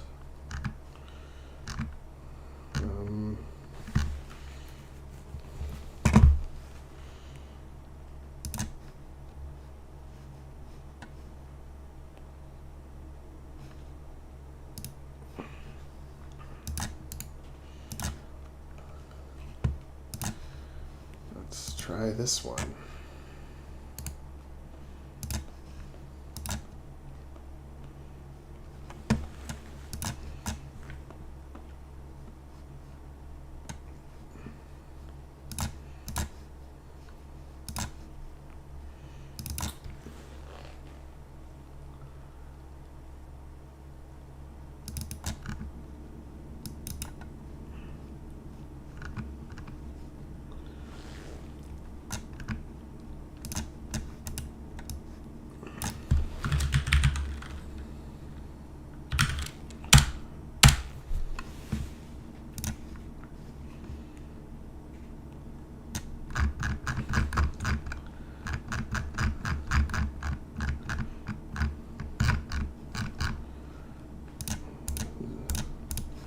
Zolaris.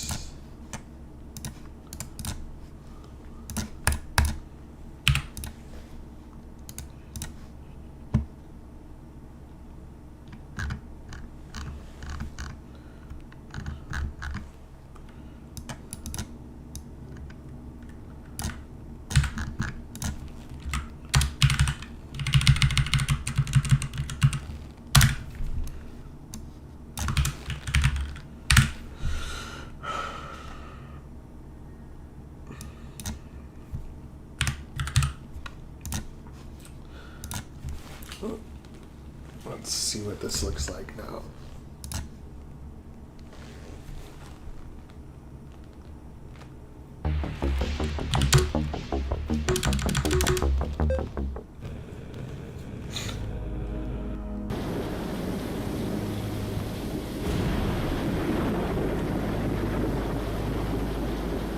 I'm not seeing it for some reason.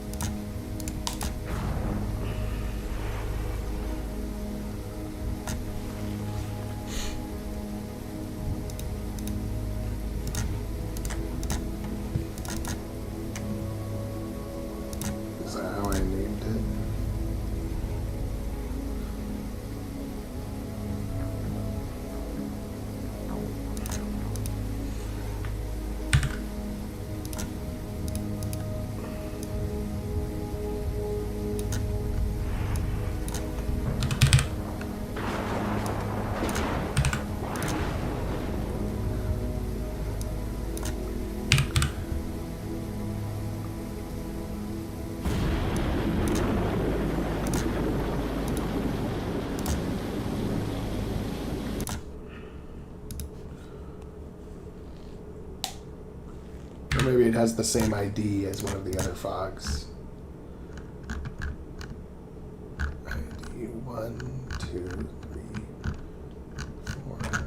3, 4. No, it doesn't. It has its own ID, like it should.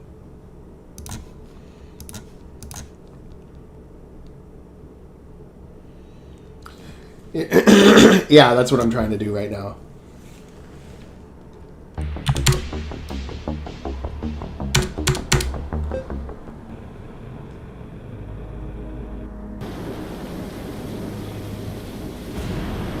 Oh, I see it, but just barely. It's in the background.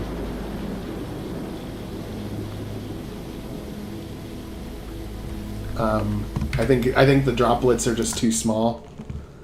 And I think I have to switch it up. I have to switch it up so that rain is... So that these clouds are ID 1 and the rain is ID 4. So that it appears in front of the other fog layers. But I need to use a different picture for it because that's too small.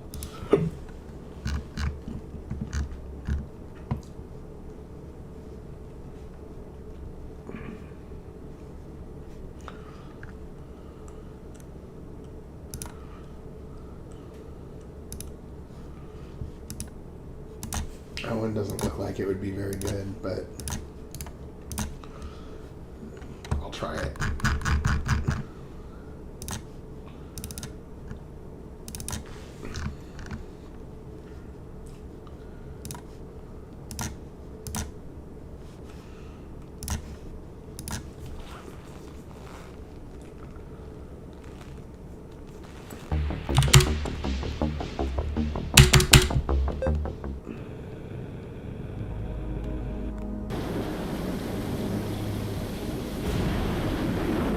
Okay, that one looks a little weird. I need something kind of sharp, but not too big, not too small. And I think the raindrops probably need to fall faster.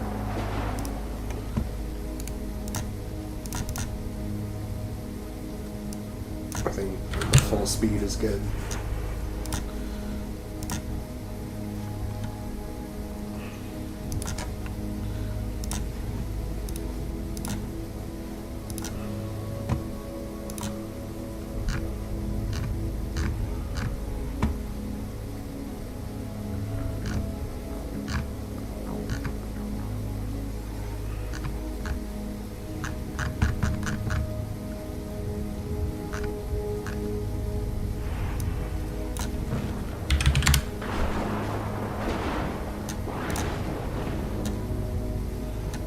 So something like this could look good if it's transparent, because it says black.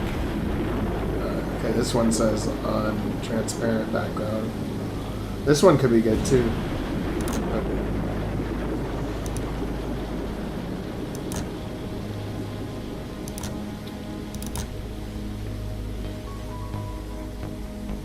Alright, it gave me a vector file, which I guess I gotta use to get rid of, because the other one's a JPEG, which means it doesn't have transparency.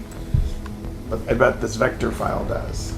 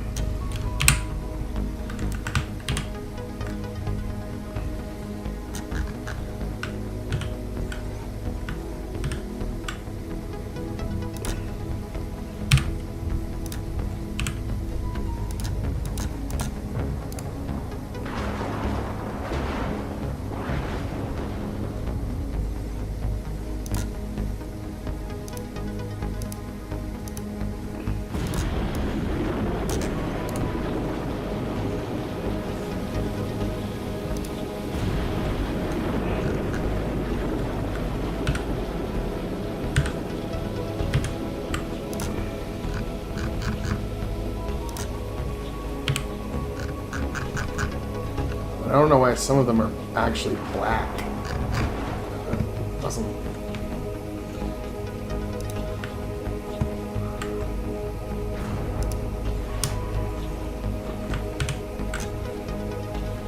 Alright, whatever. We'll just see if we can make it work.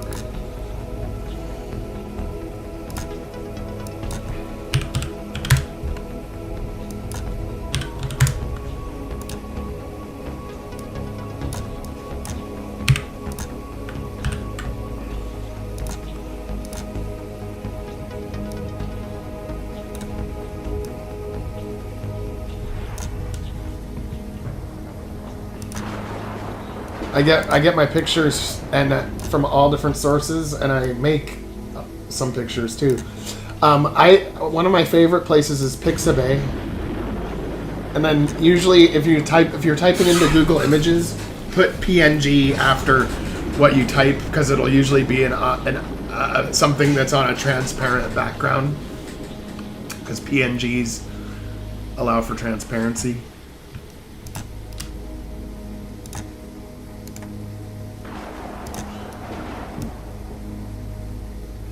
Whereas JPEGs do not.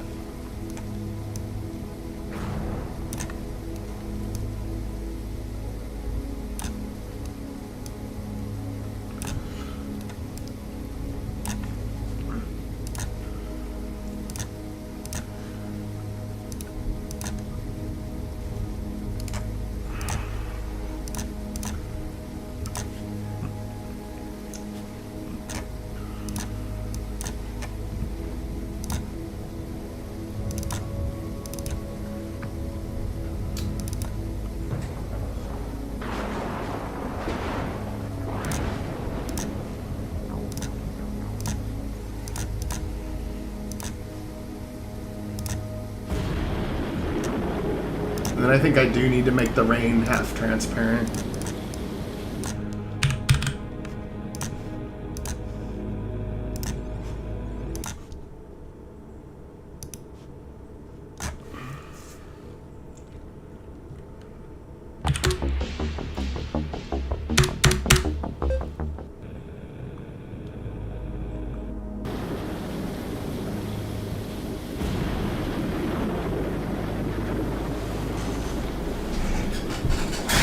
It needs to be going. It's just good. It's falling at the wrong angle, and it's almost like there's too many raindrops. But maybe it just looks like that because it's not going fast enough in the opposite, in the X direction.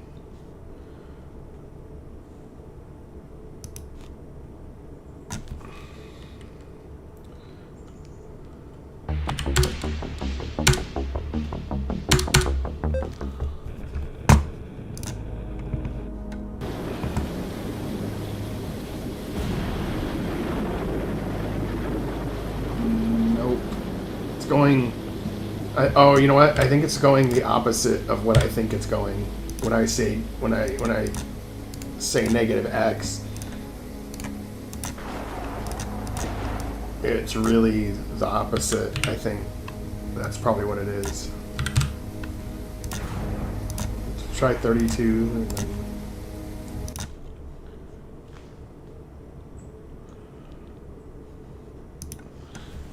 yeah, if you add it as a skill, a passive skill, and you make it so that skill doesn't show up in the menu, and you equip that skill on every character, and again, it won't show up in the menu, then that skill has a passive state attached to it, and then it will never go away, because you don't ever take away the skill. It's almost just as easy, I think.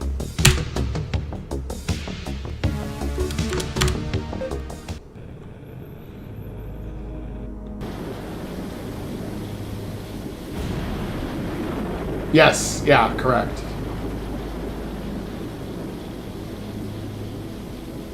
And but in the specifications for the skill itself, you can make it so it doesn't show up in the menu at all and everything's invisible. And then the state associated with that is also invisible. So the player won't see anything.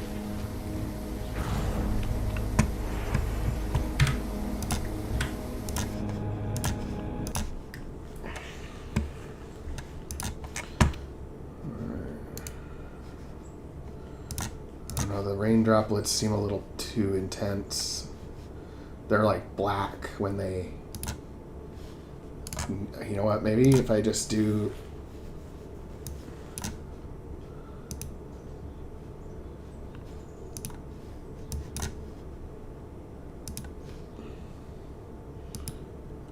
Yep.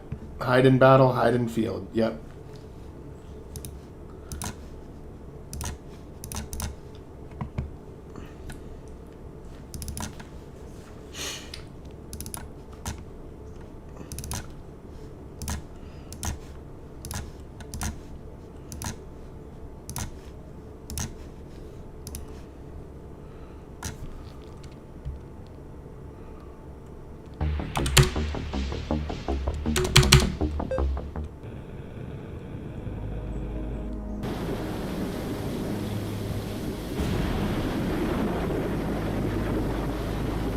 mean, it's better, but the rain is just a little too dense and not see-through enough. It needs to be like less rain density.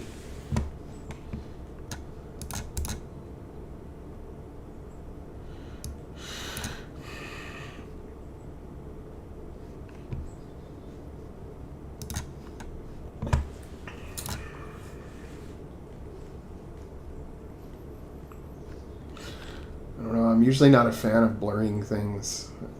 It usually doesn't work out for me, but I'll try it.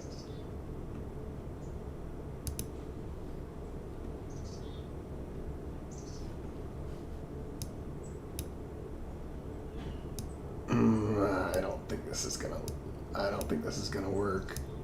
Or maybe if I do it just slightly.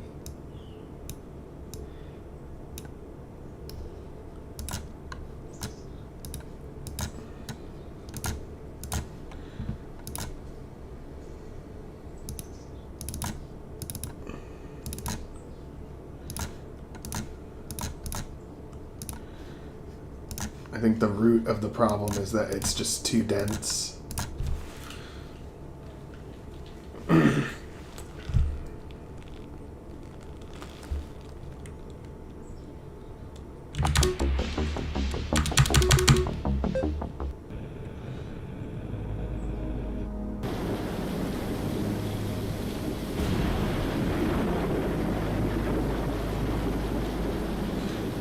It does look a little better, except where the image repeats because of the repeating, like there's like a little square gaps, but at the same time the rain is just too thick, so it looks weird.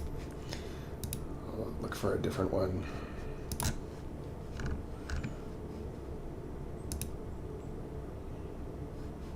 Yeah, like something like this. Like I think that's what I originally picked that didn't work either.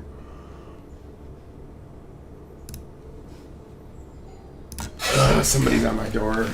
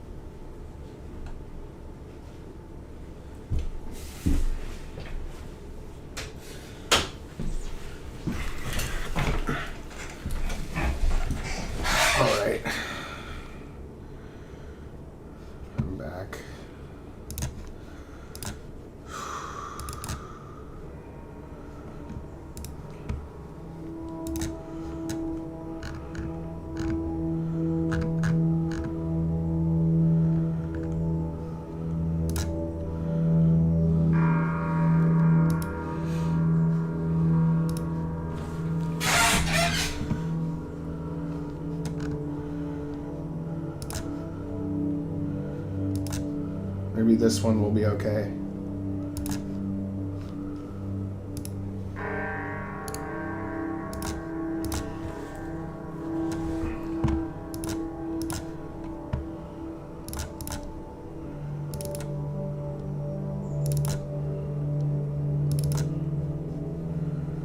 And then once we got our rain, we can reuse it again. Just experimenting with different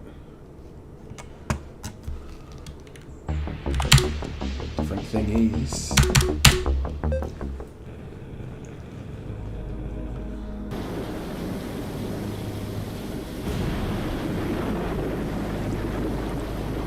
That one's kind of weird in a different way. It's a little bit too bulky. Like chunky rain. The other rain was too thick, and then this one's too chunky. Okay. So something kind of in between is what I'm thinking.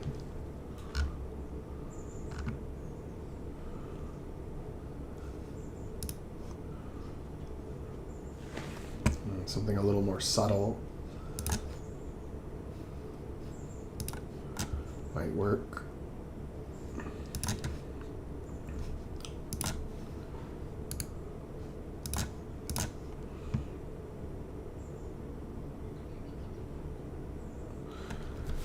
Yeah, I mean, like, the problem is that pictures show up above every other thing, even all the fogs.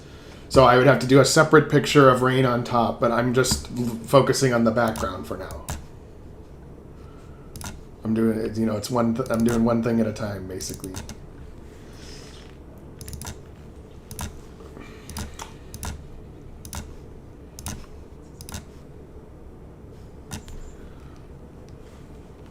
Cool, sounds good. I think that method will work for you.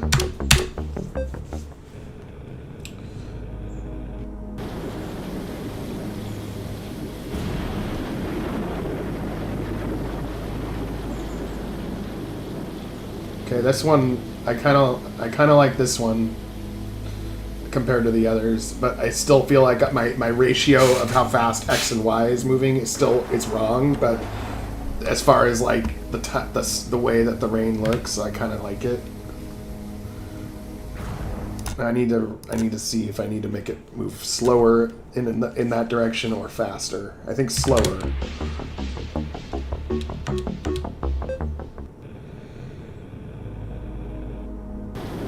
Yeah, that is weird. I wonder why that would happen. I've never seen that.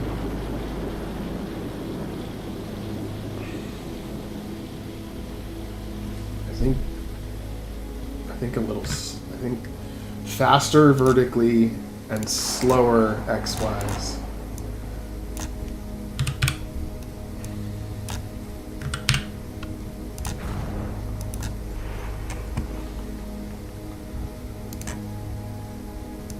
And I think even a little bit less transparent, or a little bit more transparent, sorry.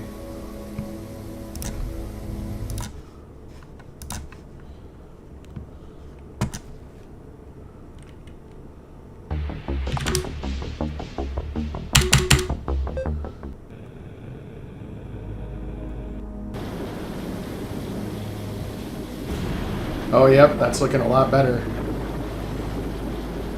It looks like rain now. And then, of course, we're going to need a layer on top, I think, too. But how do I make a picture repeat scroll like this? That's the hard part. I might be able to get away with just... God, it needs to stop doing that.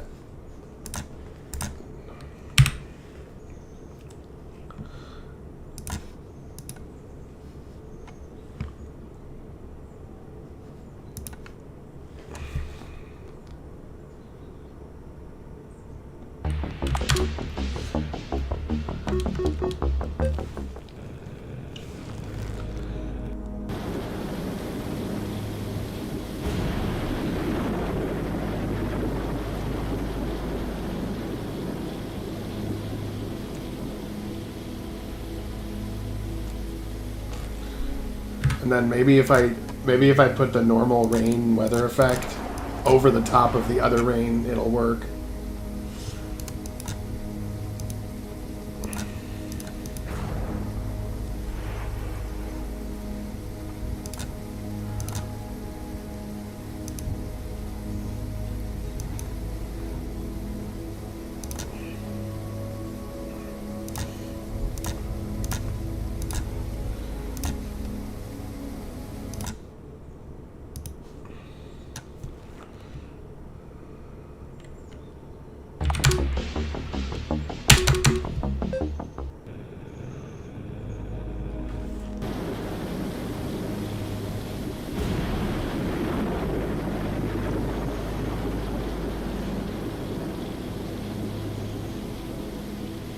No, it still always goes under the picture for some reason.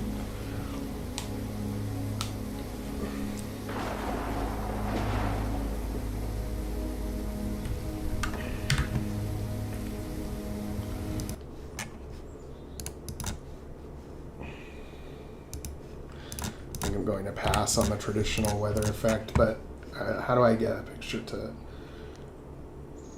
infinitely, like, repeat if I'm using the move picture command?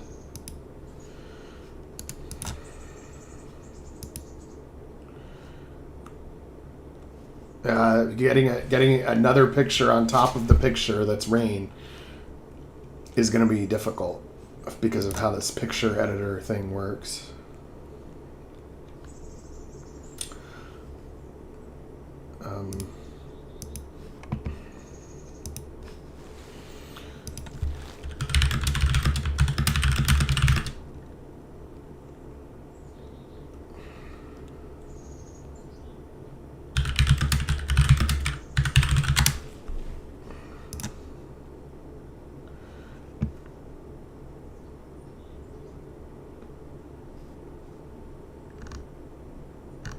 Yeah, I think I've looked at this up before and I always ran into problems.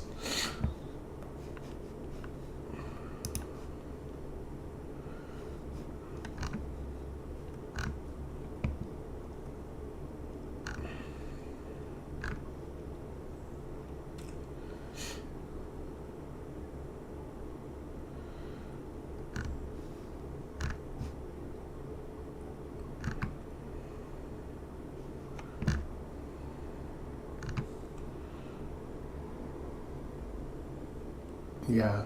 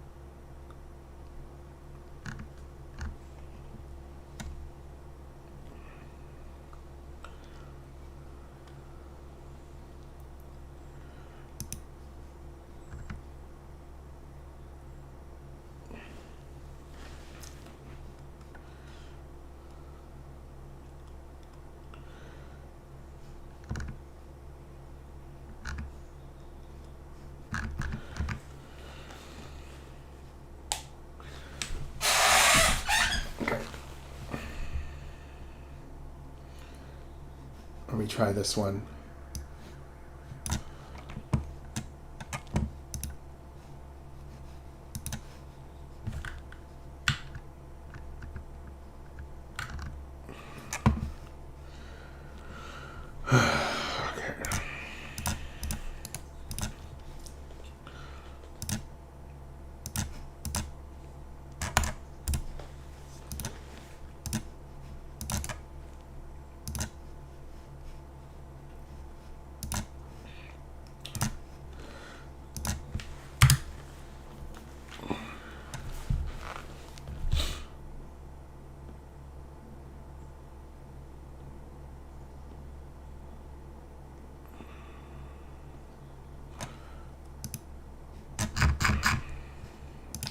To save the rain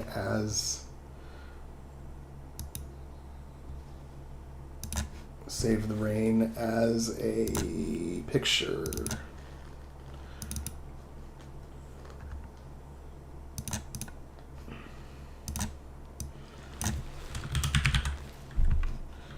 Actually, I don't know.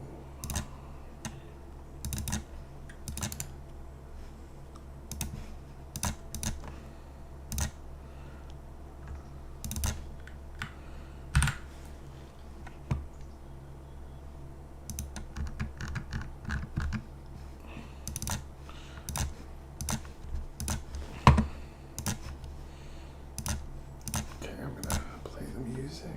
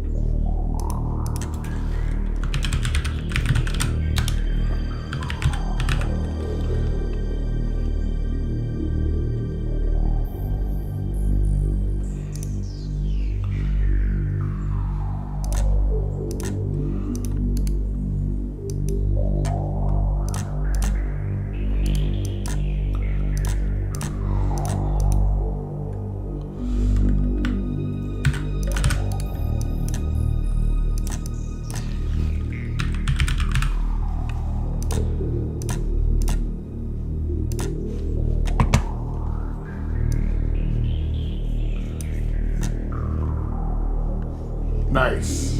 Glad you got it done.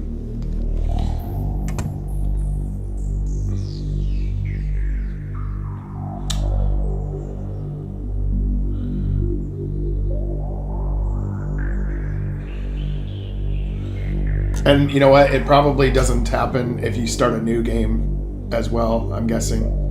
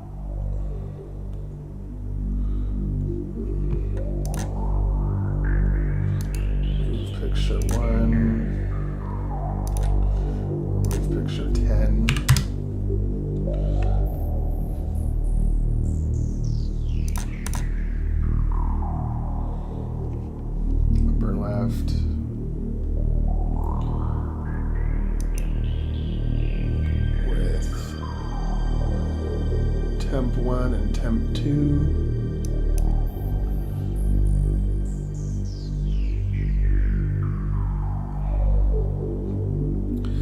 I'm not sure. There's lots of pictures on the internet. You just have to look for it and find it.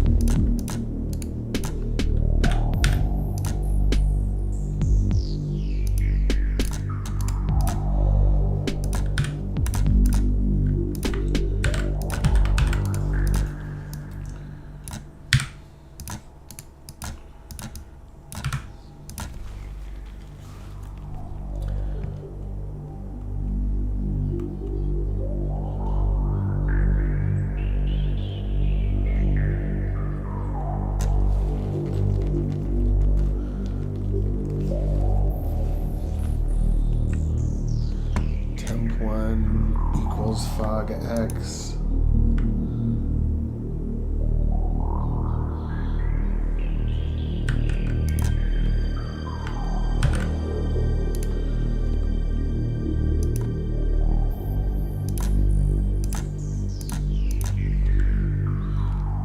Temp 1 equals fog X.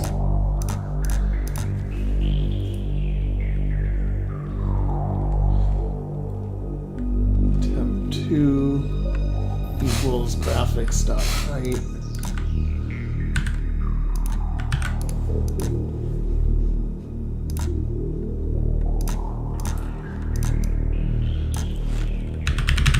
On the plus side, I think if this works, I'll be able to replicate the process for any other fog that I need to be above the pictures.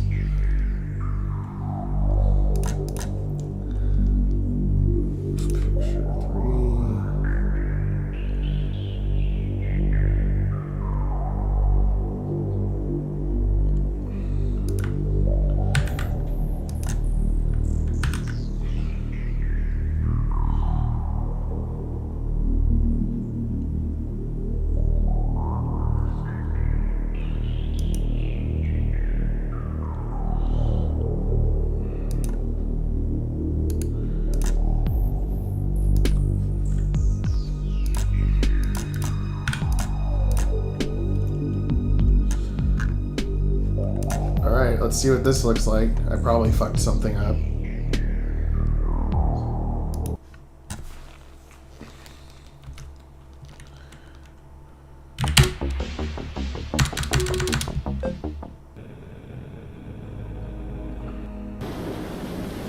Yep, fucked it up.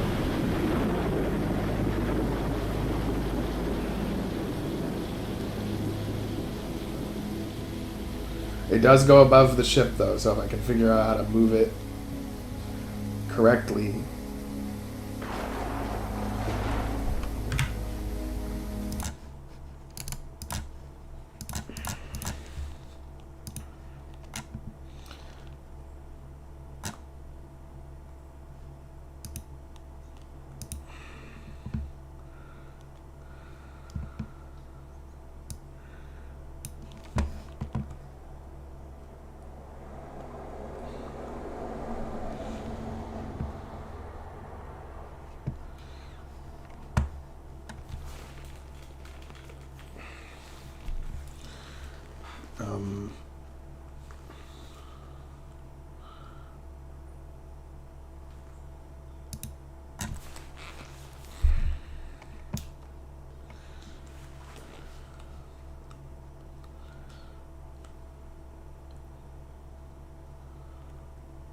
Yeah, I don't know.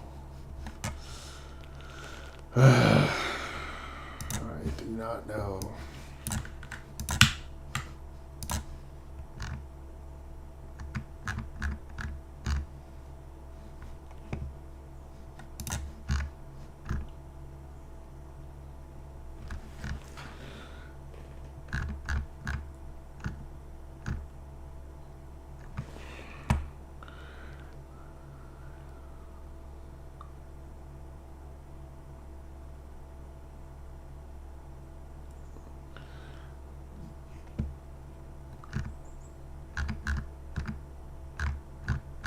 Looking for something easier.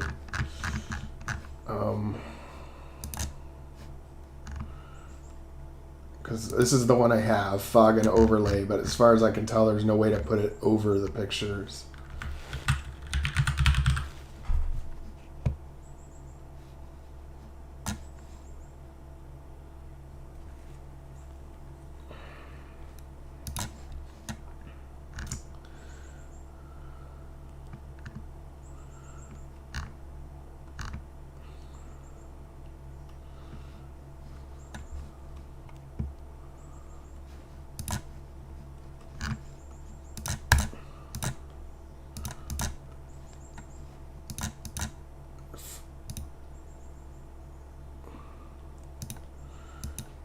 Well, what link are you wanting? The fog and overlay plugin? Is that what you're referring to?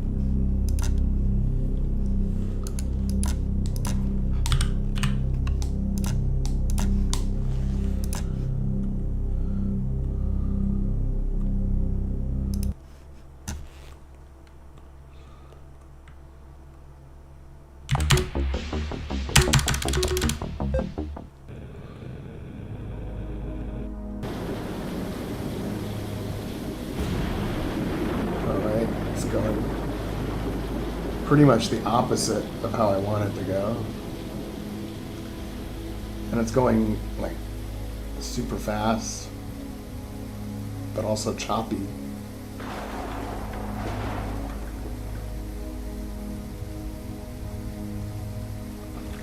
No, it's not, because pictures always show up above everything else.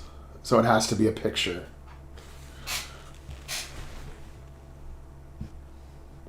One thing I could do, though, maybe I will, is I can make the ship a fog, but the problem with doing that is that the way I have to move the ship is way different and like annoying. Like that's what I did for the scene where you jump onto the ship right before the nuke happens. That was kind of a difficult scene to pull off. I set the ship as a fog. So see this one with the characters just like on it. I made it into a fog.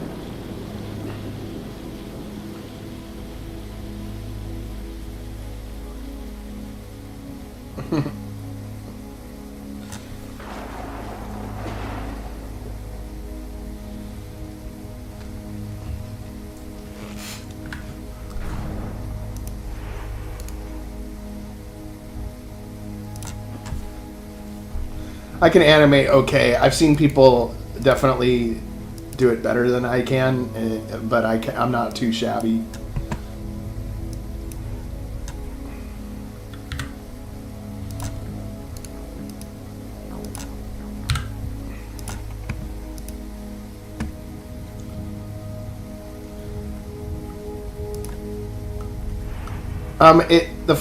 The rain looks choppy, like the frame rate looks like low, like it's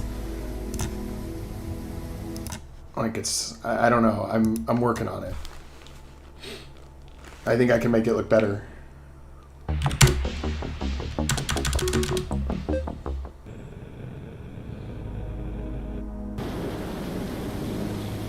Okay, now it's too slow, obviously. But it's also moving 4 images at once, so I don't know why it's doing that. It's like the images are supposed to be like next to each other or something.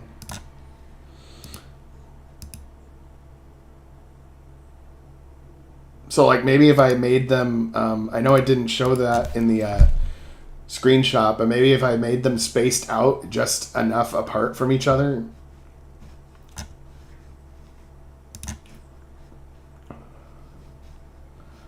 So like,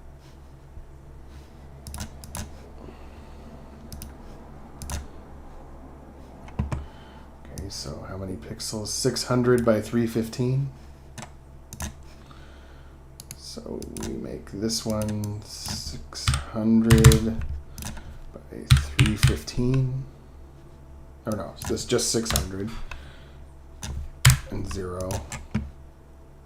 And then another 600 for 1200. And then another 600 for 1800.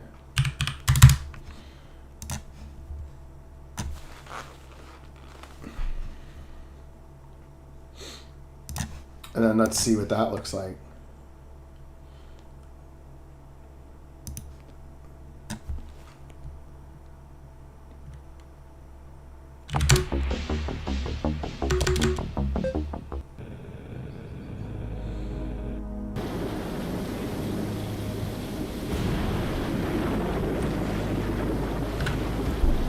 Yeah, there must be something that I set up wrong in here. 10, 11, 12, 13.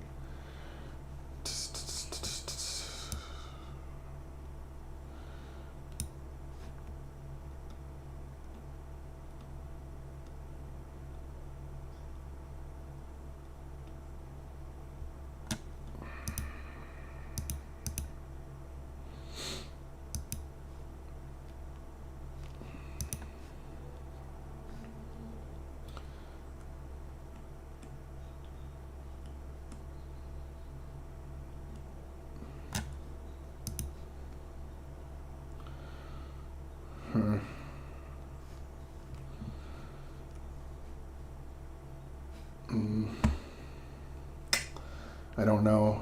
From looking at this, I just don't know.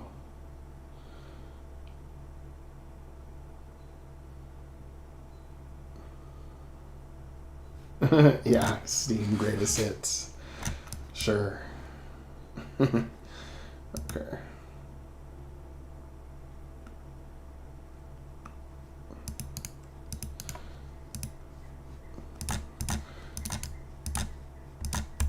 What if I tell it not to wait? And I only tell it the last one to wait. Like, I wonder what that'll do. I just like playing with stuff like this just to see what it does if I change it up.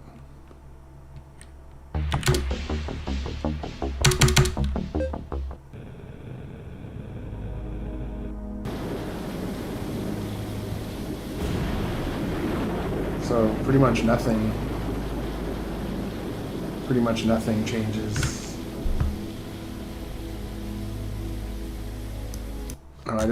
I mean, it just seems simple enough that you could have fogs above pictures, but it's just really annoying. I hate this stuff, this loop shit.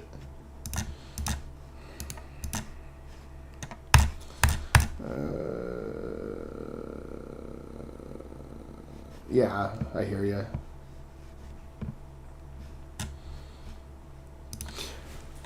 But I'm just trying to make it act like the fog acts and above, you know.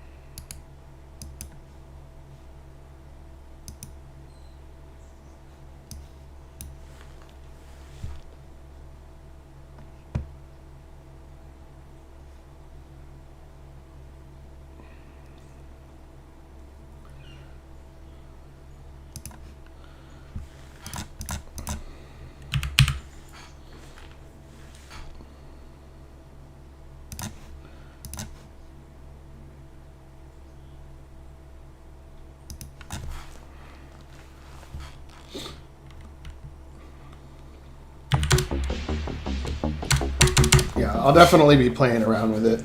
I think I can definitely come up with something that looks good. I'm just messing with stuff right now.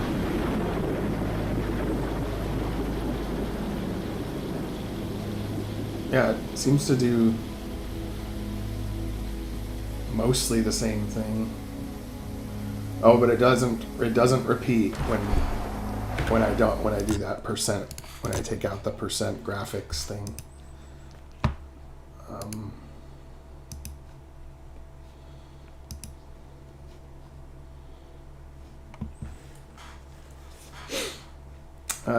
Not sure. Have to ask her.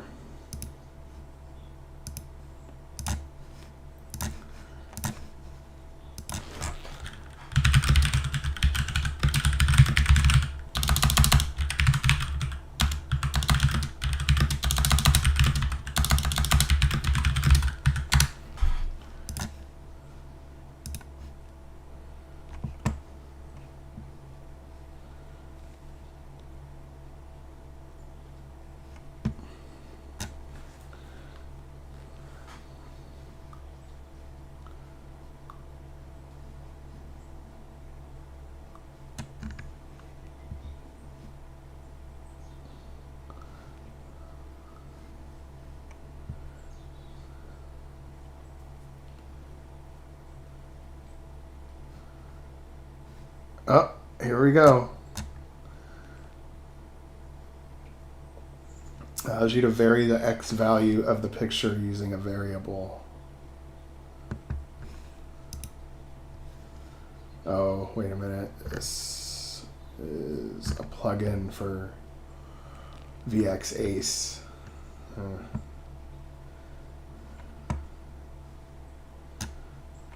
The picture won't move with you when the screen script lets you set the Z value to show below the characters. Yeah, I would really like this script if it was MV, because I've needed to change the Z value. You know what? Maybe there's a okay, rpgmaker MV plugin, change Z value of picture Z level help.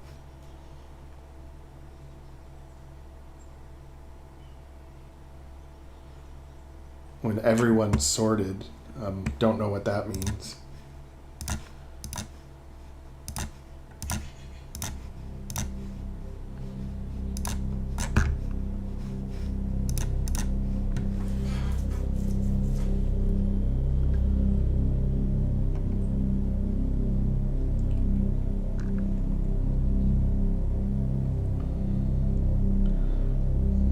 Like everything is sorted in her own like life or whatever.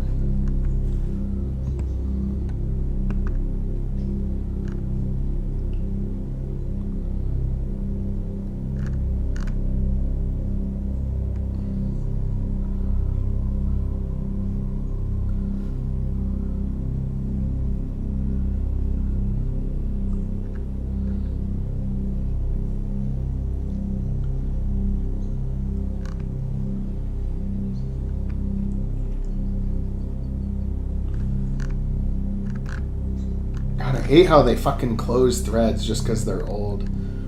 Or solved, or whatever.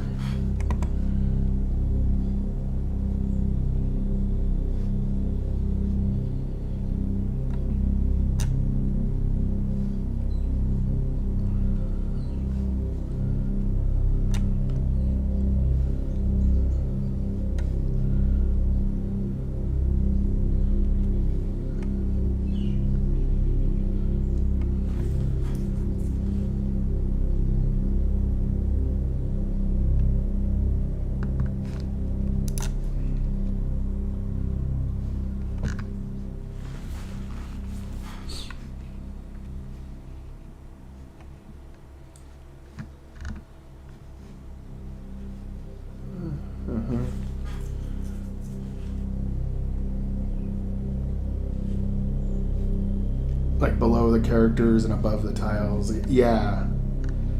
Yeah, this is what I need.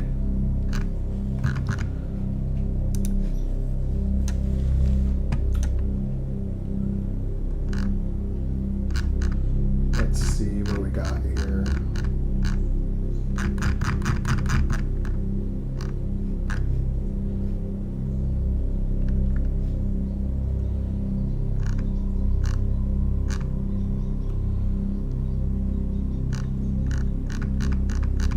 There's a plugin command, but this one doesn't look like it has the best documentation, but maybe we can figure it out. Oh, seems like I have downloaded this before. Bind pictures to map.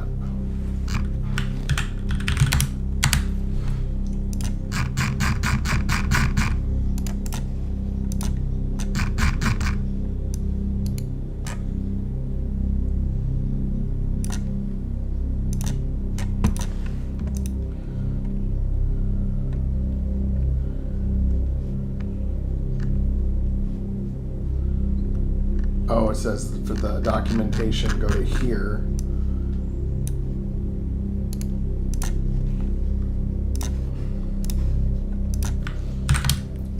And then, of course, their website no longer exists. That's what's bad about having people go to your website is like people always take their websites down and then you have no documentation.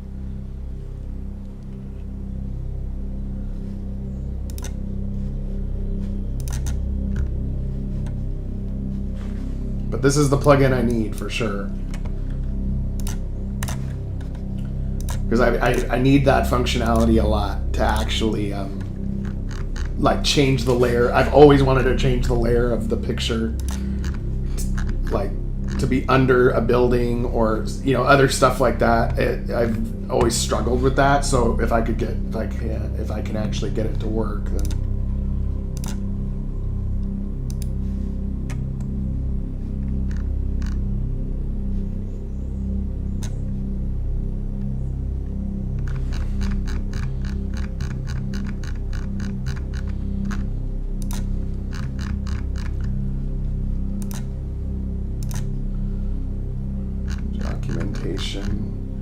There's supposedly a PDF file of it.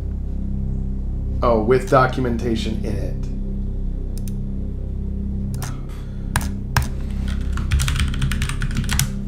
I'd rather have the plugin with the documentation in the help file of the plugin.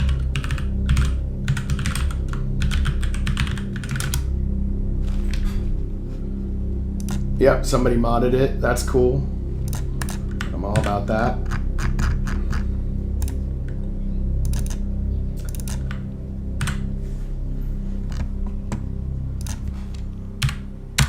Get rid of the other one.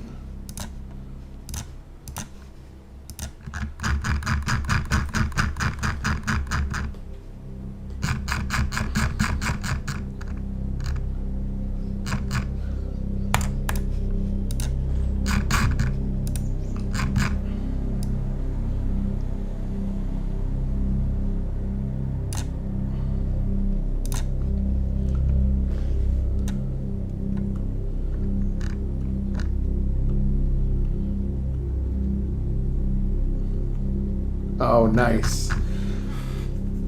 Nice. This is gonna help me out a lot. This would have even made the scene that I was already able to pull off a lot easier to make.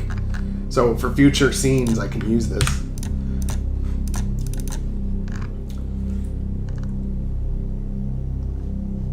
Change picture layer.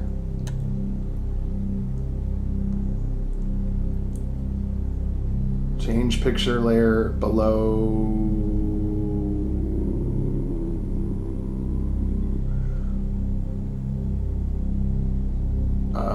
Above characters, probably.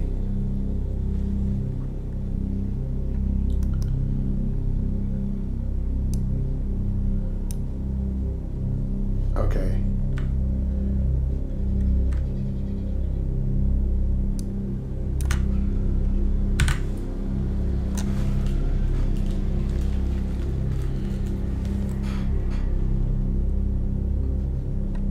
Let's test this.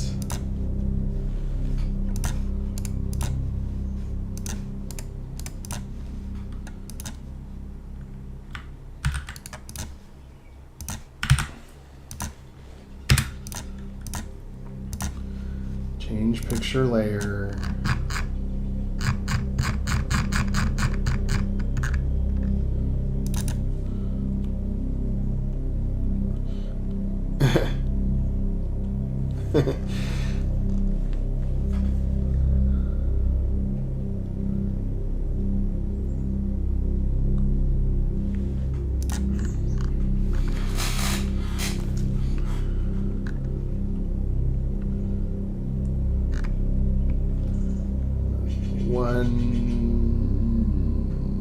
One, and then above characters.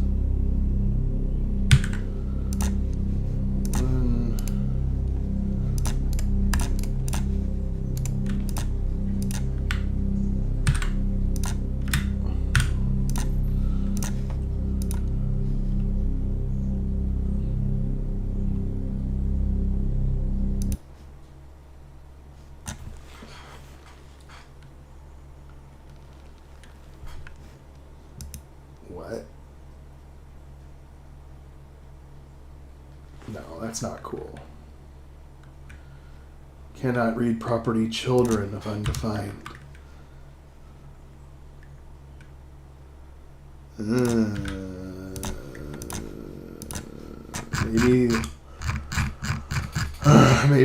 Maybe it just has to be at a different level. Maybe above all the Yanfly shit.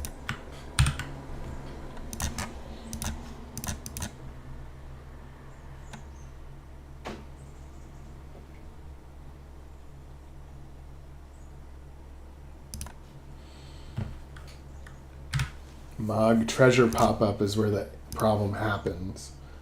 That's interesting.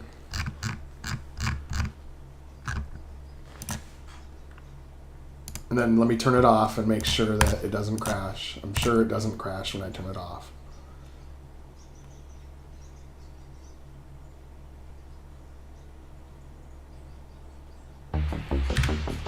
Right, so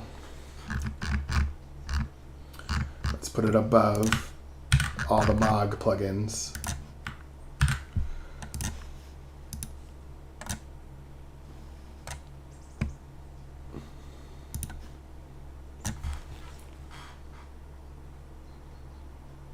Okay, now it doesn't crash when I put it above the Mog plugins. Now let's see.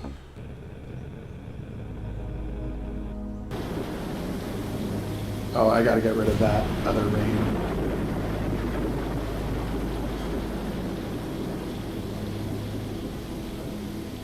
Okay, still hasn't done anything different. Still hasn't done anything different. But I might have typed it in wrong because the way it's displayed, I don't know if I have to put it in quotes like it says or not,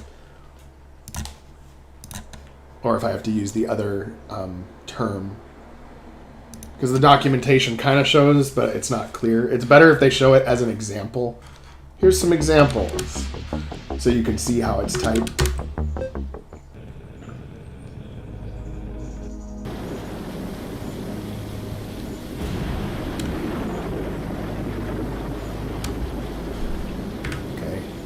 thing. Change picture layer 1 above characters. Oh, wait a minute. I turned it off. That's why it's not doing anything. And I bet it'll crash now.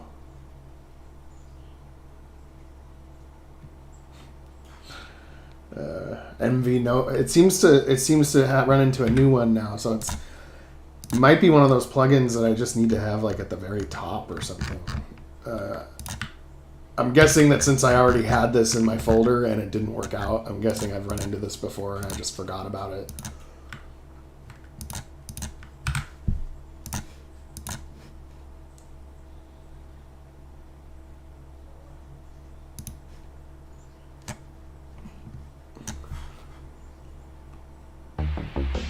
Okay, now it's not crashing.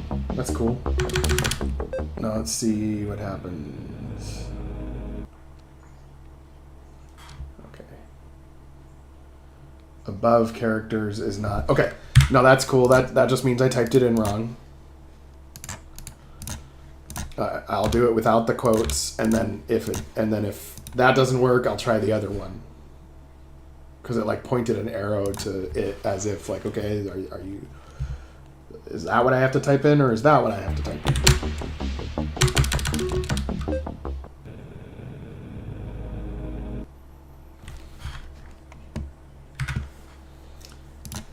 Okay, so...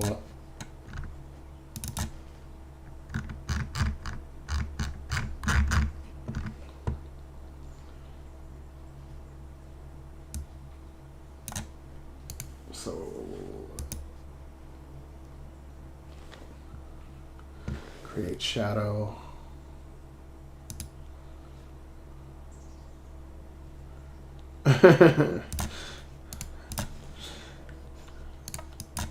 Yeah, I can find, you know, I can find little stupid patterns and shit. That's for sure.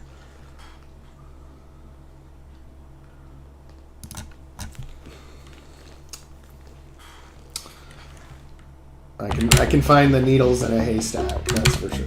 I can do that. Troubleshooting. Create shadow is not a valid type. So I gotta look at this very carefully. How do I type it? How am I supposed to type it in? It is confusing how they say it.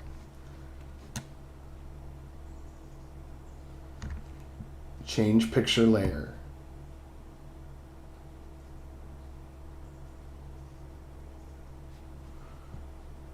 Change picture layer, picture ID, layer. For layer.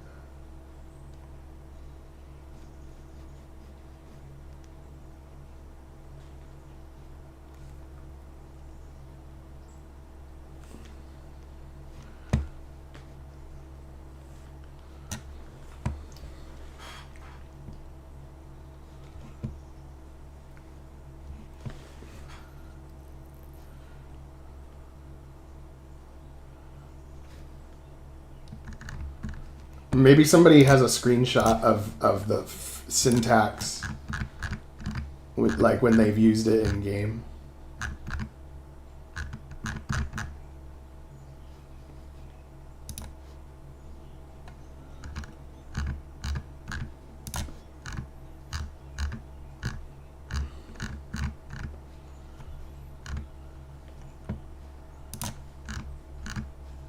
Like, if I just see what it looks like in-game, I think I'm probably doing something stupid.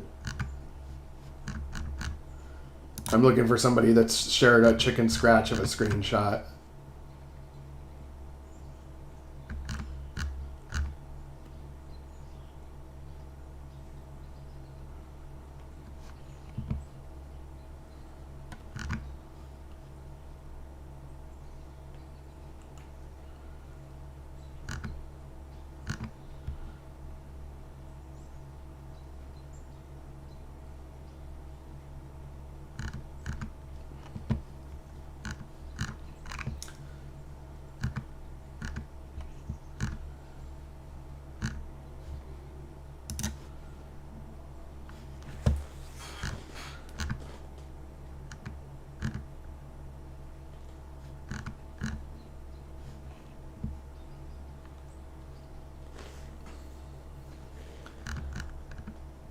Okay.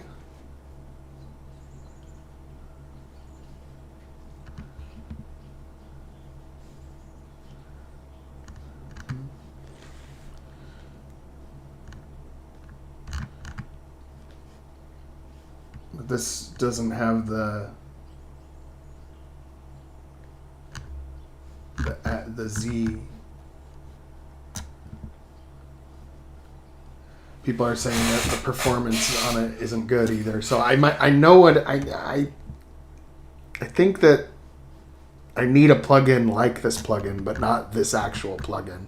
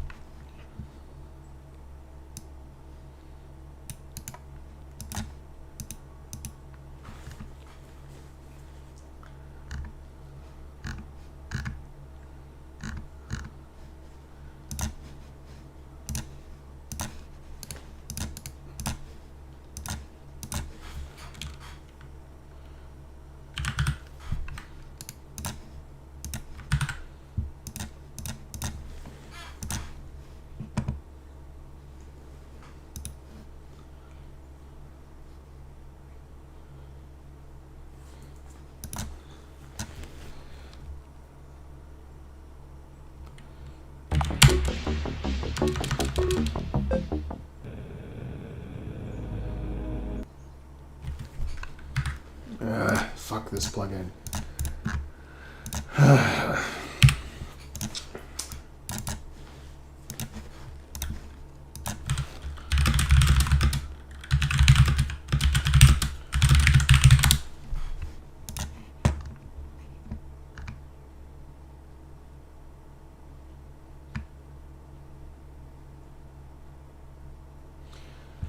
I know that Galv's layer graphics would probably work, but oh wait, picture anchor, no. But that would be like another fog plugin. Do I already have Galv's layer graphics? I do.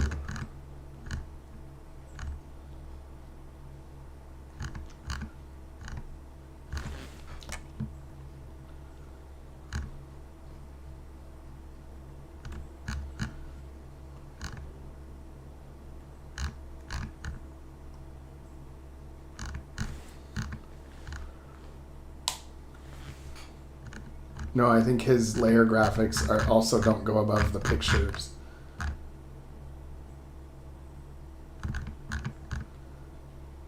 And I think I found it more complicated than Victor's, and that's why I didn't use it.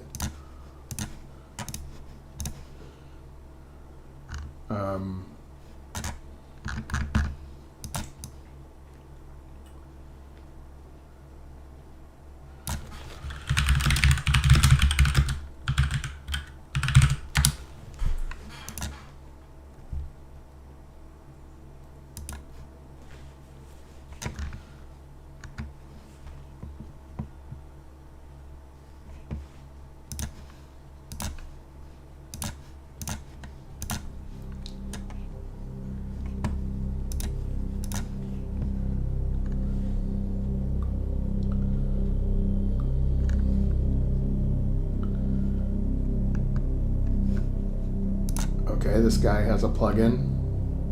It's in a different language, but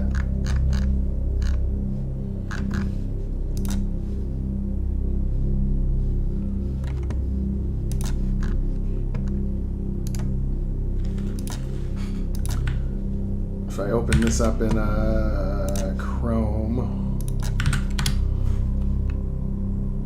And then I translate it.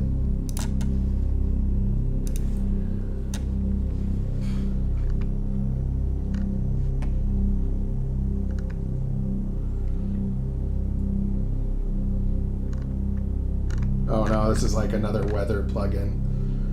Not to edit the picture. I really want to edit the picture's Z layer. Damn it. Ugh.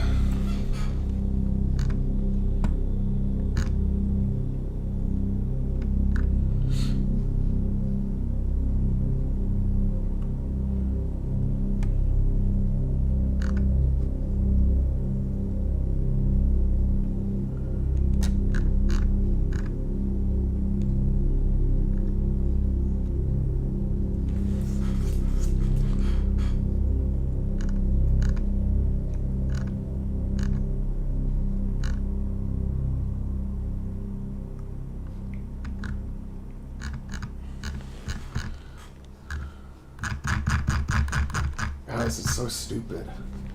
Sometimes you think something should be really simple and then I can't like find it anywhere.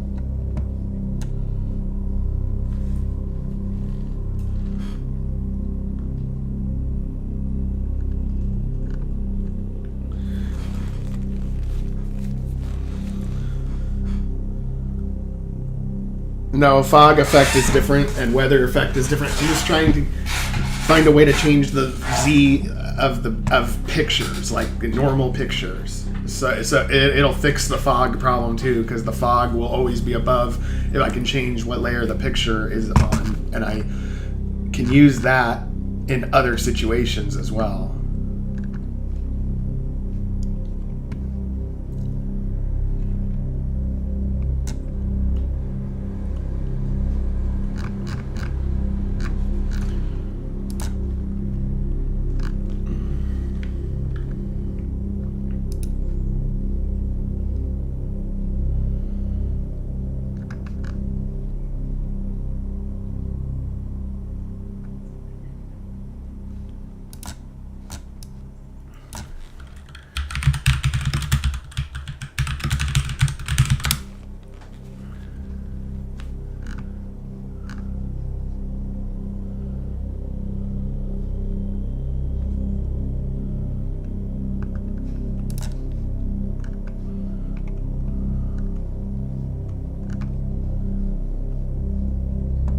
And everybody always doesn't provide the correct. They're like, why would you ever need to do that?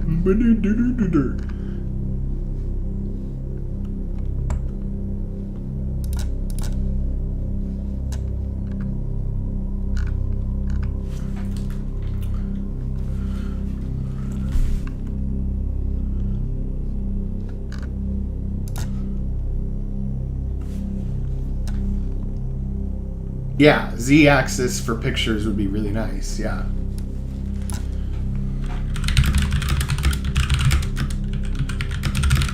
Like just a plugin command, like picture 1, Z layer 5. Done, like, and then done. Like right before you display the picture. Like, I don't know why it's so hard.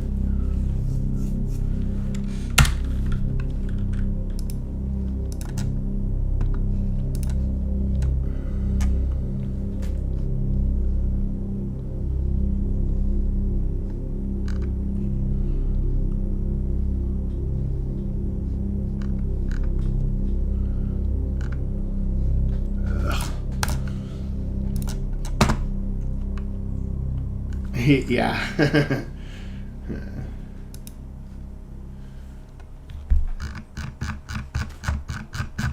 Don't think this is what we're looking for.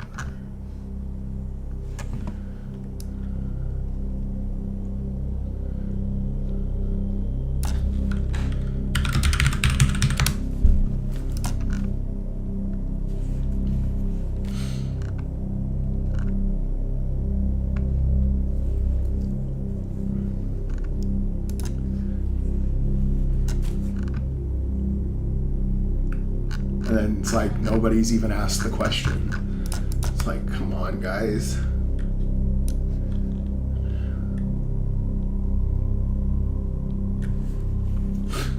Okay, you know what I'm gonna do? I think I can pull this off just fine. I'm just gonna make it a big character set and then do direction fix. I think that's what I've had to do in the past, and I think I'm just gonna do it now.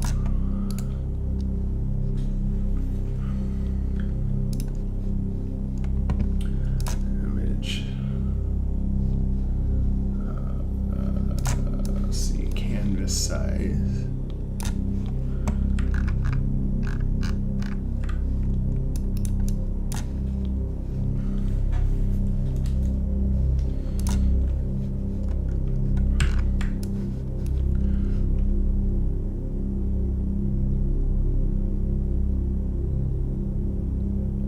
.48. Is it 1248? Yeah.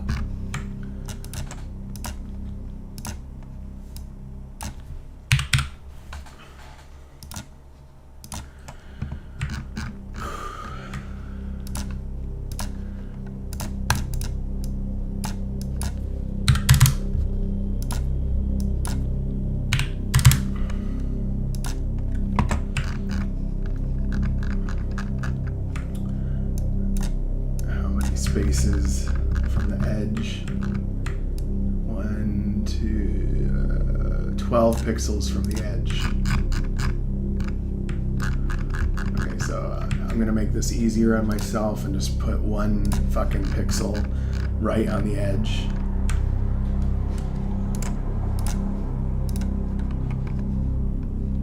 No, you're right. I just was trying to... There is some different manipulations you can do with pictures, though, that you can't do with characters. So I was interested in that. But at the same time, this exact scene only requires the ship to, like, float like it would if it was just a character. So I don't need to be fancy with this scene. And I just need this to work, so...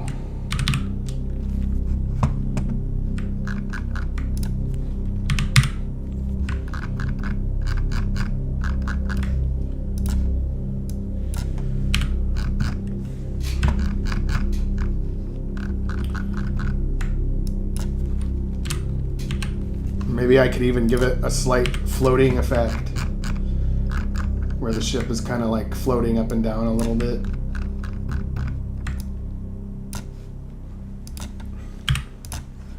So I go layer 2 and then I just go down 1 pixel, and then with this last one, down 2 pixels.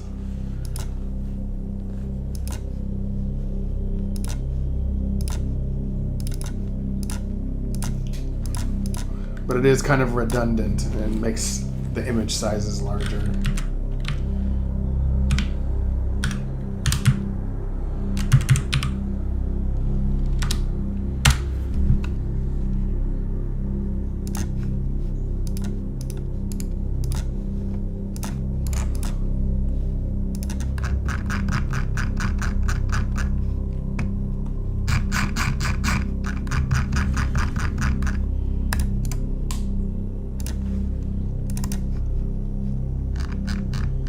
And the problem too, I know what the problem is I'm going to run into too, is that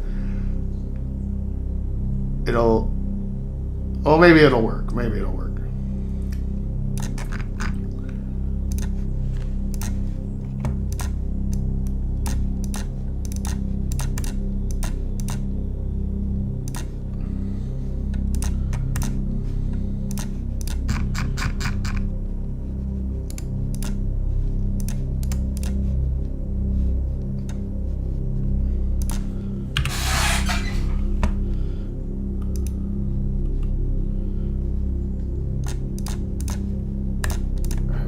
Self-switch B,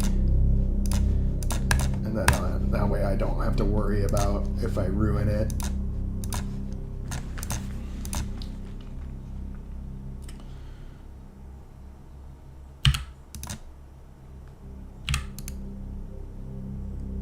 No.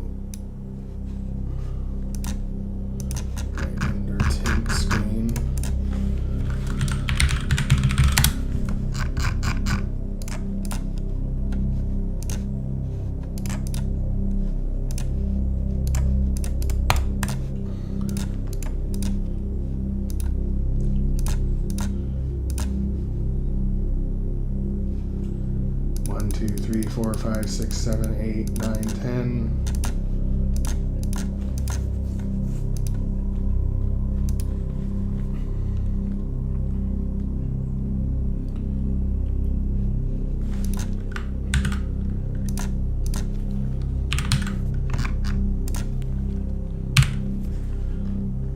All right, let's see what that does.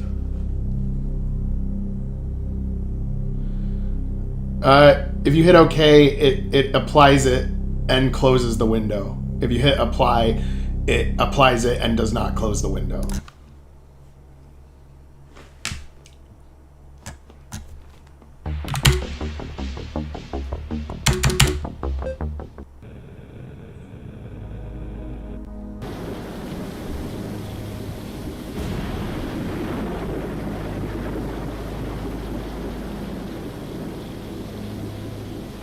And now my spacing for whether it's gone down by 10 squares or not is off kilter, so there might not be, it might not be in the right place. Like because I don't know where I am XY on this screen. But I think I'm gonna move this down until it's in the center, and then from there, I'll know that I need to go 10 spaces up from there.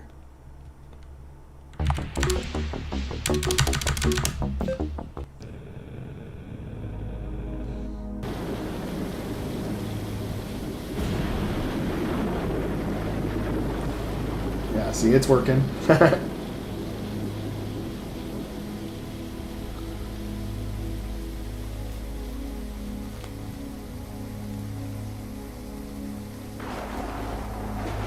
All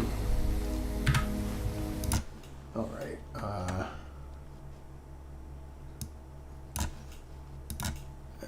And I can make the one clouds go behind, like if I set the depth.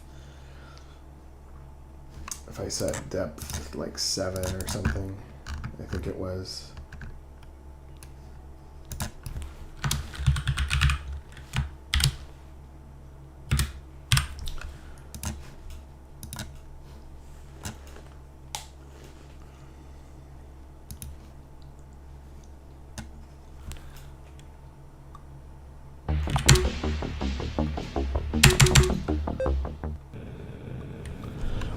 But if I do it as a character sprite, I wouldn't be able to do the zoom on a picture as easily. Yeah.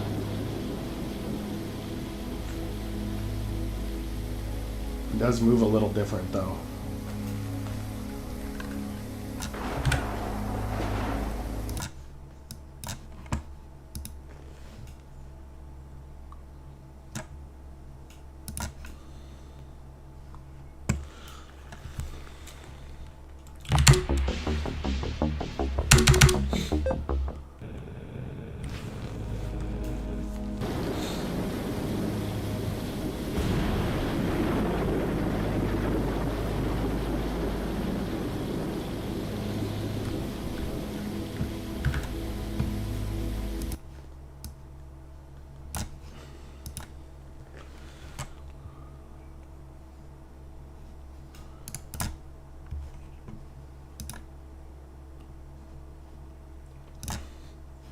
I might want to set it one step slower.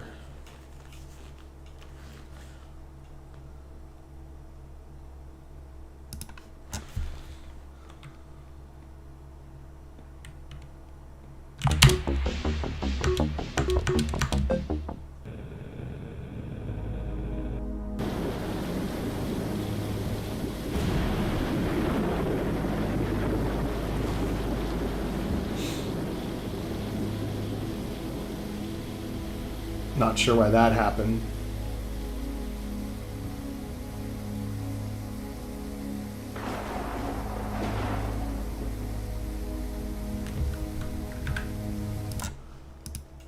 That's weird. Maybe if I turn through on, maybe that's what the problem is. I know, the weirdest shit happens. That's all I can say. There's probably invisible blocks on the screen that block it. I bet through will work.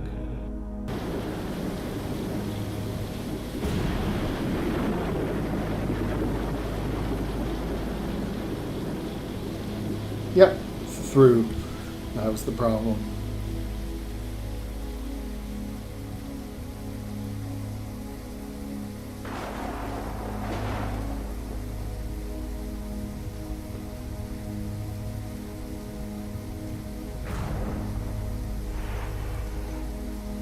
Probably makes sense for it to be at the speed that it was at.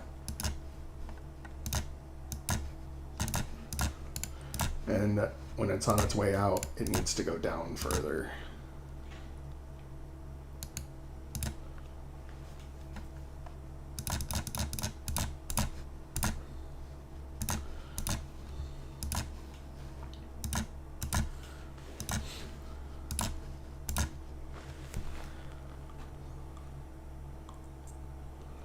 No, what it usually is when you have multiple transparent tiles for a map, and some of the invisible tiles are set to X, and you think you're just clearing it, but then you've created a bunch of X invisible tiles. That's usually what it is when it happens to me. It's not a region. I just checked.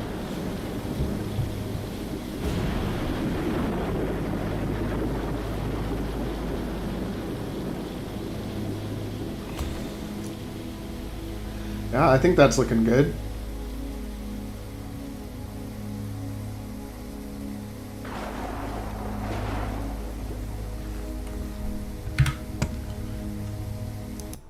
Okay, so for whatever reason it doesn't go all the way down. Maybe 1, 2, 3, 4, 5, 6, 7, 8, 9, 10, 11, 12, 13, 14, 15, 16, 17, 19, 20. Oh yeah, true. It wouldn't go all the way down. Okay, here's what we just make it bigger. We just make it like 60. We just make it bigger since it's a simple sky map.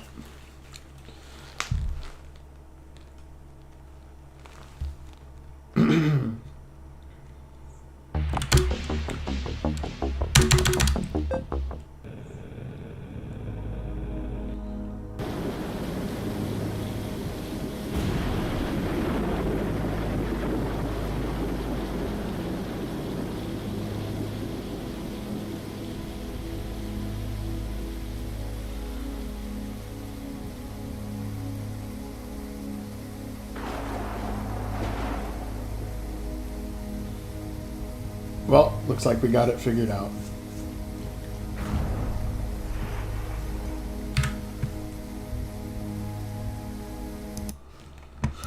We got that figured out, and then now...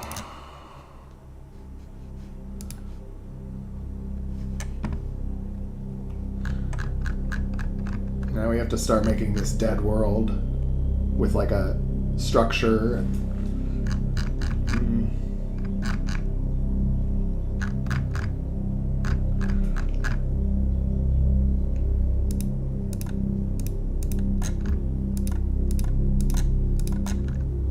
Thinking a map like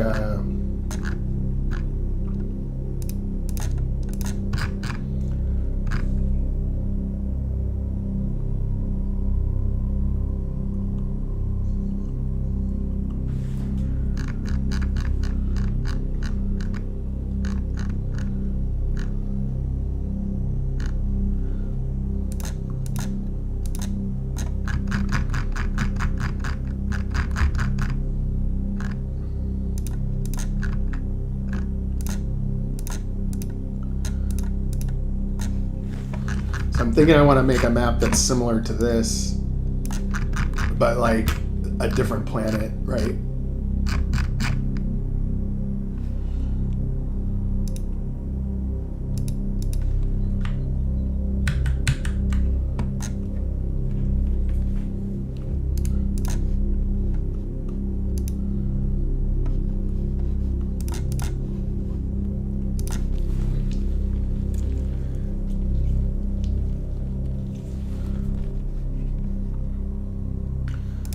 Please tell me I saved a template file for the supercarrier front.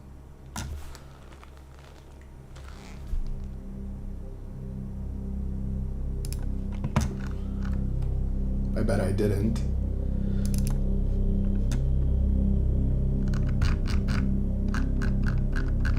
Yep.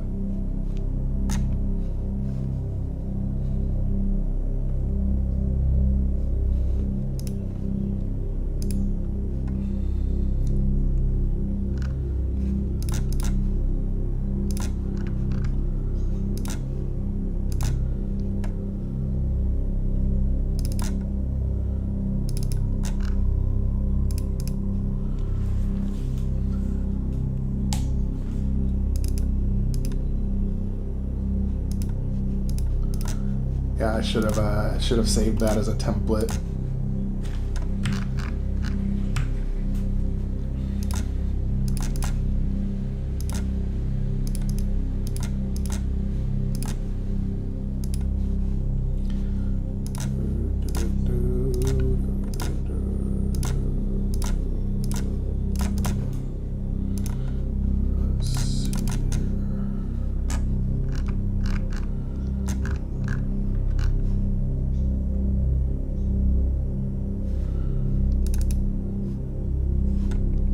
Okay, maybe I'll just use this one, and that way it doesn't look like a rehash of what I've already made before.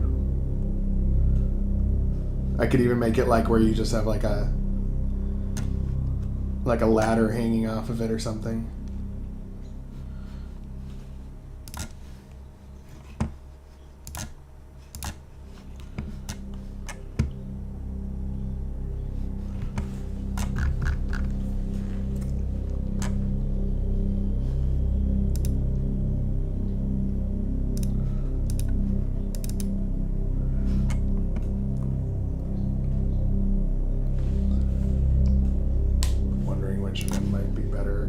I kind of tend to say this one.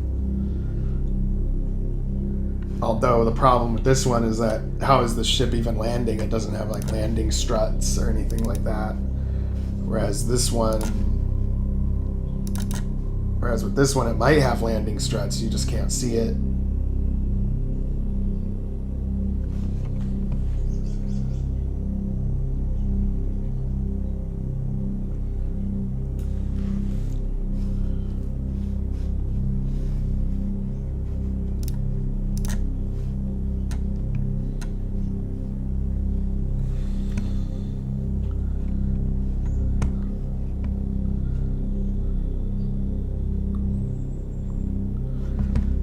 And we need like a nice parallax background of this like rainy, dead world.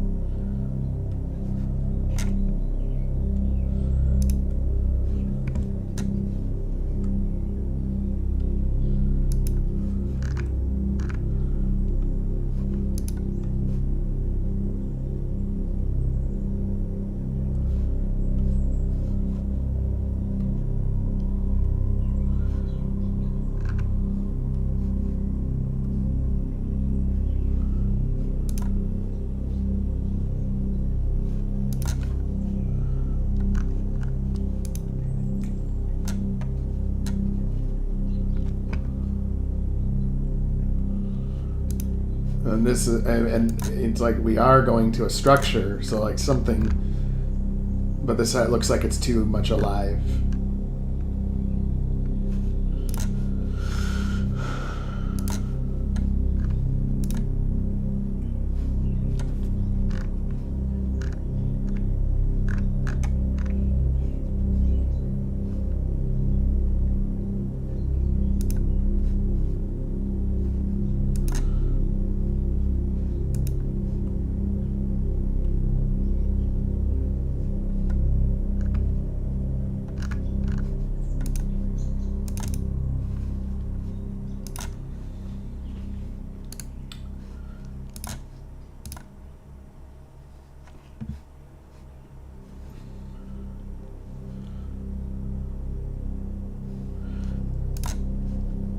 Yeah, and what does it mean?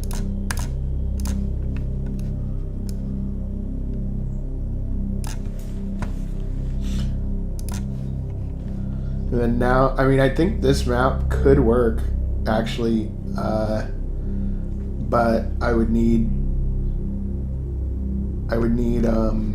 to put a structure in the background, kind of like what I did for Vega 2. Oh, okay.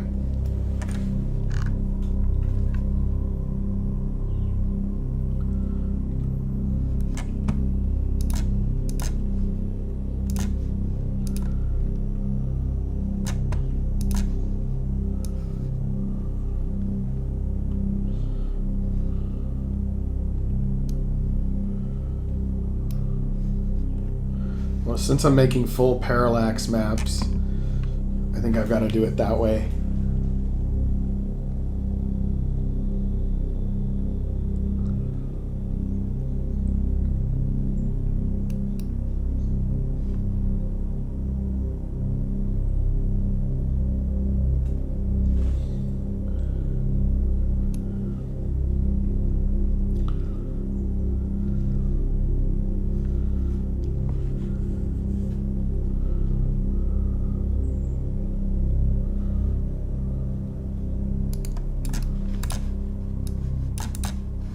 Ugh, God, I hate when they do that.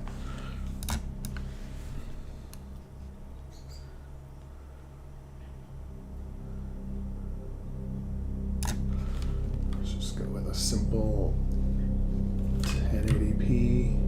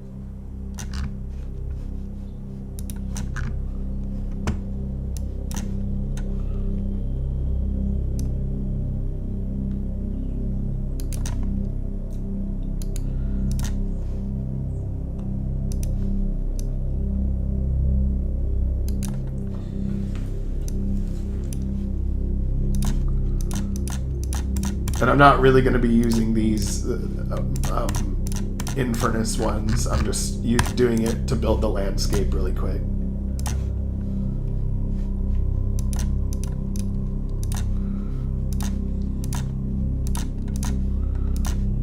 Then I could swap it out with another graphic or...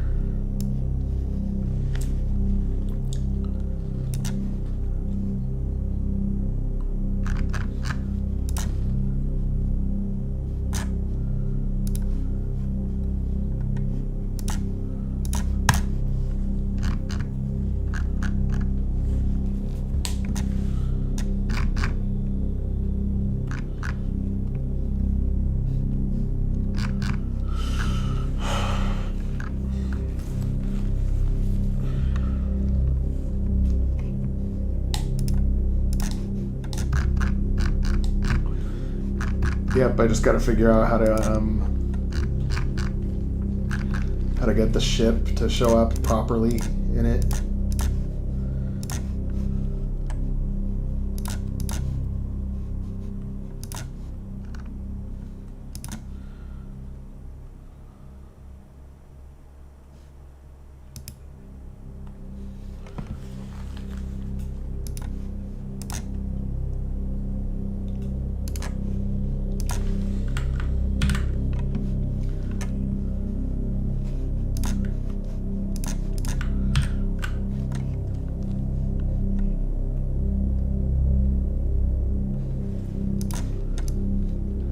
I don't know, man. I guess we'll find out.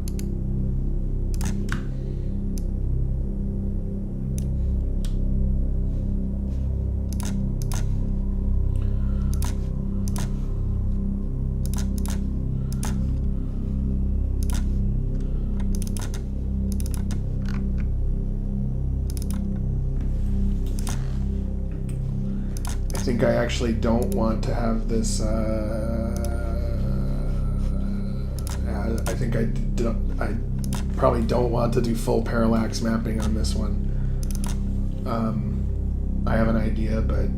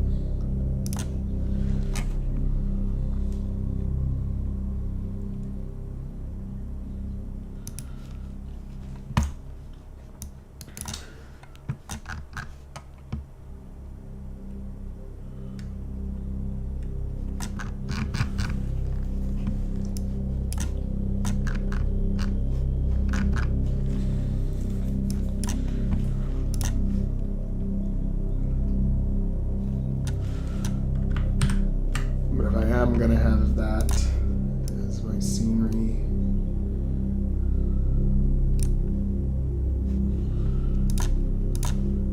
It would be on the full parallax one.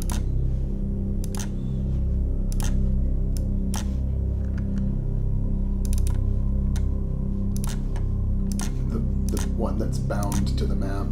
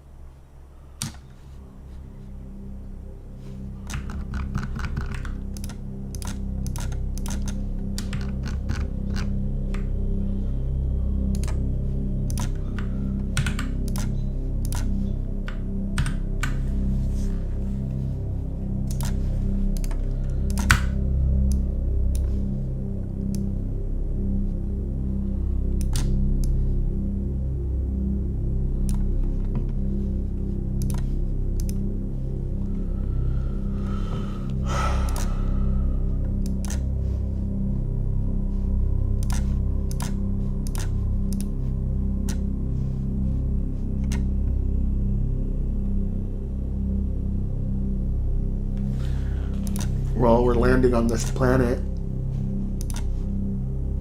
Zolaris.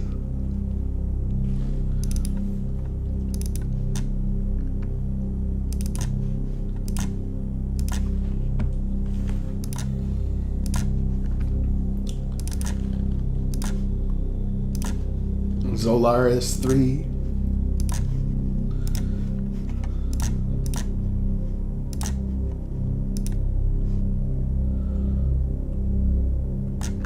That one might be better, but further up, of course.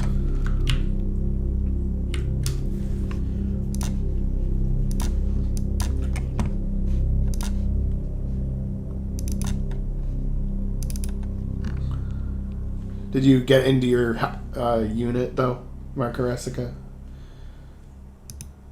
Because I was gonna get off soon, so I was just wondering if you were good to go on that.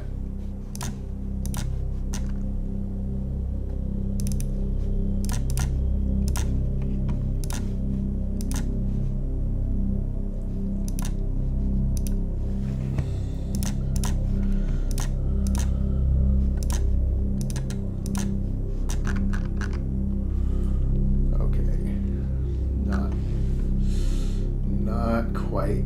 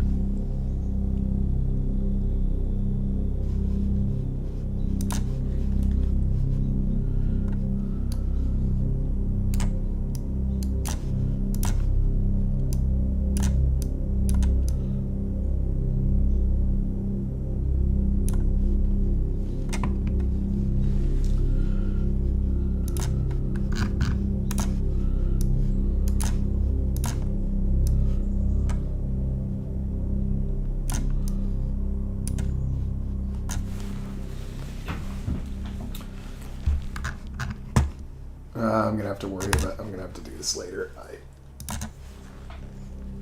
I've got a rough idea of what I'm trying to build, but I think I'm gonna bite the bullet and do a full parallax map. But I have to get a different angle of this ship, so I gotta figure that out. And I'm kind of feeling at the 7.5 hour mark. I'm kind of feeling like I'm good for now, but I will be trying to work on this upcoming week as long as no extra bullshit happens. I'm going to try working on it tomorrow, but I already have work that I have to do tomorrow on other shit, and which sucks, but oh well.